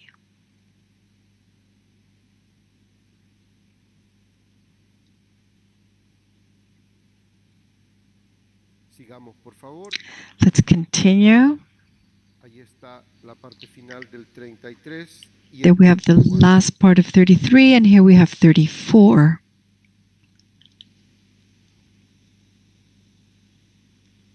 Slovenia has the floor.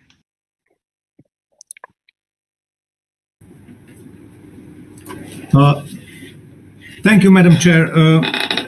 Slovenia would like to make a short statement on behalf of EU and its member states. EU and its member states are glad that we were able to adopt the supplementary and interim budget for 2022.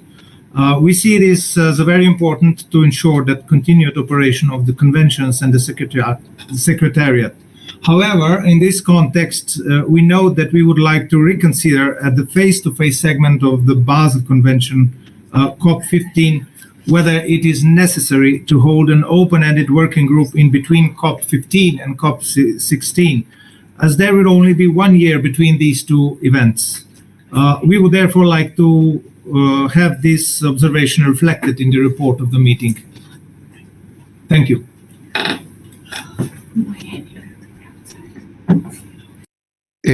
Muchas gracias. I would like to thank the delegate from Slovenia. What I don't understand is exactly what amendment would you like to make to the report we're currently going over? Which paragraph would you like to amend?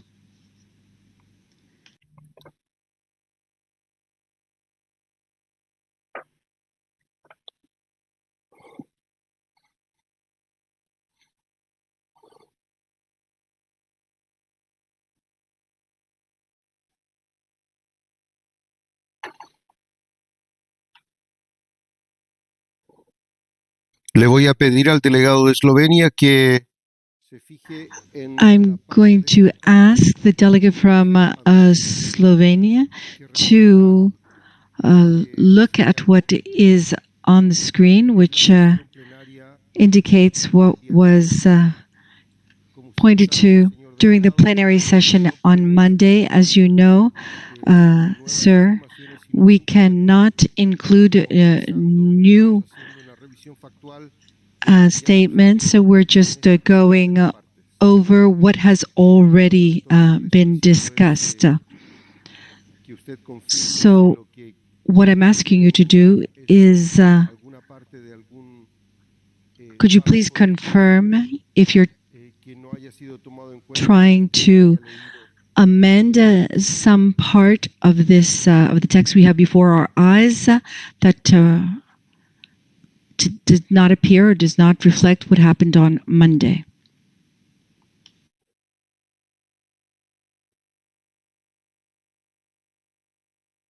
Ok, voy a seguir adelante, después volveremos al 34. Well, I'm going to continue. We'll go back to 34. Could we now have 35 and 36 on the screen?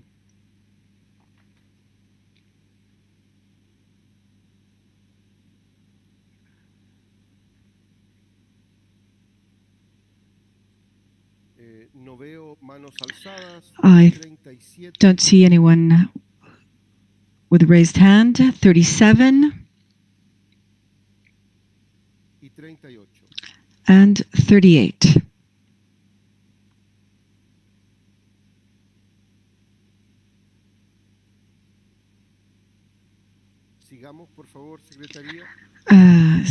I'd like to ask the Secretariat to continue.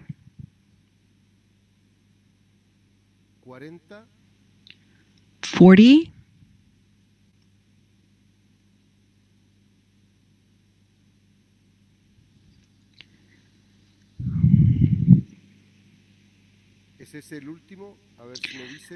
I believe this is the last one. No, that is not the last one. We have paragraph 41.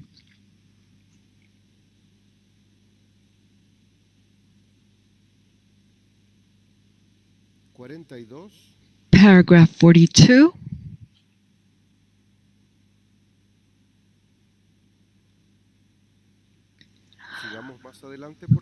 Let's continue, please.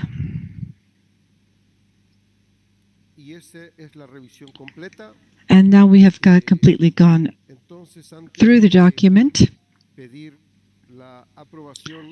Before calling for the adoption of the reports of the meetings, I'd like to go back to paragraph number 34 and ask our Slovenian colleague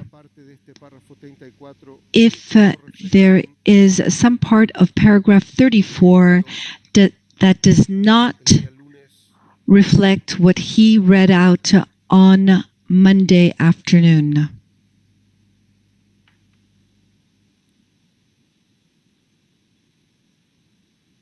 No, my apologies, Madam Chair.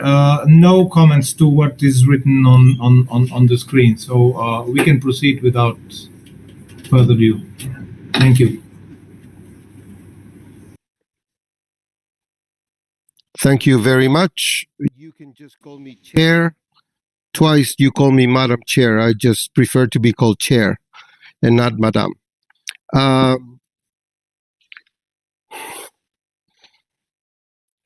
Tiene la palabra Jamaica. Jamaica has the floor.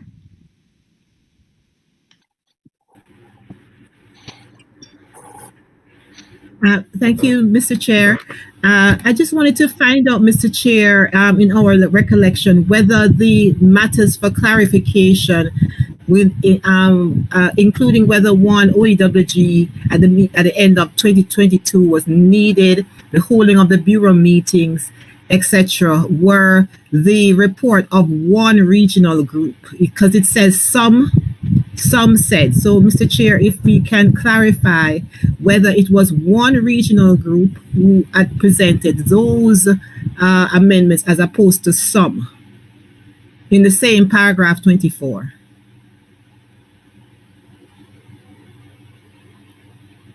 Ok, volvamos al 24 entonces.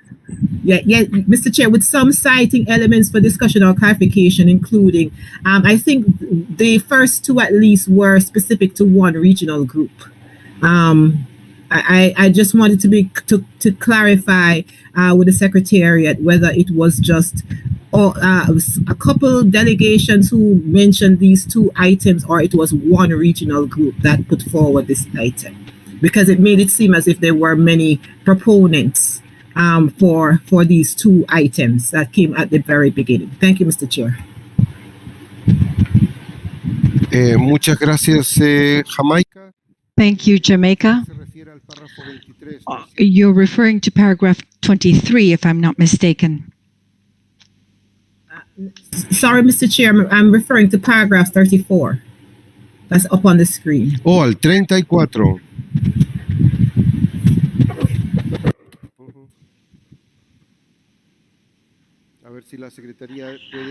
Perhaps the Secretariat could clarify this for the Jamaican delegate.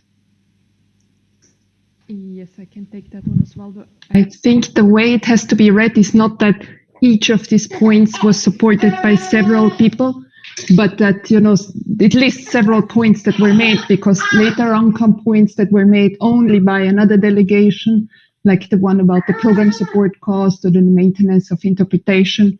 So it's not intended to say several made all of these points, but each of these points was made by some of these people making proposals.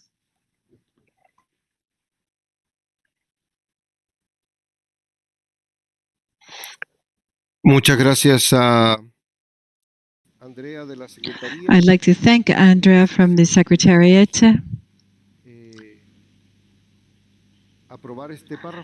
Could we now approve paragraph 24?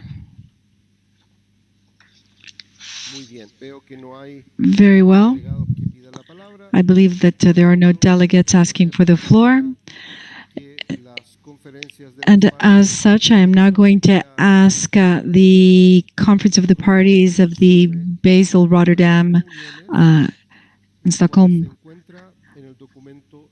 Conventions approve document L1, so the report of our meeting. Are there any objections? As there are no objections, the reports have been adopted. I give the floor to my colleague, to Sylvia from Latvia. Thank you, my dear Mr. President. Let us now proceed to the Stockholm Convention L1/Add1. Comments on this part of the report are for parties to the Stockholm Convention only. So similarly to how Mr. President Osvaldo went through, we will do it similarly.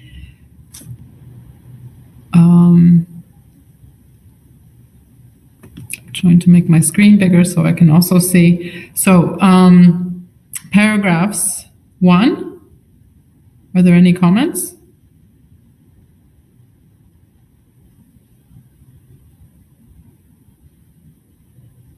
2 and 3.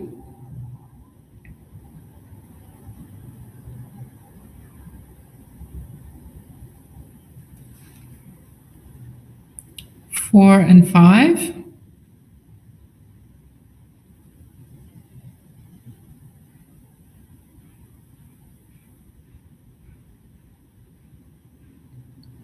Six and 7.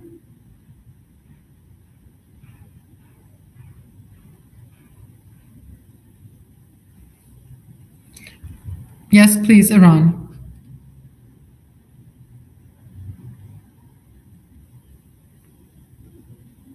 Iran, you had a comment? Thank you so much, Madam President. Could we go a little bit slow by slow? Paragraph 5, we lost something. I'm sorry that because we are working from the early morning, so a little bit need It's time. okay. To thank you so much. Yeah.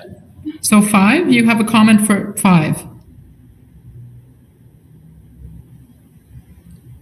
Can we show 5, please, on the screen?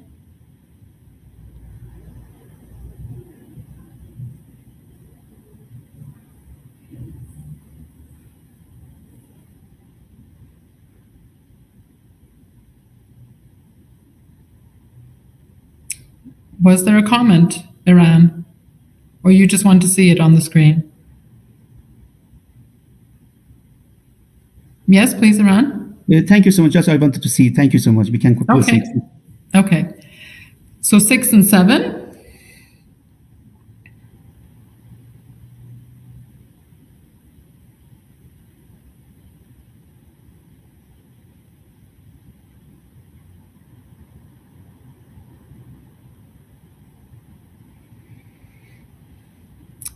Okay, 8 and 9.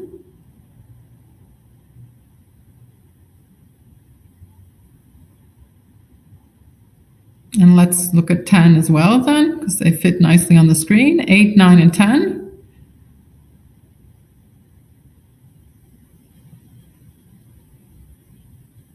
Okay, and I think that's the end. Is it? Yes? No comments? I think that's the end. Okay, so I propose that we approve the part of the report of the Stockholm Convention COP meeting contained in L1/Add1. Are there any objections? Yeah, please, Iran.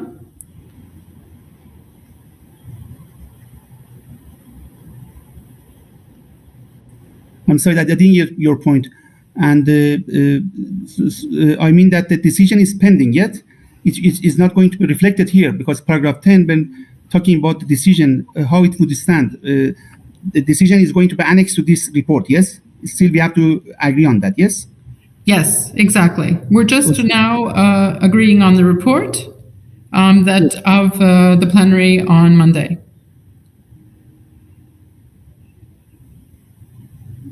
So we will discuss about the report, the decision later on?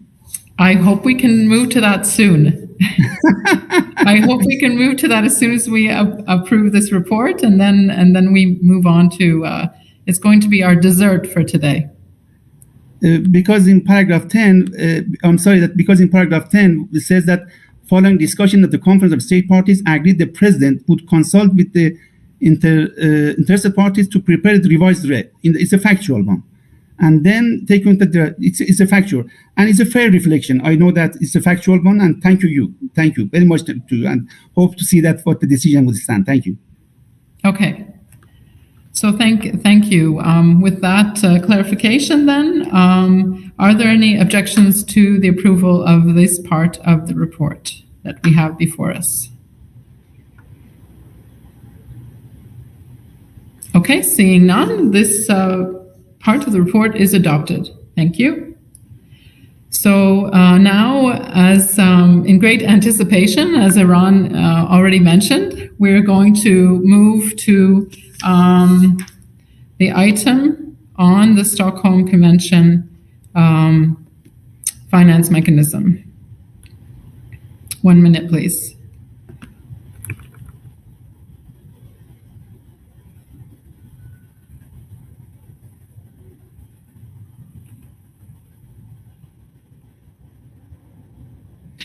So I invite the Conference of the Parties to the Stockholm Convention to now return to agenda item 5G on financial resources and mechanisms. We have discussed the matter in plenary on Monday and agreed I would consult interested parties and come up with a revised draft decision, if necessary, on this matter. As I reported earlier in the outcomes of the work, we had quite a lot of deliberations, and upon attempting to find a text that we could agree on, I have determined to submit a CRP, and with an attempt in the text to address the various interests of the parties concerned, and also looking at the different issues that were explained in plenary. Unfortunately, I understand that the CRP is perhaps not up yet. Let me just check.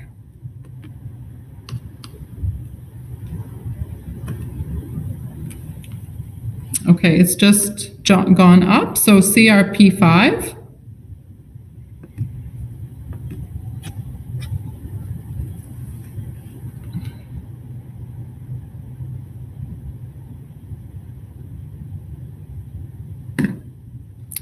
So it should be up now, and I hope you have. I guess I will give some. Let's have a very small break for you to take a look. I am aware that we don't have a lot of interpretation left. If I can ask the Secretariat how much time we have left. Yes, we have 5 to 10 more minutes of interpretation. Thank you.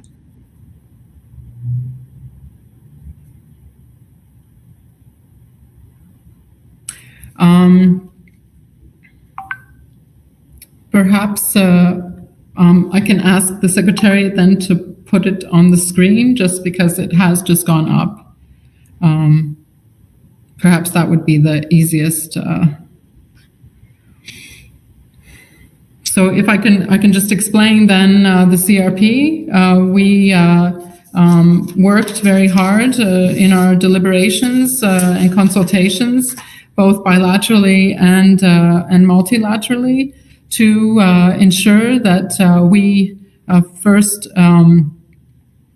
ensure that the reports that are required to communicate to the GEF the needs of the parties in line with the convention, that these are forwarded to the GEF in time.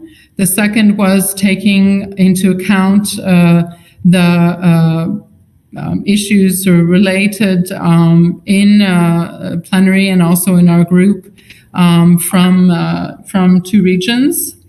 And then also addressing elements of the concerns of on the processes of the GEF, and those are also captured as much as was possible in terms of our the agreement.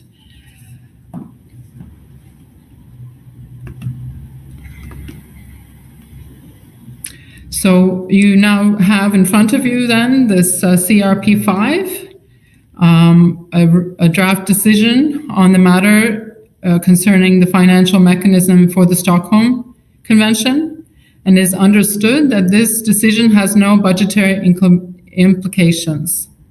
And I now would like to invite the Conference of Parties to the Stockholm Convention to proceed with the adoption of the draft decision set out in SC CRP 5. Are there any objections? Iran, please.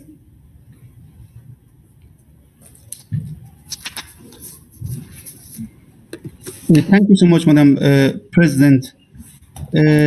Madam President, I have provided a statement. It's a mandatory statement I have to read out, and please bear with me that it is something should be registered so that everybody knows that where we stand and why Iranian delegations cannot agree with this text. Unfortunately, Madam President, all efforts and consultation with the other parties under the leadership of yourself to reach a balanced and inclusive agreement on the financial resources and mechanism agenda item of this online COPs BRC convention meeting failed. And its proposed draft decision for submitting reports to the GEF, taking into account the needs and priorities of the parties, did not enjoy consensus. It was very clear from the deliberation that there is a lack of political will by some parties who systematically neglecting the need for a comprehensive and inclusive approach towards the implementation of all articles of the convention.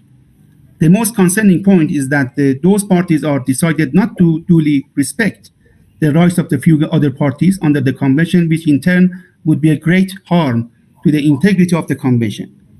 This is something of pivotal importance, which requires attention of all parties and would not be subject to any bargaining or compromise. Some parties, including my own country, have for many years have been deprived of their rights under the convention due to the false continued illusion that this unfair and discriminatory approach could be sustained forever. The current proposed action and decision of on the financial resources and mechanism agenda item in no way is mirroring the outcome of the ongoing negotiation and position of my country, and it is very unfortunate that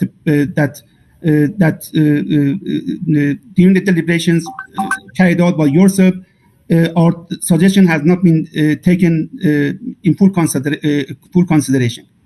The current decision and approach taken to deal with the suggestion and or inputs is a serious setback in multilateralism and indeed the objectives of the Stockholm Convention. We strongly believe that this unbalanced draft decision, partly echoing interests of the certain parties, not all parties, would not ensure the equal and non-discriminatory access of all parties to the financial resources of the Convention, to the GEF as required on this important instrument. In the light of the above observation, my delegation could not support the current decision and would not join consensus on that. Thank you. Mm-hmm. Thank you. Russian delegation, please.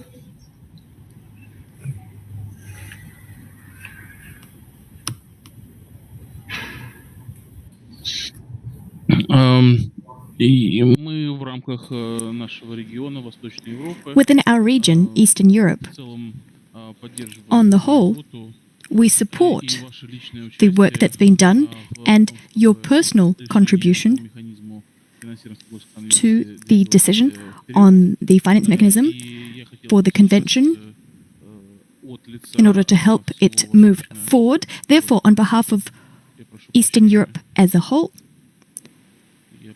the speaker apologizes. The speaker is apologizing.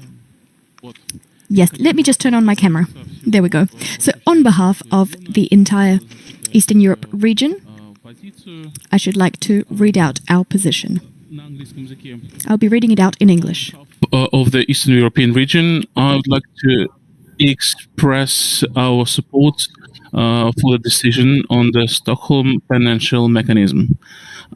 Taking into account that developing countries and countries with economies in transition, including those from our region, rely on the support from the Global Environment Facility for the implementation of the Stockholm Convention. We view it important to have a decision to forward the assessment report to provide input into the 8th replenishment of the GEF. We would like to underscore our appreciation of the work of the Secretariat and colleagues in the preparation of the decision and support its adoption. And special thanks go to you personally, Madam President. Спасибо. Thank you. Thank you. Thank you very much, Alexander, and thank you to the Eastern European region. Any other comments at this time? Slovenia, please, on behalf of the EU.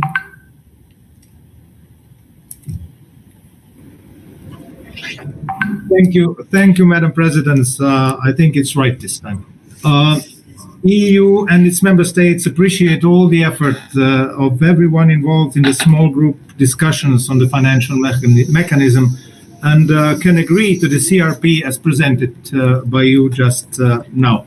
There's only a minor editorial change that we would like to propose in paragraph 2 to at recipient country parties instead of recipient countries. This is the end of interpretation for the day. Thank you very much. Thank you, Madam President. Okay, thank you very much. Dominican Republic, please.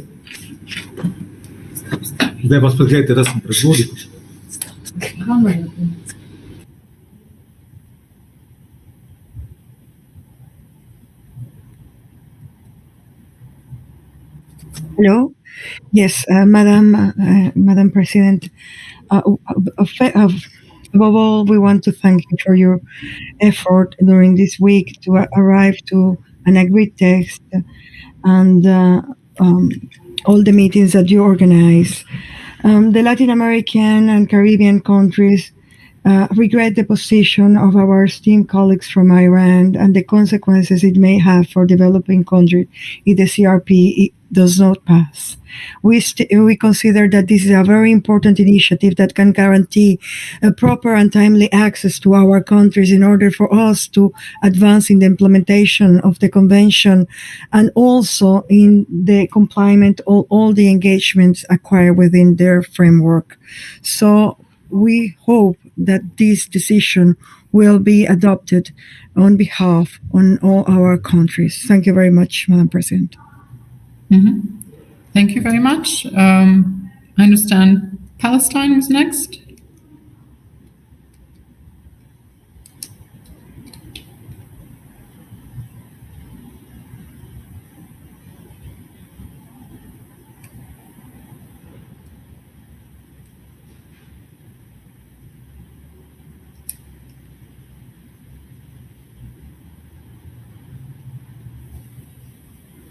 Are we having problems connecting? Palestine, I understood, was next.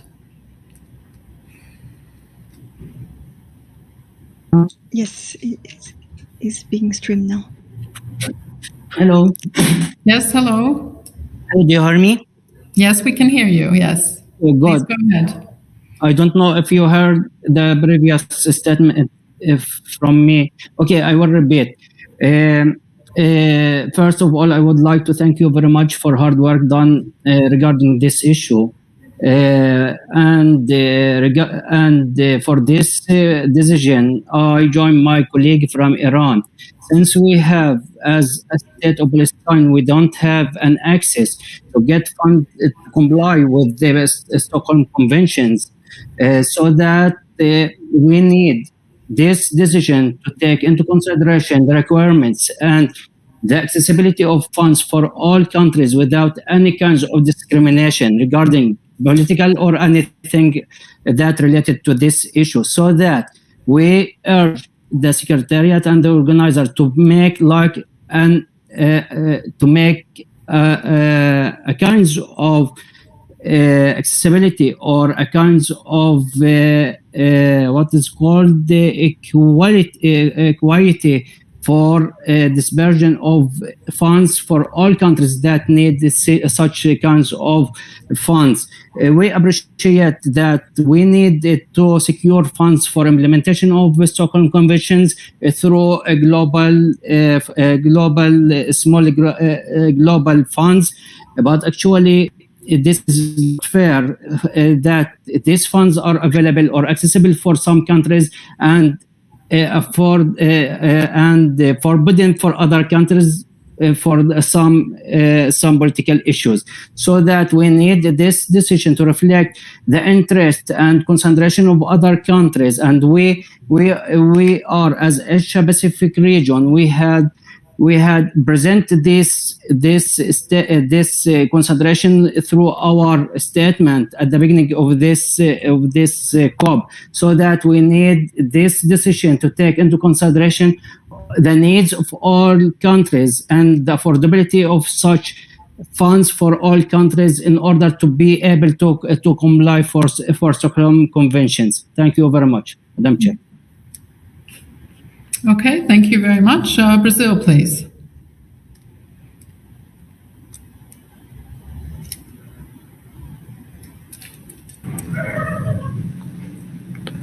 Thank you very much. Do you hear me okay? Okay, thank you very much, Madam President.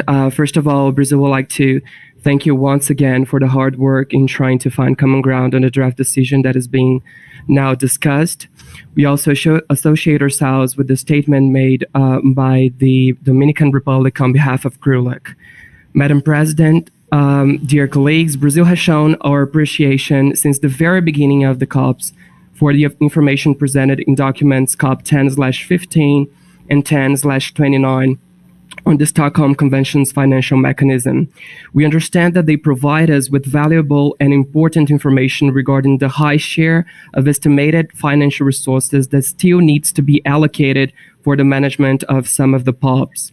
My delegation wholly endorses the view that these reports need to be forwarded to the JAF, inasmuch as we understand that we, parties to the Stockholm Convention, have now the perfect time to request that institution during the replenishment of its trust fund to help us fulfill our commitments under the convention. And the CRP presented by CRULAC and supported by the African group clearly points out in that way.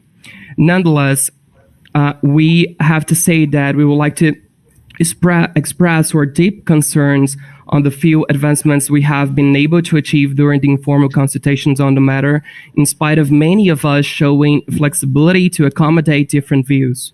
Madam President, when the Bureau of the BRS conventions decided to convene the respective conferences of the parties in two segments, it was agreed that the virtual meeting would comprise the priority topics on the agenda.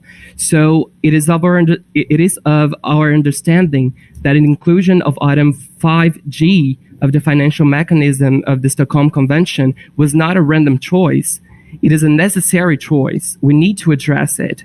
Indeed, the very text of the Stockholm Convention acknowledges in Article 13 the importance of financial support, especially for developing country parties, to fulfill and make the full implementation of its provisions. With all due respect, we're not convinced that we should risk losing this opportunity to forward the two reports to the JAF. This would not send the appropriate message in terms of the urgency we now have to address the issues related to the remaining POPs, and would put, in our perspective, developing country parties in an even more delicate situation. So we would like to reiterate our full support to the adoption of the draft decision as now proposed by the presidency. Thank you very much. Thank you very much, Brazil. Switzerland, please.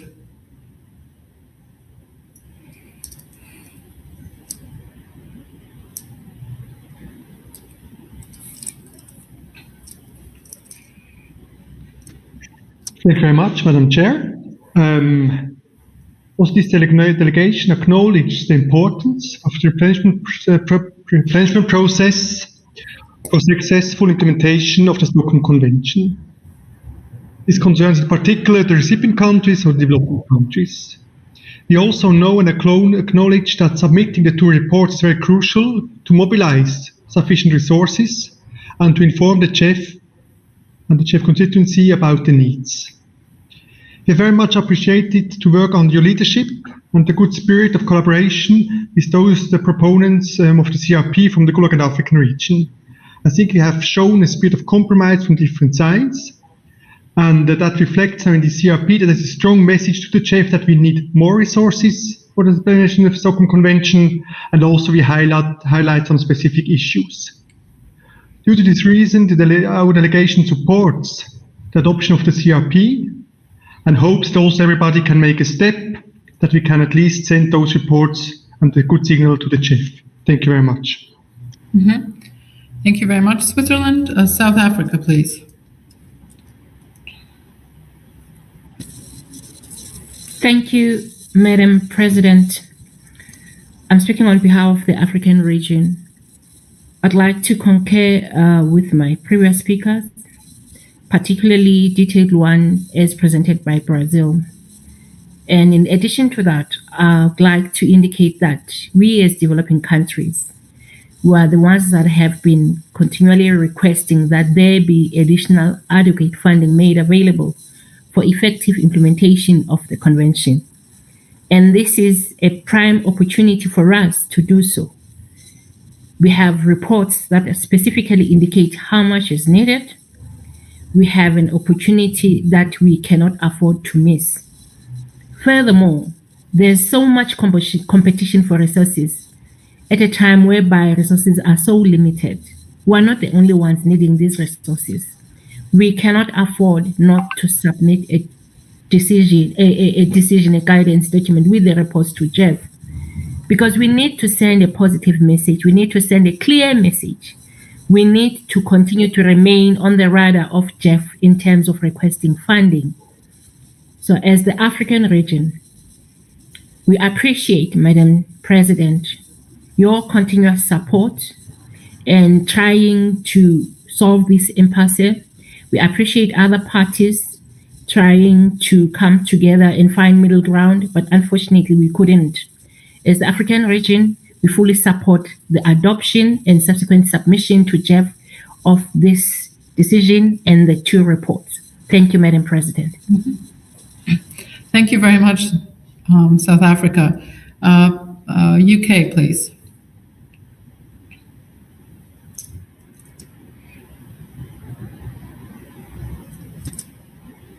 You're muted. We can't hear you, unfortunately. We see you, which is nice, but we can't hear you.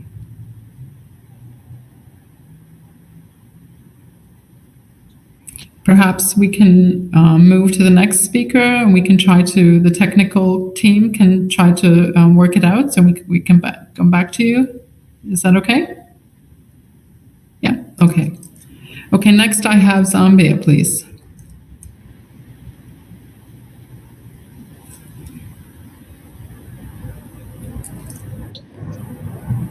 Now we can.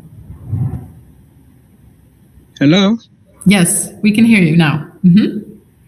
Please. Thank you. Mr. President, considering that Zambia is taking the floor for the first time, would like to thank the Secretariat for organizing this online meeting. Zambia would like to align with the position of the African region. The issue of financing is very critical to our region, and as such, we cannot lose this opportunity. It's an opportunity that we are considering now, and it's the opportune time for us to submit to Jeff and make our position known. So with that, Zambia would like to align with the position of the African region as presented by South Africa. I thank you. Thank you very much, Zambia. Ghana, please. President, on behalf of my delegation, Ghana, would like to support the African position, which is being also reiterated by our colleague from Zambia. Madam President, in my opinion, time is running out for a number of issues that need to solve another convention, in particular reference to PCB's elimination. We have a timeline of 2025 and 2028, and we are in 2021. Due to the COVID pandemic, a number of issues have been on hold because of inadequate fund and also human resources inability to even meet and then work together. And financial resources are things that resources are what we need to be looking at critically.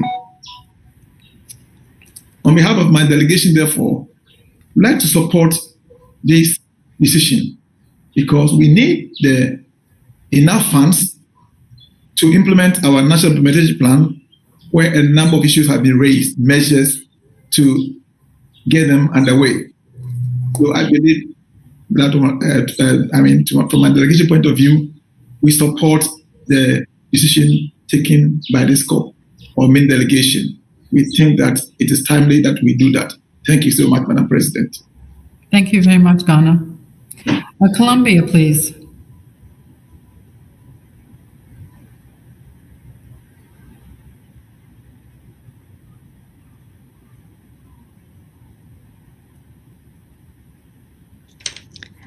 Colombia is streaming,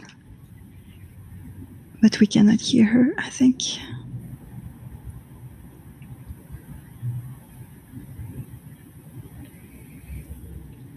Colombia?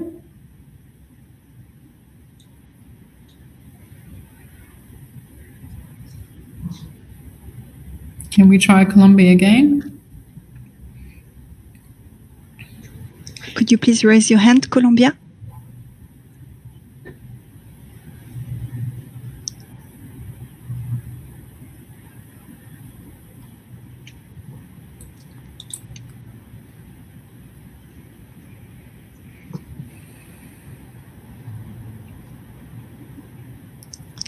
I think there is a problem. We don't see her in the panel and we don't hear her. Might be an issue, unfortunately. Okay, can the technical team be in contact so that we can hear from Colombia? Yes, sure. Thank you. Thank you.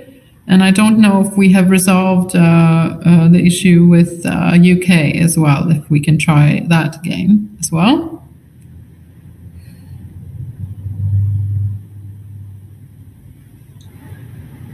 I will check. I don't have news yet on this. I will check. Okay, I understand then we are waiting to be able to connect Colombia, and while we're waiting for that, the Seychelles, please.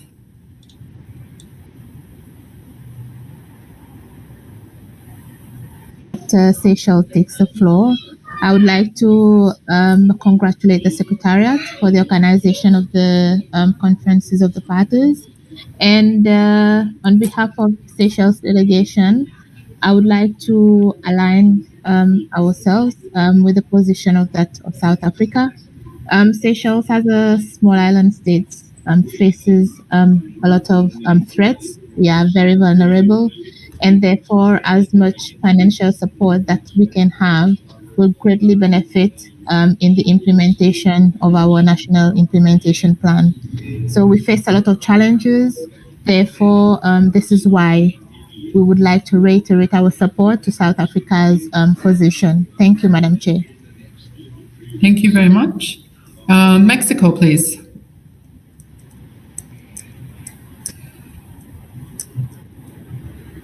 On behalf in Mexico, fully supports the adoption of such important resolution to address all the commitments we have in front of us. In the item of ECBs, we support this adoption. Thank you. Thank you, Mexico.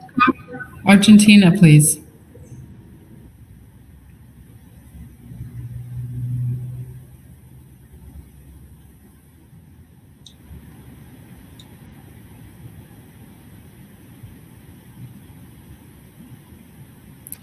Argentina?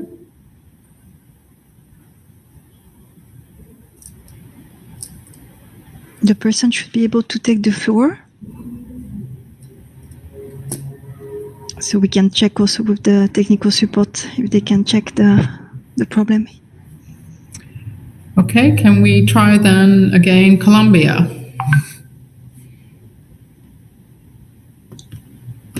Colombia would need to raise her hand. Yes, I see it now. Yes.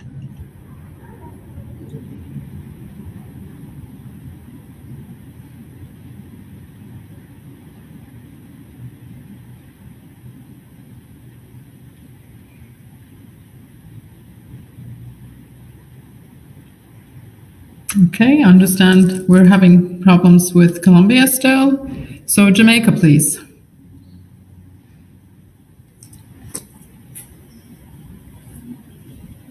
Thank you, Madam Chair. Can you hear me? Yes, I can. Great. Thank you, Madam Chair. Jamaica would like to align itself with the previous speakers in forwarding the 2 reports to the GEF. We think it's very timely, and we would like to support that initiative. Thank you, Madam Chair. Thank you. Okay, I see Colombia, and I hope we'll be successful. Connecting Colombia now. Apologies, but I don't see the hand of Colombia. I see UK and Argentina. Okay, I saw it for a minute, but yes. Okay, let's try UK. Yeah, now I see her. Okay, UK. Sorry for this. I didn't see it the first time.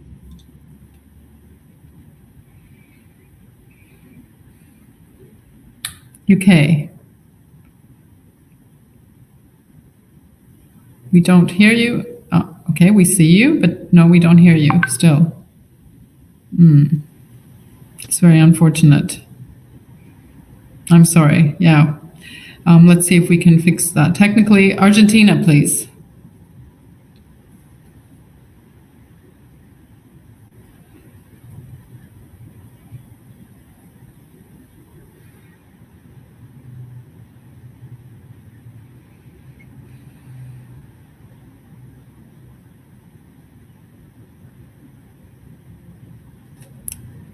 Secretariat, are we having problems with Argentina? Yeah, I don't know. It's getting a bit difficult now to get delegates. Yes, I don't hear Argentina, though I'm streaming the person. So we can also ask remote support to help. They confirm that they are currently assisting Colombia. Yeah. So I cannot. There is a problem. There is a problem with Argentina.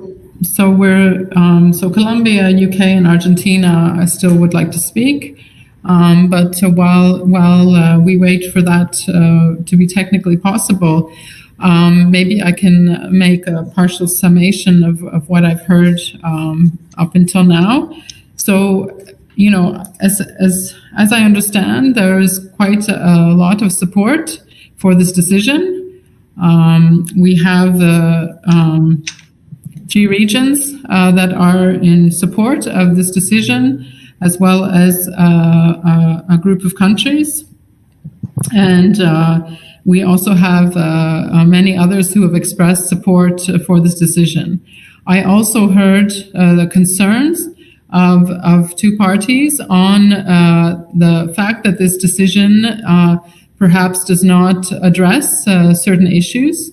And I would like to just, note that the paragraph, which is number 4, I think it's the final paragraph in the decision. We have tried to show that this is not the end of our conversation. And I think this is something that is very difficult. We're used to, the last day seems like the last absolute possibility to do something. And this is only the last day of the online segment.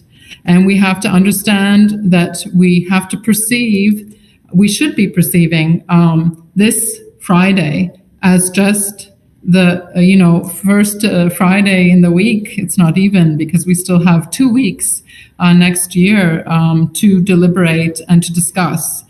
And that's why I think it's very important, this 4th paragraph, which has a request to the Secretariat to continue to compile information on matters related to the financial mechanism, and to update relevant documents for consideration by the COPs at the face-to-face segment of its 10th meeting in 2002. Thus, I think it is important, the concerns of Palestine and Iran, that these are going to be able to be looked at as the Secretariat prepares the information for the face-to-face COP. And I think this is an important element, because this means that your concerns can be looked at, and we can discuss these issues on the face-to-face. And as I understand from our discussions that we have had, this face-to-face element for these discussions from your side is very important. So this would ensure that the face-to-face discussions on these issues do occur. And I think this would be very valuable to those who are very much,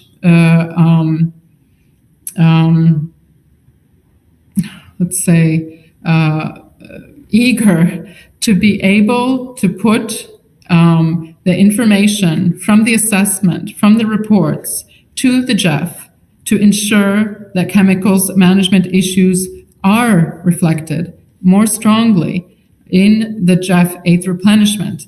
And I know that we are all committed to these issues, and I know in our countries and also on the regional and also global level, we are frequently frustrated about the fact that we see that other issues in environment take precedence over the issues that are close to our hearts on chemicals management. And I think, it is important that we forward these reports, and waiting until the face-to-face will be too late.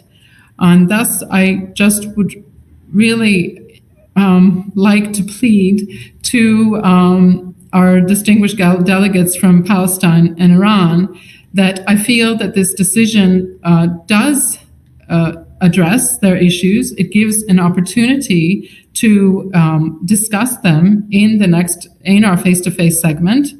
And I would just like you to consider this and to perhaps support the others who have expressed their opinions in regards to being able to forward these reports.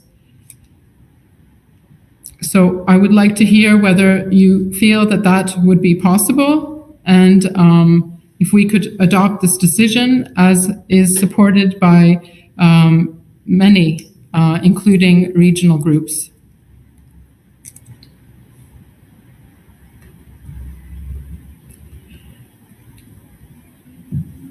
I understand the Dominican Republic would like to come back. Please.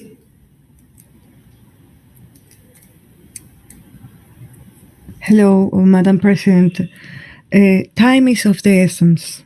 So I take again the floor as GRULAC coordination to stress that all GRULAC parties to this convention have adopted this CRP after careful deliberation.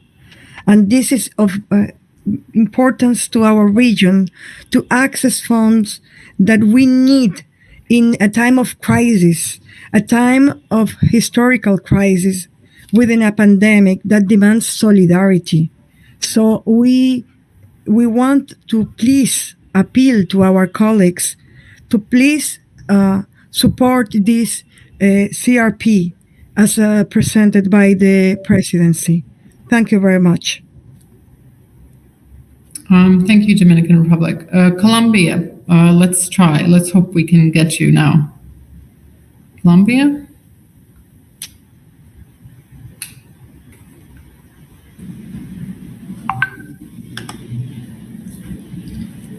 Hello, can you hear me? Yes, we can. Please go ahead.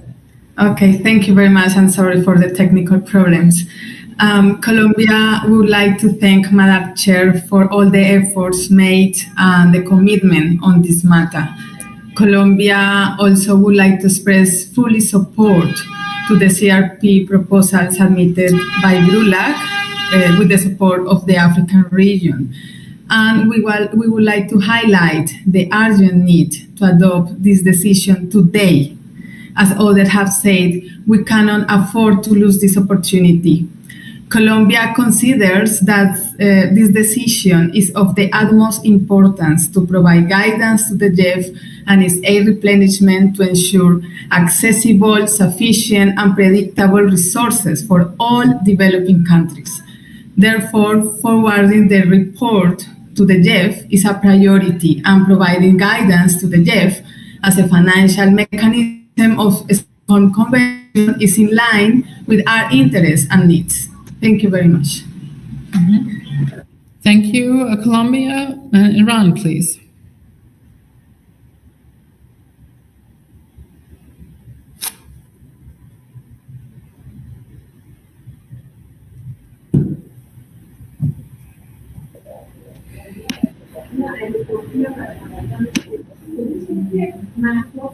Iran?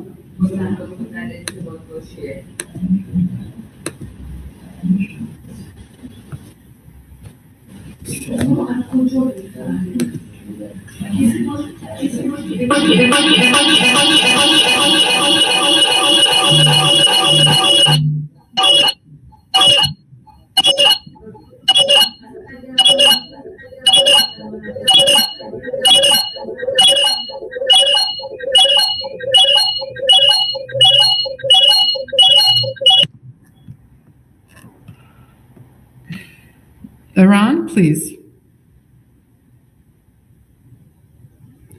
Thank you so much, Madam President. It was a technical problem, I think, and many thanks to all your efforts.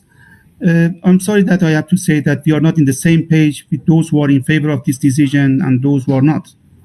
Those who have benefited from the JEF, so they support and they can be ensured that, again, it would be continued. Those for the last 15 years, 10 years, whatsoever, have been deprived, they do not have anymore such kind of the strategic patient. Say that, okay, as I told you, that speech therapy would not work anymore. I'm sorry, Madam Chair, Madam President, with all due respect to you, all the colleagues, I cannot support it. We cannot join consensus on that. 100%. You can. I told you that it's a matter of principle for us this time. We have to move forward. It's unfortunate that I do not blame anybody at this juncture. This is the real politics, and we have to work towards that issue. But what I blame is that it's unfortunate that during the discussions, our proposal has not been taken seriously. You're referring paragraph 4 at all. The paragraph 4 does not reflect our view as we have requested. It was clear that where our paragraphs are and should stand. I'm sorry, Madam President, I don't want to take your time and valuable colleagues' time. Until tomorrow morning, if we continue on morning, it would be the same. Our position would not be changed, Madam President. I have to be careful on that. I have done the instruction, clear instruction, that to follow this issue, and hope that within the people might be in a hasty situation. We don't think that there is an end of the world. Still we have time. At least we might devise a venue to discuss informally to reach consensus before the next COP. I mean, the resume COP, not next COP, resume COP. Still there is time. If there is a will, there is a way out. So at this juncture, please, if such kind of statements coming, with all due respect, we are very much. Also, I hope that the others also should have sympathy with those who have been deprived. They do not see sympathy. They do not show as such sympathy to other regions. They are asking about, talking about the issue of solidarity. Solidarity goes with all people in this planet. It must go to the certain directions. So please, Madam, I'm not used to have a statement or convince people on the floor, as I told you that. Normally, when I'm negotiating, I'm not, people have their own position. On the floor, you cannot convince the people. Because we have to finally to get the compromise. At this juncture, there is no compromise, it's not in the paper. With all due respect, while we have a difference of opinion, but I duly noted your sincere efforts. However, we do not agree with the paper CRP which has been presented. Thank you so much. I hope it would be the last intervention, because really 100 times I would repeat the same. Thank you. Okay. Palestine, please.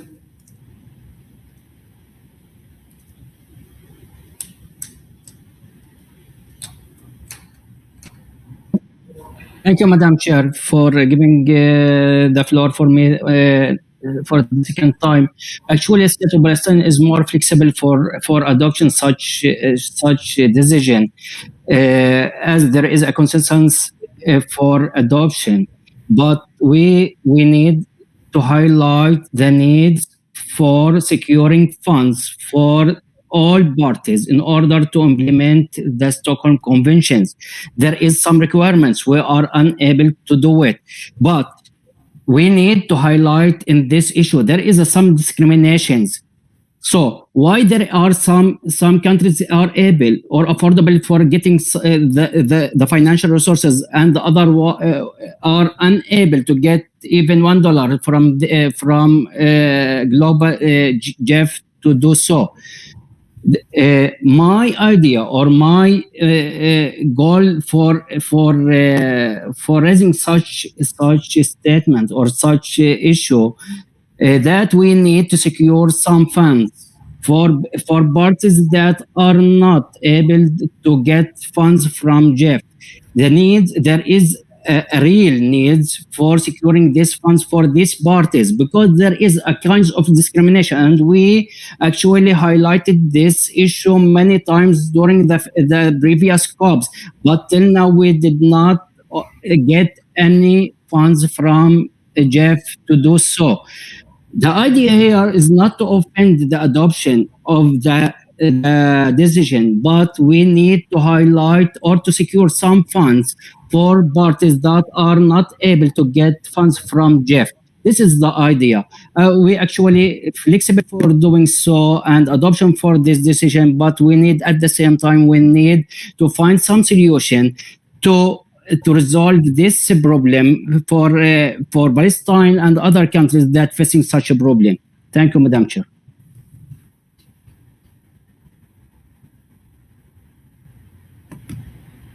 Thank you. Argentina, please.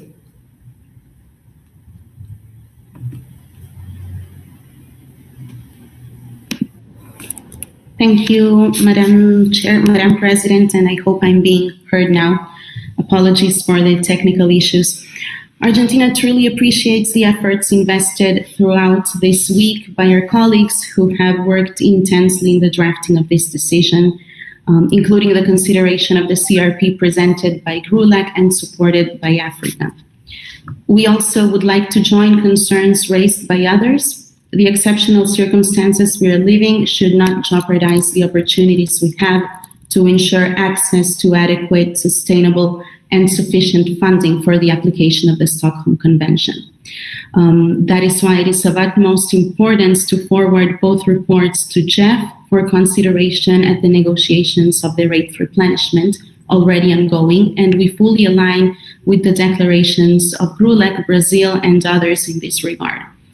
It would be very unfortunate not to get to a consensus on this, since not forwarding these reports will not help make any progress in this sense. On the contrary, it could imply that Jeff will. It will not imply that Jeff would put the replenishment cycle on hold.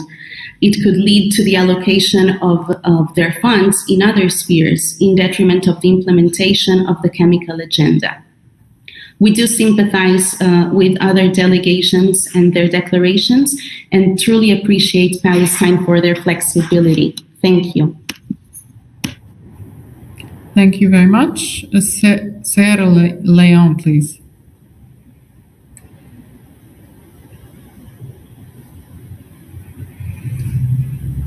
Hello. Hello. Good evening, everyone. And thanks to the Secretary and Madam President, everyone here for successful deliberation. Australian support ULAC in African region. In the same vein, we understand the frustration from both frustration expressed by both Palestine and Islamic Republic of Iran. We are prevailing on both our colleagues to understand that in negotiations or in discussions, you give some, you take some. And that their concern may not be addressed today. But I think everyone here has heard them.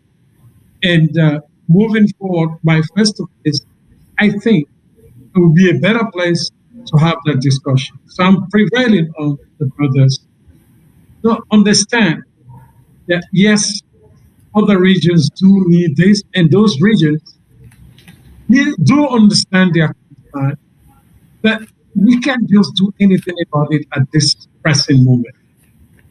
There is time for everything. There is a place for everything.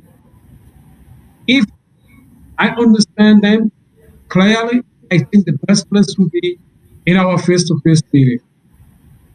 I hope I changed some mind. Thank you. Thank you, Sarah Leon. If we have no others who are requesting the floor,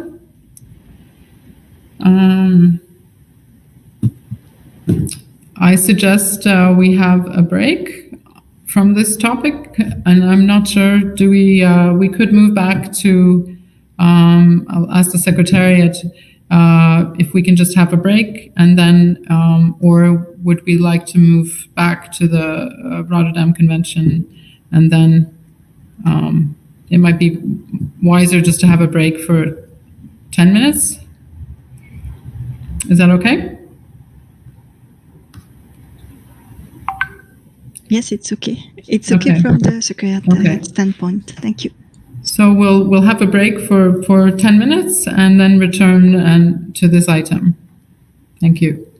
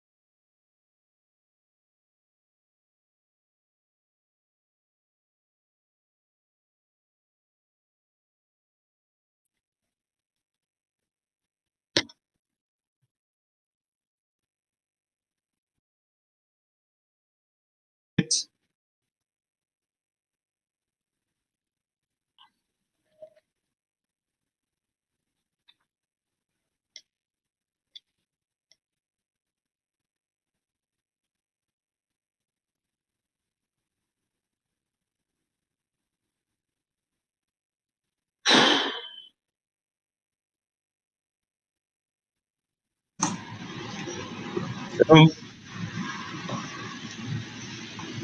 Secretary, do you hear me? Mr. President, yes, we can hear you. We can't see you, but we can hear you.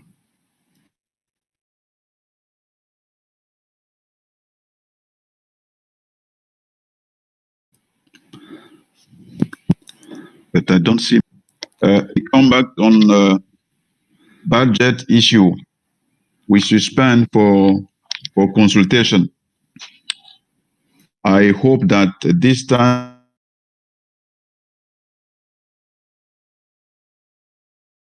will be the last to deal this issue and allow us to forward. During the break, we make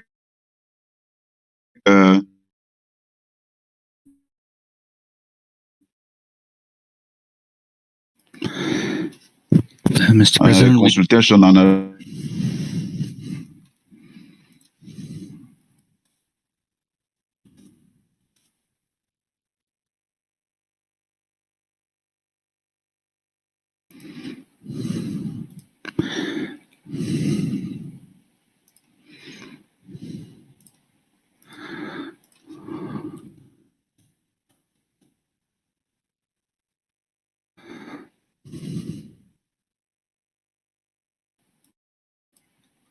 So unfortunately, we have lost Serge.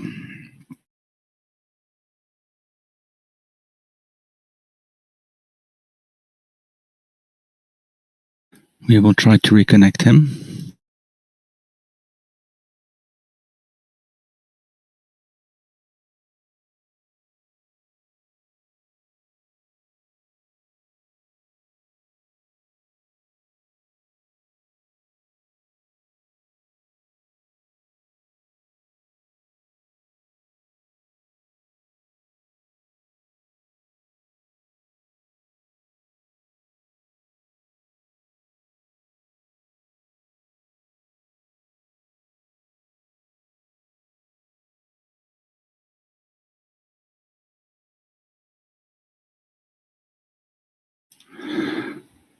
Okay, so we have lost the connection for Serge. We're trying to reconnect him.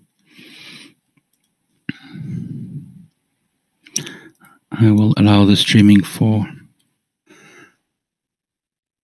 Mohammed.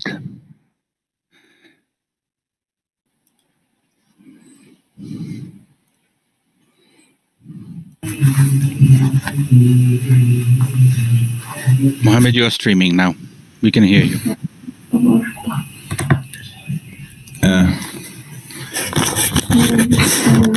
Thank you very much. I hope that Serge will handle this issue, but unfortunately, we are losing all the time him when we are talking about the budget and the Rotterdam Convention. I think we stopped where we suggest that the Secretariat will work on the proposal, and now everybody is hearing me? Yes, we can hear you. Yes, we stopped where that we suggest that the Secretariat will propose a proposal to handle the issue raised by Iran in the Rotterdam Compliance Committee and the budget decision. And we hope that the Secretariat is coming with a solution. Now I would like to invite the Secretariat to produce or to introduce the proposal. And I see hand of David Ogden, please.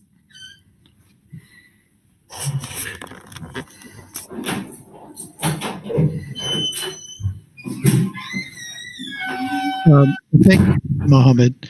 And this is, of course, done in consultation with the presidents and yourself.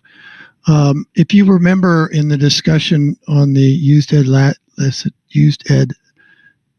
lead acid batteries, that during the budget contact group, there was a suggestion of a way to sort of keep it in people's minds, and there was a footnote added to Table 1 of the interim budget that talked about bringing that issue back for consideration at the face-to-face COP.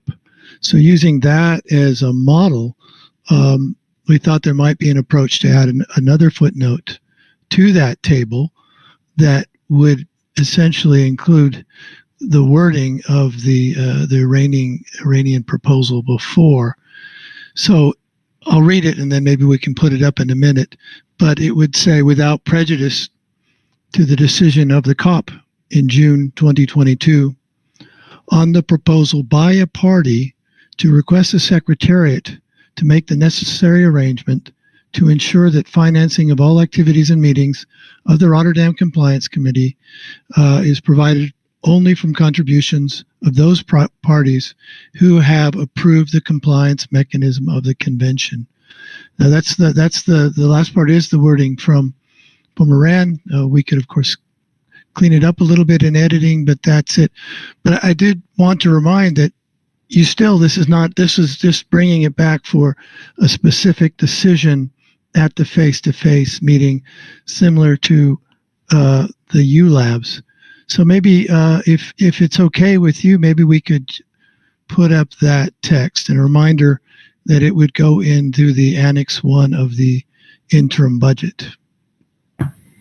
Thank you. That is good suggestion. And now we can see the suggestion or the footnote text in the screen, and we will allow people to read it maybe and allow them for 1 minute, and then we will look for a reaction. And we hope that we can accept this proposal from the Secretariat, and we will amend this footnote with the annex, and we will proceed with the decision of the budget under Rotterdam.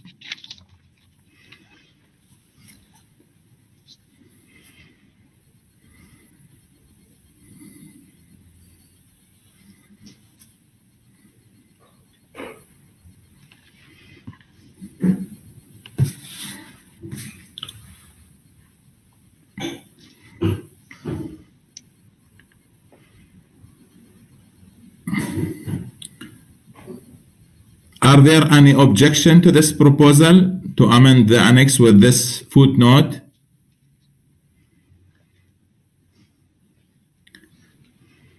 Iran, please.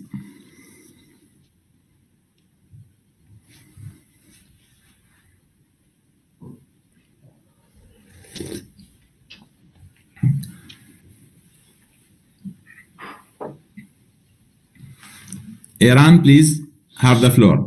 So we're trying to stream him. For the moment, it's not working.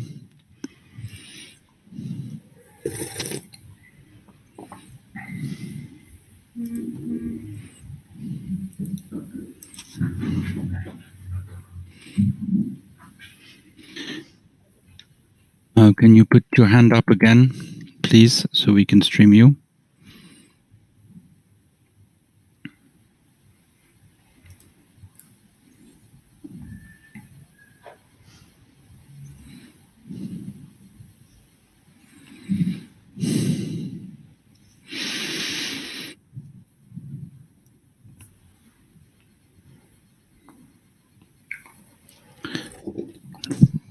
Unfortunately, it's still not working. We're trying.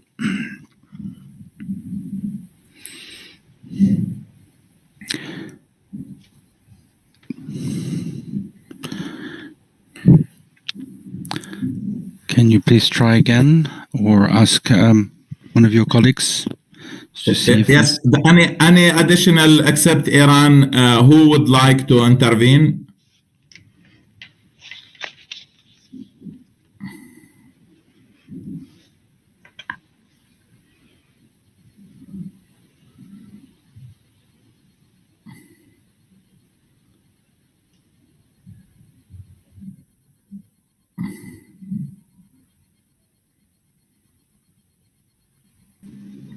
Now I think yes. Iran.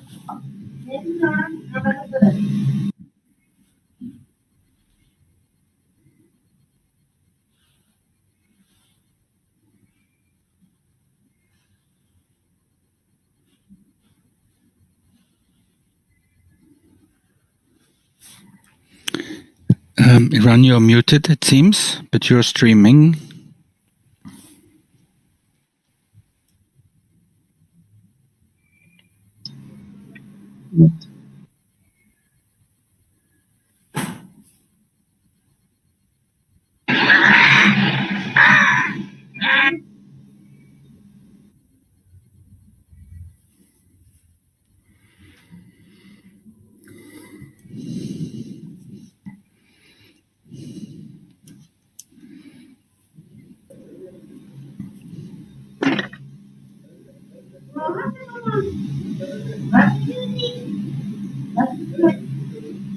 Iran, you should be streaming now.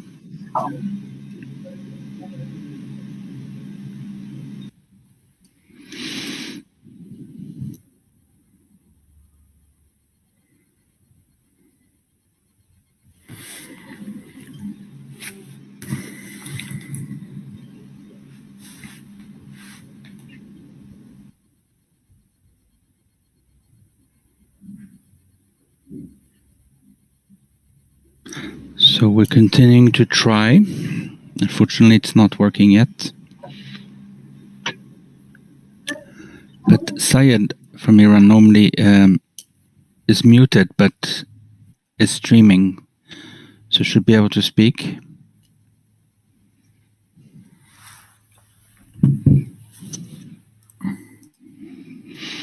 Iran, you are hearing you. We are. You are hearing us.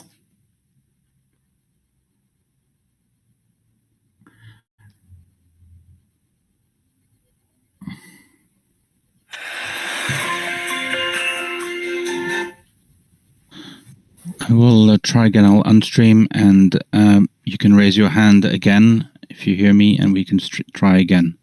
Sorry about this.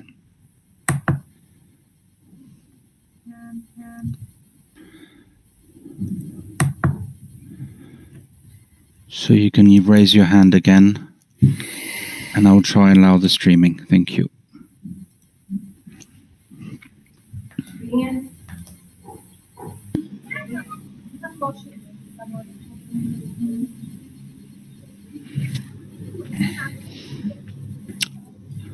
So Syed, you should be streaming now. You are muted. Could you hear me, Mohammed? Yes. Now I am hearing you. And the same time, I receive a message from Naziri in private telephone that he can go with the text. But if you can speak, it is better that everybody will hear you. Please go ahead. Thank you, Mohammed, for giving me the floor. We feel comfortable with your proposal. Actually, the proposal which was put forward by the Secretariat, it is acceptable to us. But another issue I would like to raise is that this actually paragraph and its legal implication has more to do with the previous COP, not the upcoming COP, because it was decided at the previous COP, and normally these should taken into consideration of the legal department of the Secretariat at that time. Anyway, we feel comfortable with your proposal. Thank you very much. Thank you, Iran, for accepting the proposal from the Secretariat to annex this footnote to the annex of the budget decision, and based off the explanation that was we hear from David, we will proceed with the decision related to the budget arrangement on Rotterdam Convention. Having said that, thank you very much for Iran understanding and the flexibility. Thank you very much for everybody. Now I will turn the floor for one of the president. I don't know whether it's Sylvia or Asfaldo.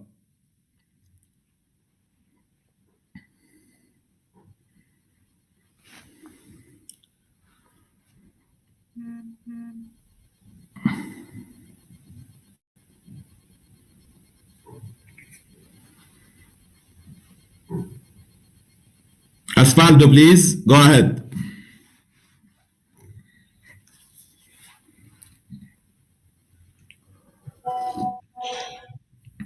I guess I will invite our dear Vice President Mohammed to adopt the entire RC decision.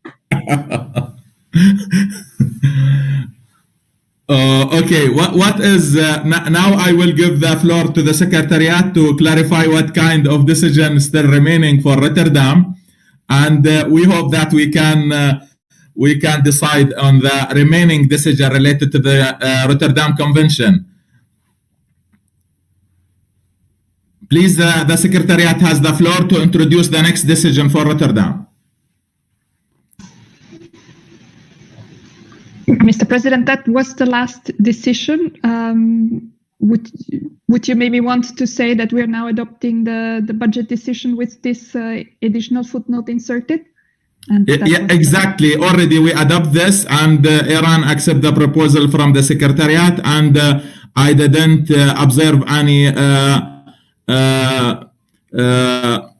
rejection for this proposal, and that's why we decide to proceed with a decision of the budget for Rotterdam Convention, and we conclude this issue. And now we will go to another agenda item. I don't know whether we still have under Rotterdam another decision that need to be taken by COP, or that this was the last one. No, thank you, Mr. President. That was the last one. Then you can hand over to Osvaldo. Thank you very much. Osvaldo, now floor is yours. Go ahead. Thank you, Mohammed. We will formally adopt the decision right now.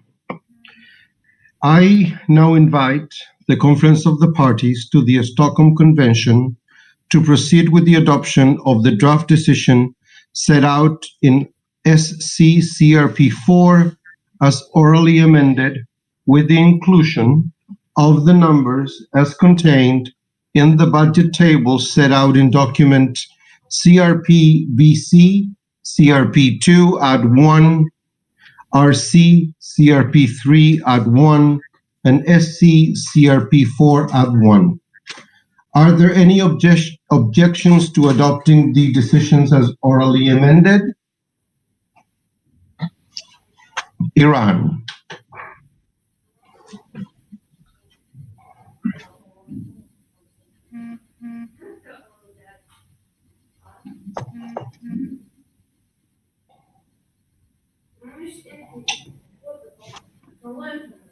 Oh, sorry. Sorry, I made a mistake. It's Rotterdam Convention, not Stockholm Convention. Sorry about that. So we're trying to stream Iran. Unfortunately, it's not working. Oh, he put down his hand, I think. So his hand was lowered. Okay. Oh, no, it's up again. Hold on. Oh, okay.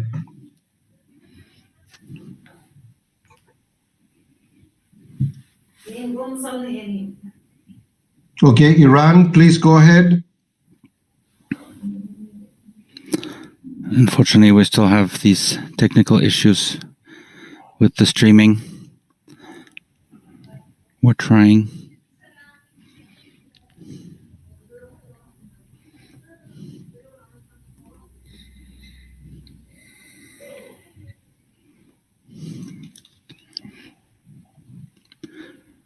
If you can put your hand up again, we will try again.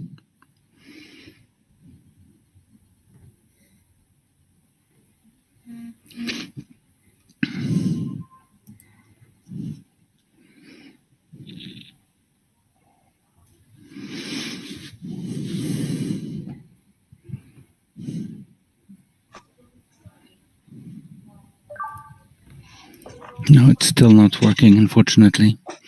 Okay. If you allow, If you allow, Osvaldo, I think the Stockholm Convention budget decision already we did, and all the budget decision already we did. The last one was Rotterdam, and now we can proceed to another agenda item beyond the budget decision. Okay, very well. Then we can go to another item if all three decisions have been adopted. Thank you, Mohammed. Yes. Thank you.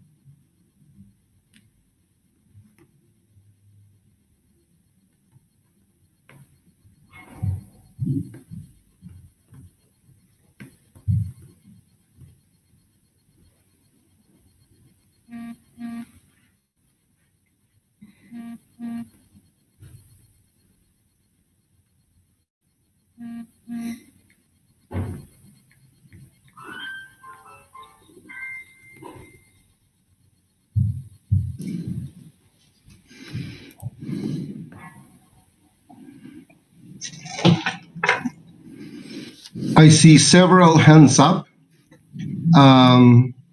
Let me give the floor to the delegate from Slovenia.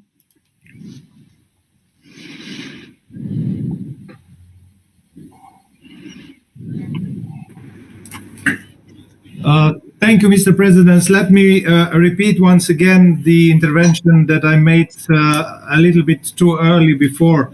So we would like, on behalf of EU and the member states, to propose that the report of the meeting reflects that we would like to reconsider at the face-to-face segment of Basel Convention COP15 whether it is indeed necessary to hold an open-ended working group in between COP15 and COP16, as there will be only 1 year between these two meetings.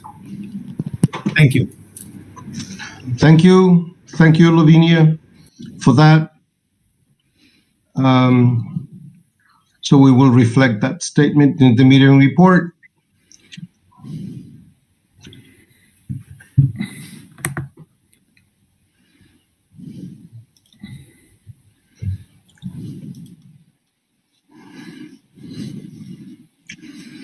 Jamaica, would you like to take the floor?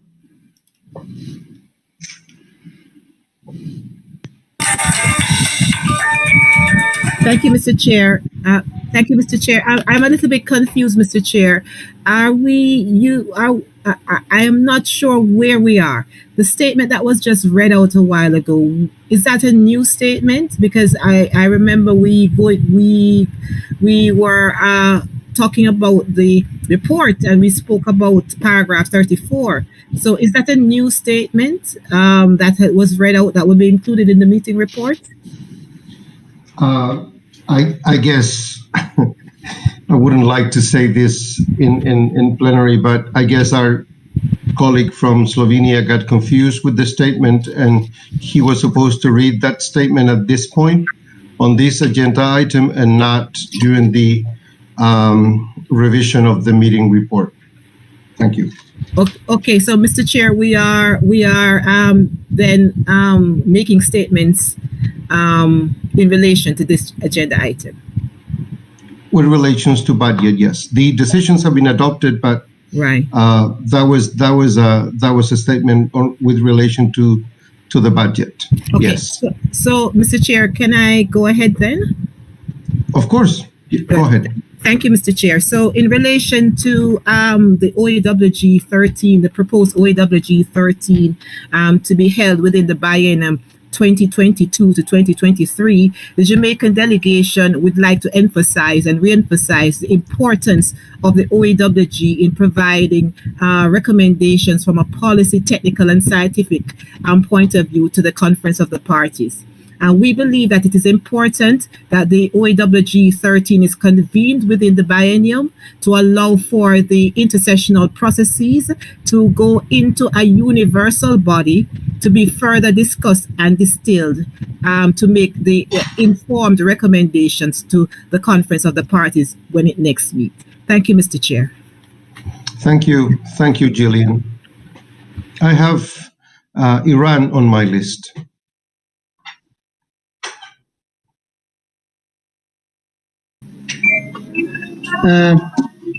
Good evening, Osvaldo. Thank you for giving me the floor. Same as our colleagues from Jamaica, I'm confused also. Are we going to adopt the draft position on the Basel Convention? If it is so, I would like to ask you what has happened to the paragraph which was proposed by Iran regarding the implications of COVID-19 on the payment of contribution. Thank you. Thank you, Magdi. Yes, all three decisions have been adopted by plenary. 14 bis has been retained in the operational part of the decision, but we deleted the last sentence of that paragraph. But it did remain on the operational part.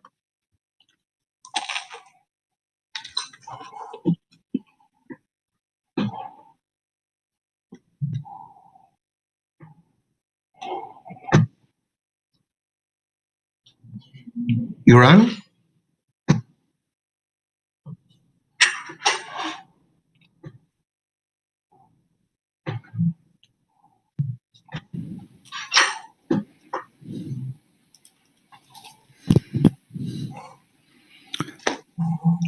Iran is muted for the moment. Okay.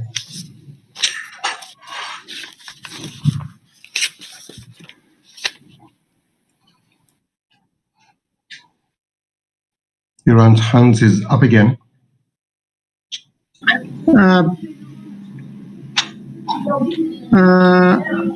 Could you hear me? I can. Would you please show the paragraph on the screen? No, I cannot. The decision has been adopted. But we are unable to reflect, to take the floor and express our views on that. I don't know. We began 10 minutes late, and we adopted the decisions 20 minutes after we opened the second segment of the plenary.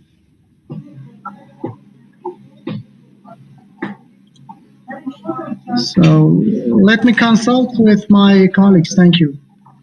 I just said the decisions have been adopted.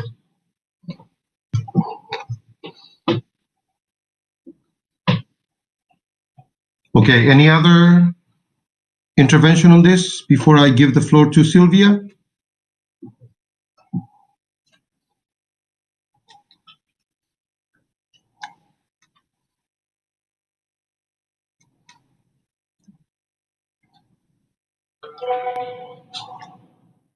Sylvia?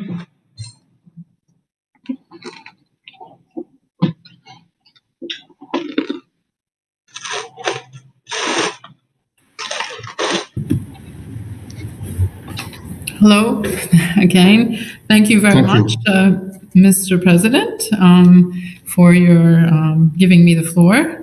So we have one item left on our agenda for this Conference of Parties in regard to the Stockholm Convention on Stockholm Convention Finance Mechanism.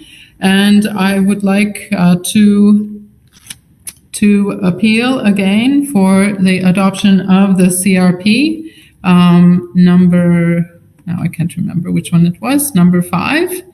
I think we heard overwhelming pleas from the regions of Gulag, Sea,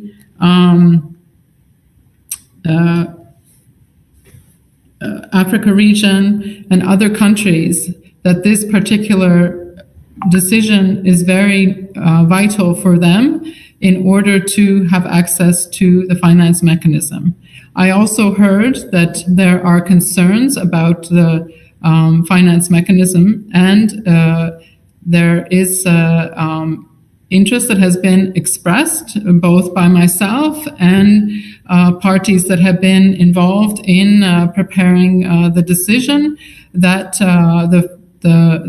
there is an opportunity that this can be, with this decision, discussed, these issues and these challenges for those parties in the face-to-face next year.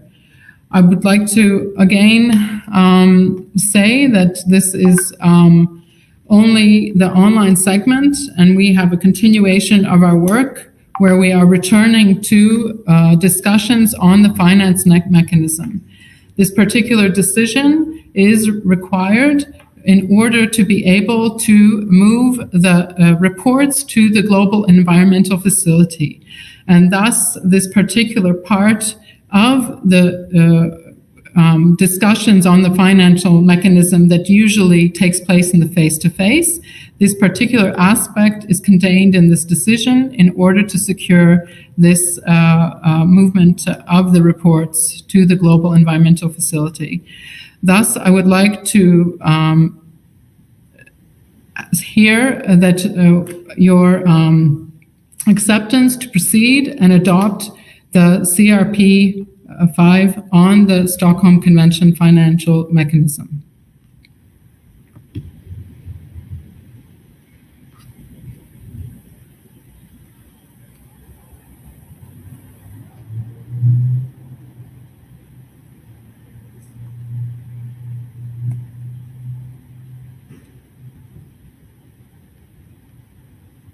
I hear no objections. It's decided. Thank you.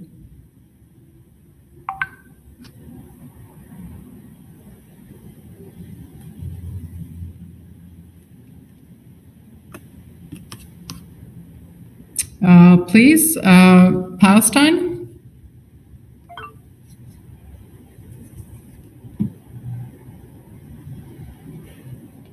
Your efforts for doing so, and I want to emphasize about my previous intervene regarding the decision. As I told, I fully support the consensus for adoption of the decision, and we hope so that the COP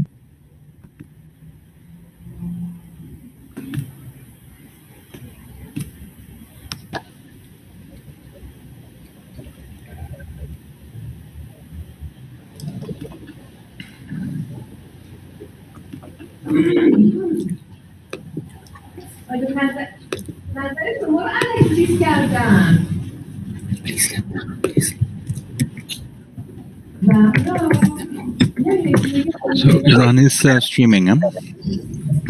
We can hear Iran, you. please.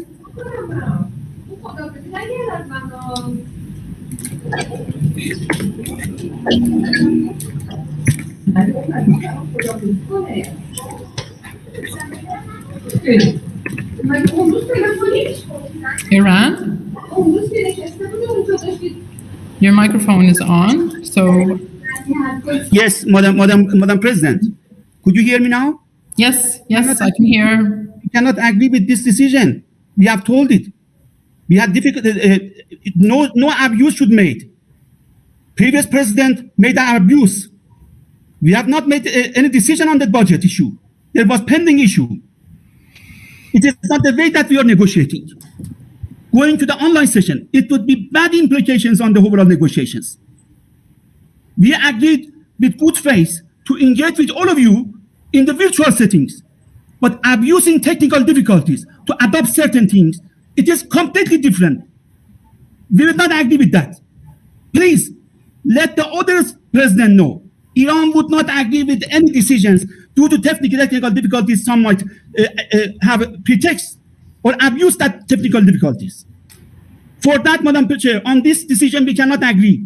100%, we cannot agree. No technical difficulty would prevent us to object to this decision. I should be clear on that. And on the previous decision also, we will reopen it in June, if they are going to do it. We didn't want to work in that direction. It is unfortunate. A clear abuse has been made on the technical difficulties of delegations. We cannot agree. I'm sorry. We should stop here. Thank you so much. Okay, I understand, yes, that there are technical difficulties perhaps currently on this particular decision, but I don't think that would be valid to the decision that was already passed some time ago, as explained by my co-president from the Basel Convention. However, I would like to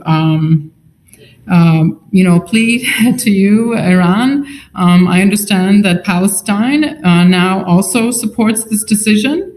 And I think considering that we have overwhelming support from the Eastern European region, the African region, and the Latin American Caribbean region, as well as others who expressed extreme support,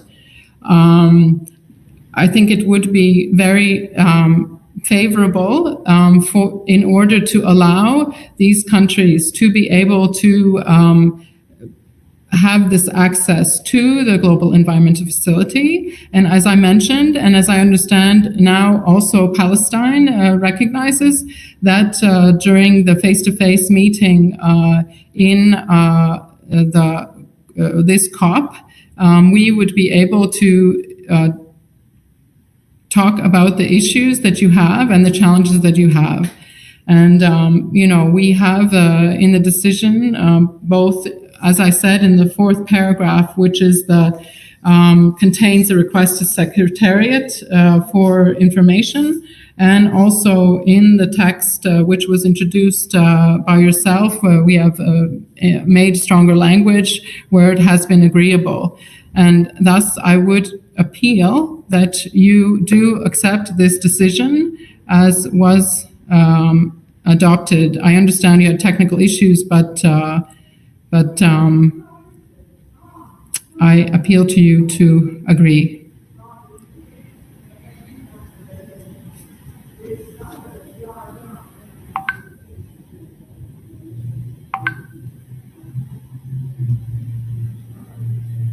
Iran?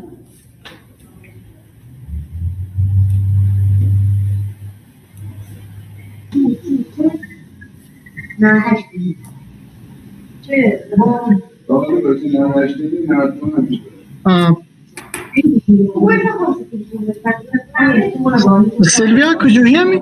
Yes, I can hear you, Said. It's unfortunate that we have seen such thing.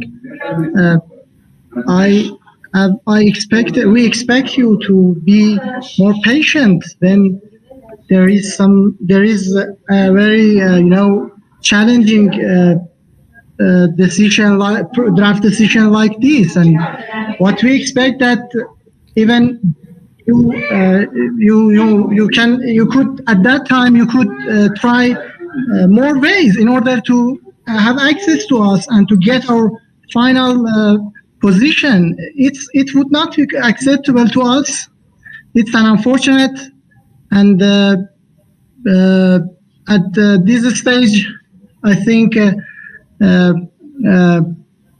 we should stop here. We should pause the meeting here to have. We should take more consultation, but under no circumstances we could be able to accept the decision, which, like the previous COP, was taken in a very hasty mood. It's not possible for us to accept it. So I would like to request you to pause the meeting for some minutes. Actually, it was not acceptable to us. The previous reason which was raised by Osvaldo, it's not acceptable to behave the parties, which shows their flexibility to be with you.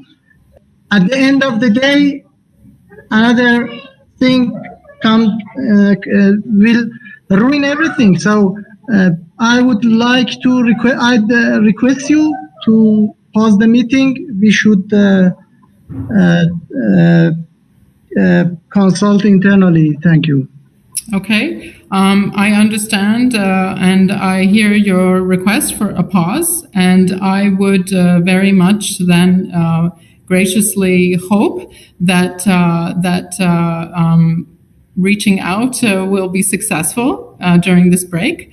And I suggest it is a very short break, and we can discuss and consult and come back to continue the adoption of this decision. So a short break.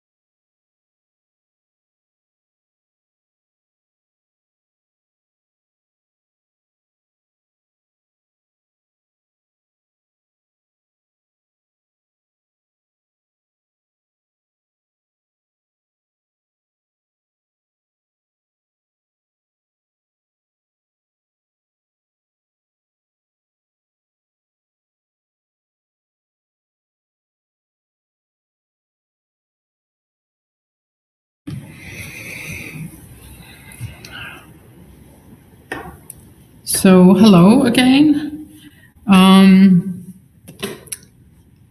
So after a break and some consideration, I want to emphasize that decision on this Stockholm Convention on Financial Mechanism has been made. It has been made with great support from very many, from regions, from parties, and it has been flagged as something that is very important in this online segment. And I understand that there can be technical issues. However, there has been considerable effort over the course of the 3 days, actually 4, including today, to discuss this text and that which was adopted before we broke for the break. Thus, I would suggest that the remaining concerns that Iran has expressed are reflected in the report and through a statement, if you would like it to make it now, or through a CRP, which can be submitted so that it can be looked at during the face-to-face part of this COP. Thank you. Osvaldo, you have the floor for the next item. Iran?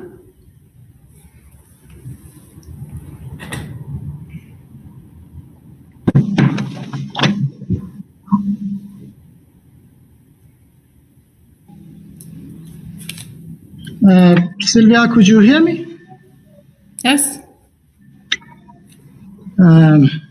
Today was a dark day for the BRS COP, even darker than the day that the COPs proceeded during the previous COPs on adoption of new annexes to the Rotterdam Convention.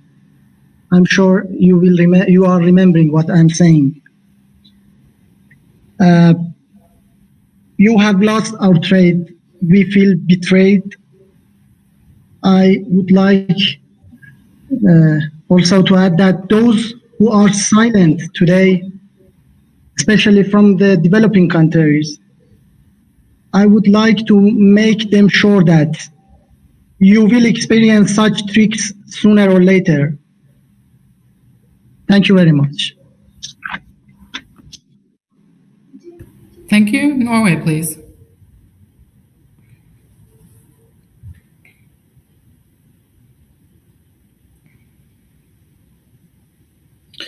Thank you, Madam President. Let me just, on behalf of my delegation, express our full support in you and the decision that you have just reached. We see no issues at all with the way you've conducted the proceedings under the Stockholm Convention at this meeting, and we are in full support of the decision that you just reached. Thank you. Thank you, Norway. Switzerland, please.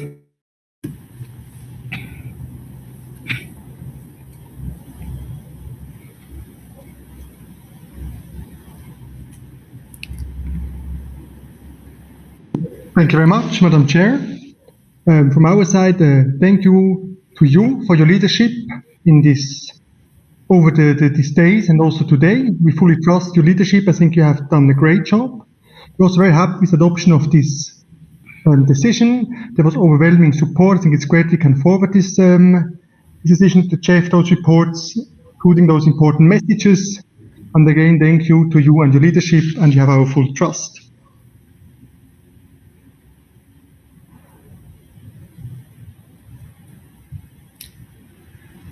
Thank you.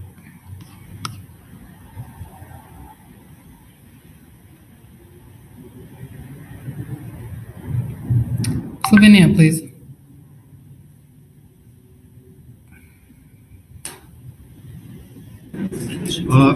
Thank you, Madam Chair. Slovenia, on behalf of the EU and its member states, would like to reiterate our full support to the decision that you have just made, and we see it as a very significant contribution to the further success of the convention. So congratulations and our support again. Thank you. Brazil, please.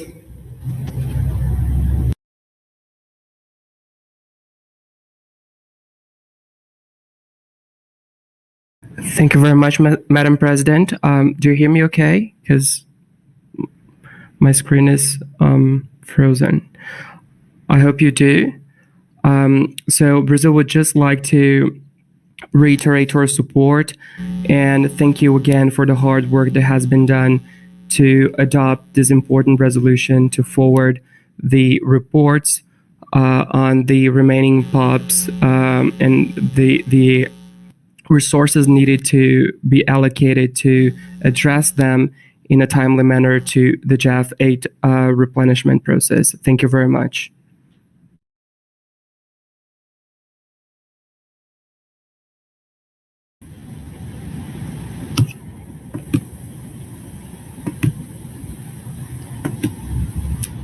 Thank you.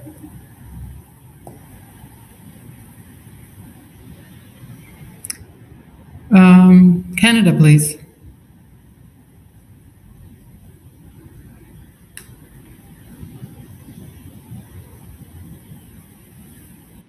Thank you, Madam President. You can hear me?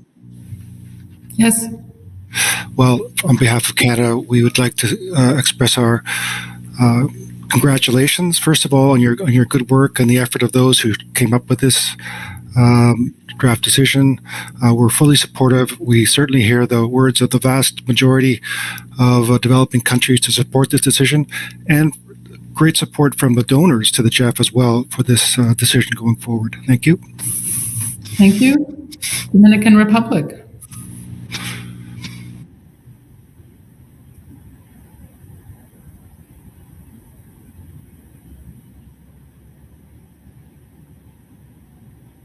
Thank you, Madam President. On behalf of the Latin American and Caribbean group, I want to thank the plenary and all your efforts to make this possible. Thank you very much.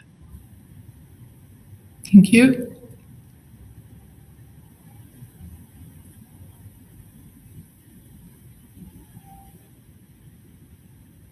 Okay. I think we move on then to the closure of the online segment.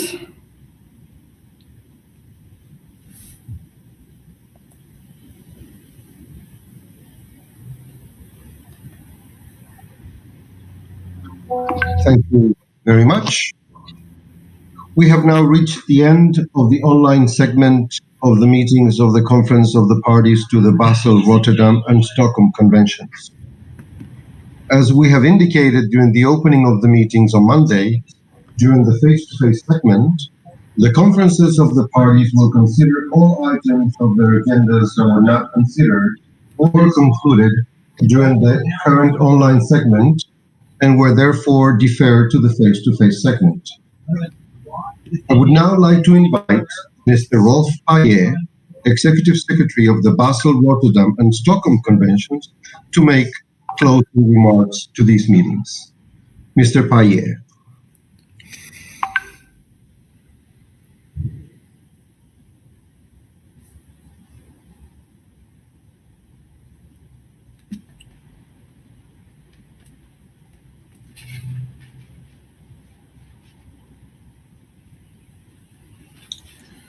I think we cannot hear Mr. Payer.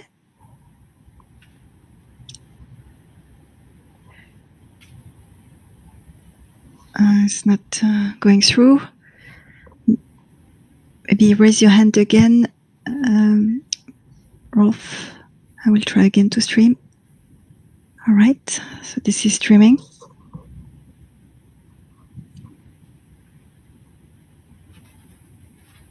But we cannot hear you nor see you, unfortunately.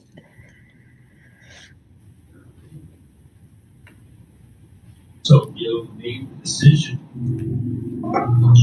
Marilyn? Okay, we cannot hear Mr. Payet, unfortunately. Okay. So then I would like to invite Mr. Remy Nono Wodim, the Executive Secretary of the Rotterdam Convention, to make his closing remarks to the meeting, and then we will come back to listen to Mr. Payet. Mr. Wardin, please go ahead. You have the floor.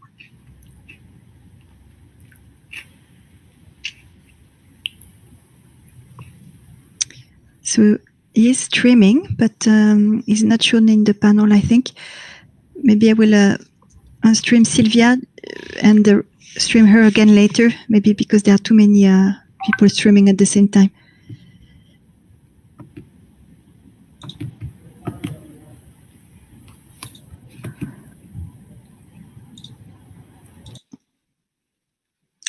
Remy, if you can raise your hand again. I don't see you now. Okay.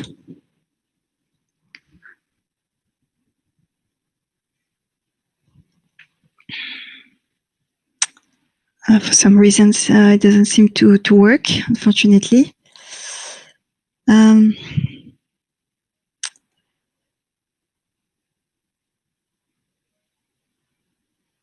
Now we cannot hear you,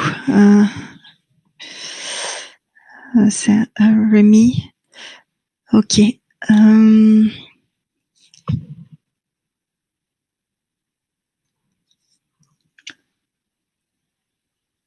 Yes, it's not going through, fortunately. Any of the two? We can try again, then Mr. Payet. Rolf, I will stream you again. Here we go. Hopefully it goes through.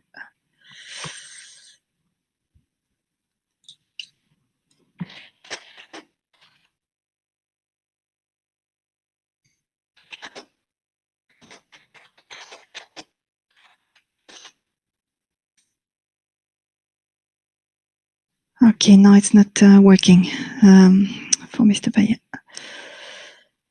Okay, I will stop his streaming then.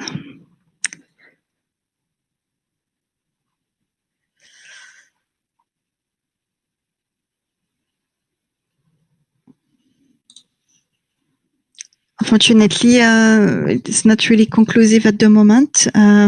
We are checking if perhaps the Deputy Executive Secretary could address the meetings. Yes, so I will stream Carlos Martin Novella. Thank you. Okay. Thank you. Carlos, on behalf of the Executive Secretary. Thank you. Carlos, you have the floor. So, Mr. President, can you hear me? Very well. Very good. Thank you very much.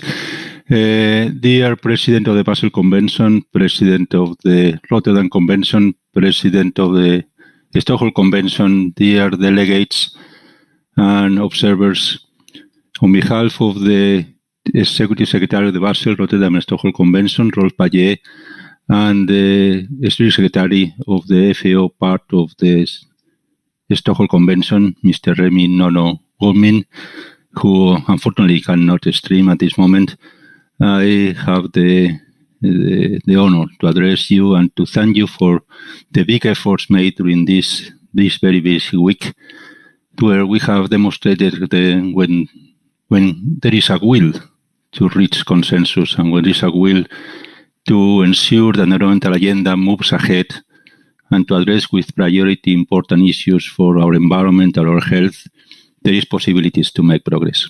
So I want to thank you for your efforts, for all those involved.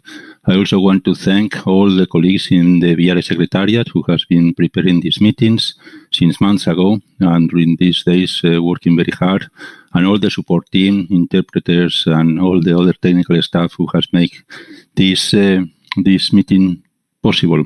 I can tell you from the Secretariat, organizing a COP is always stressing. Organizing an online COP is very much more stressing.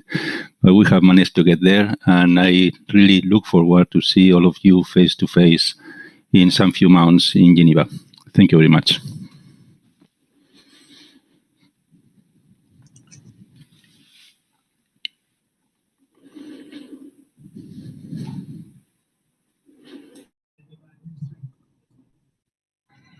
Thank you, Mr. Deputy Executive Secretary. On behalf of the Executive Secretary, Geneva, and the Executive Secretary of the Rotterdam Convention, Rome. Next, I will invite my colleague, Sylvia, to say a few words on behalf of the three presidents.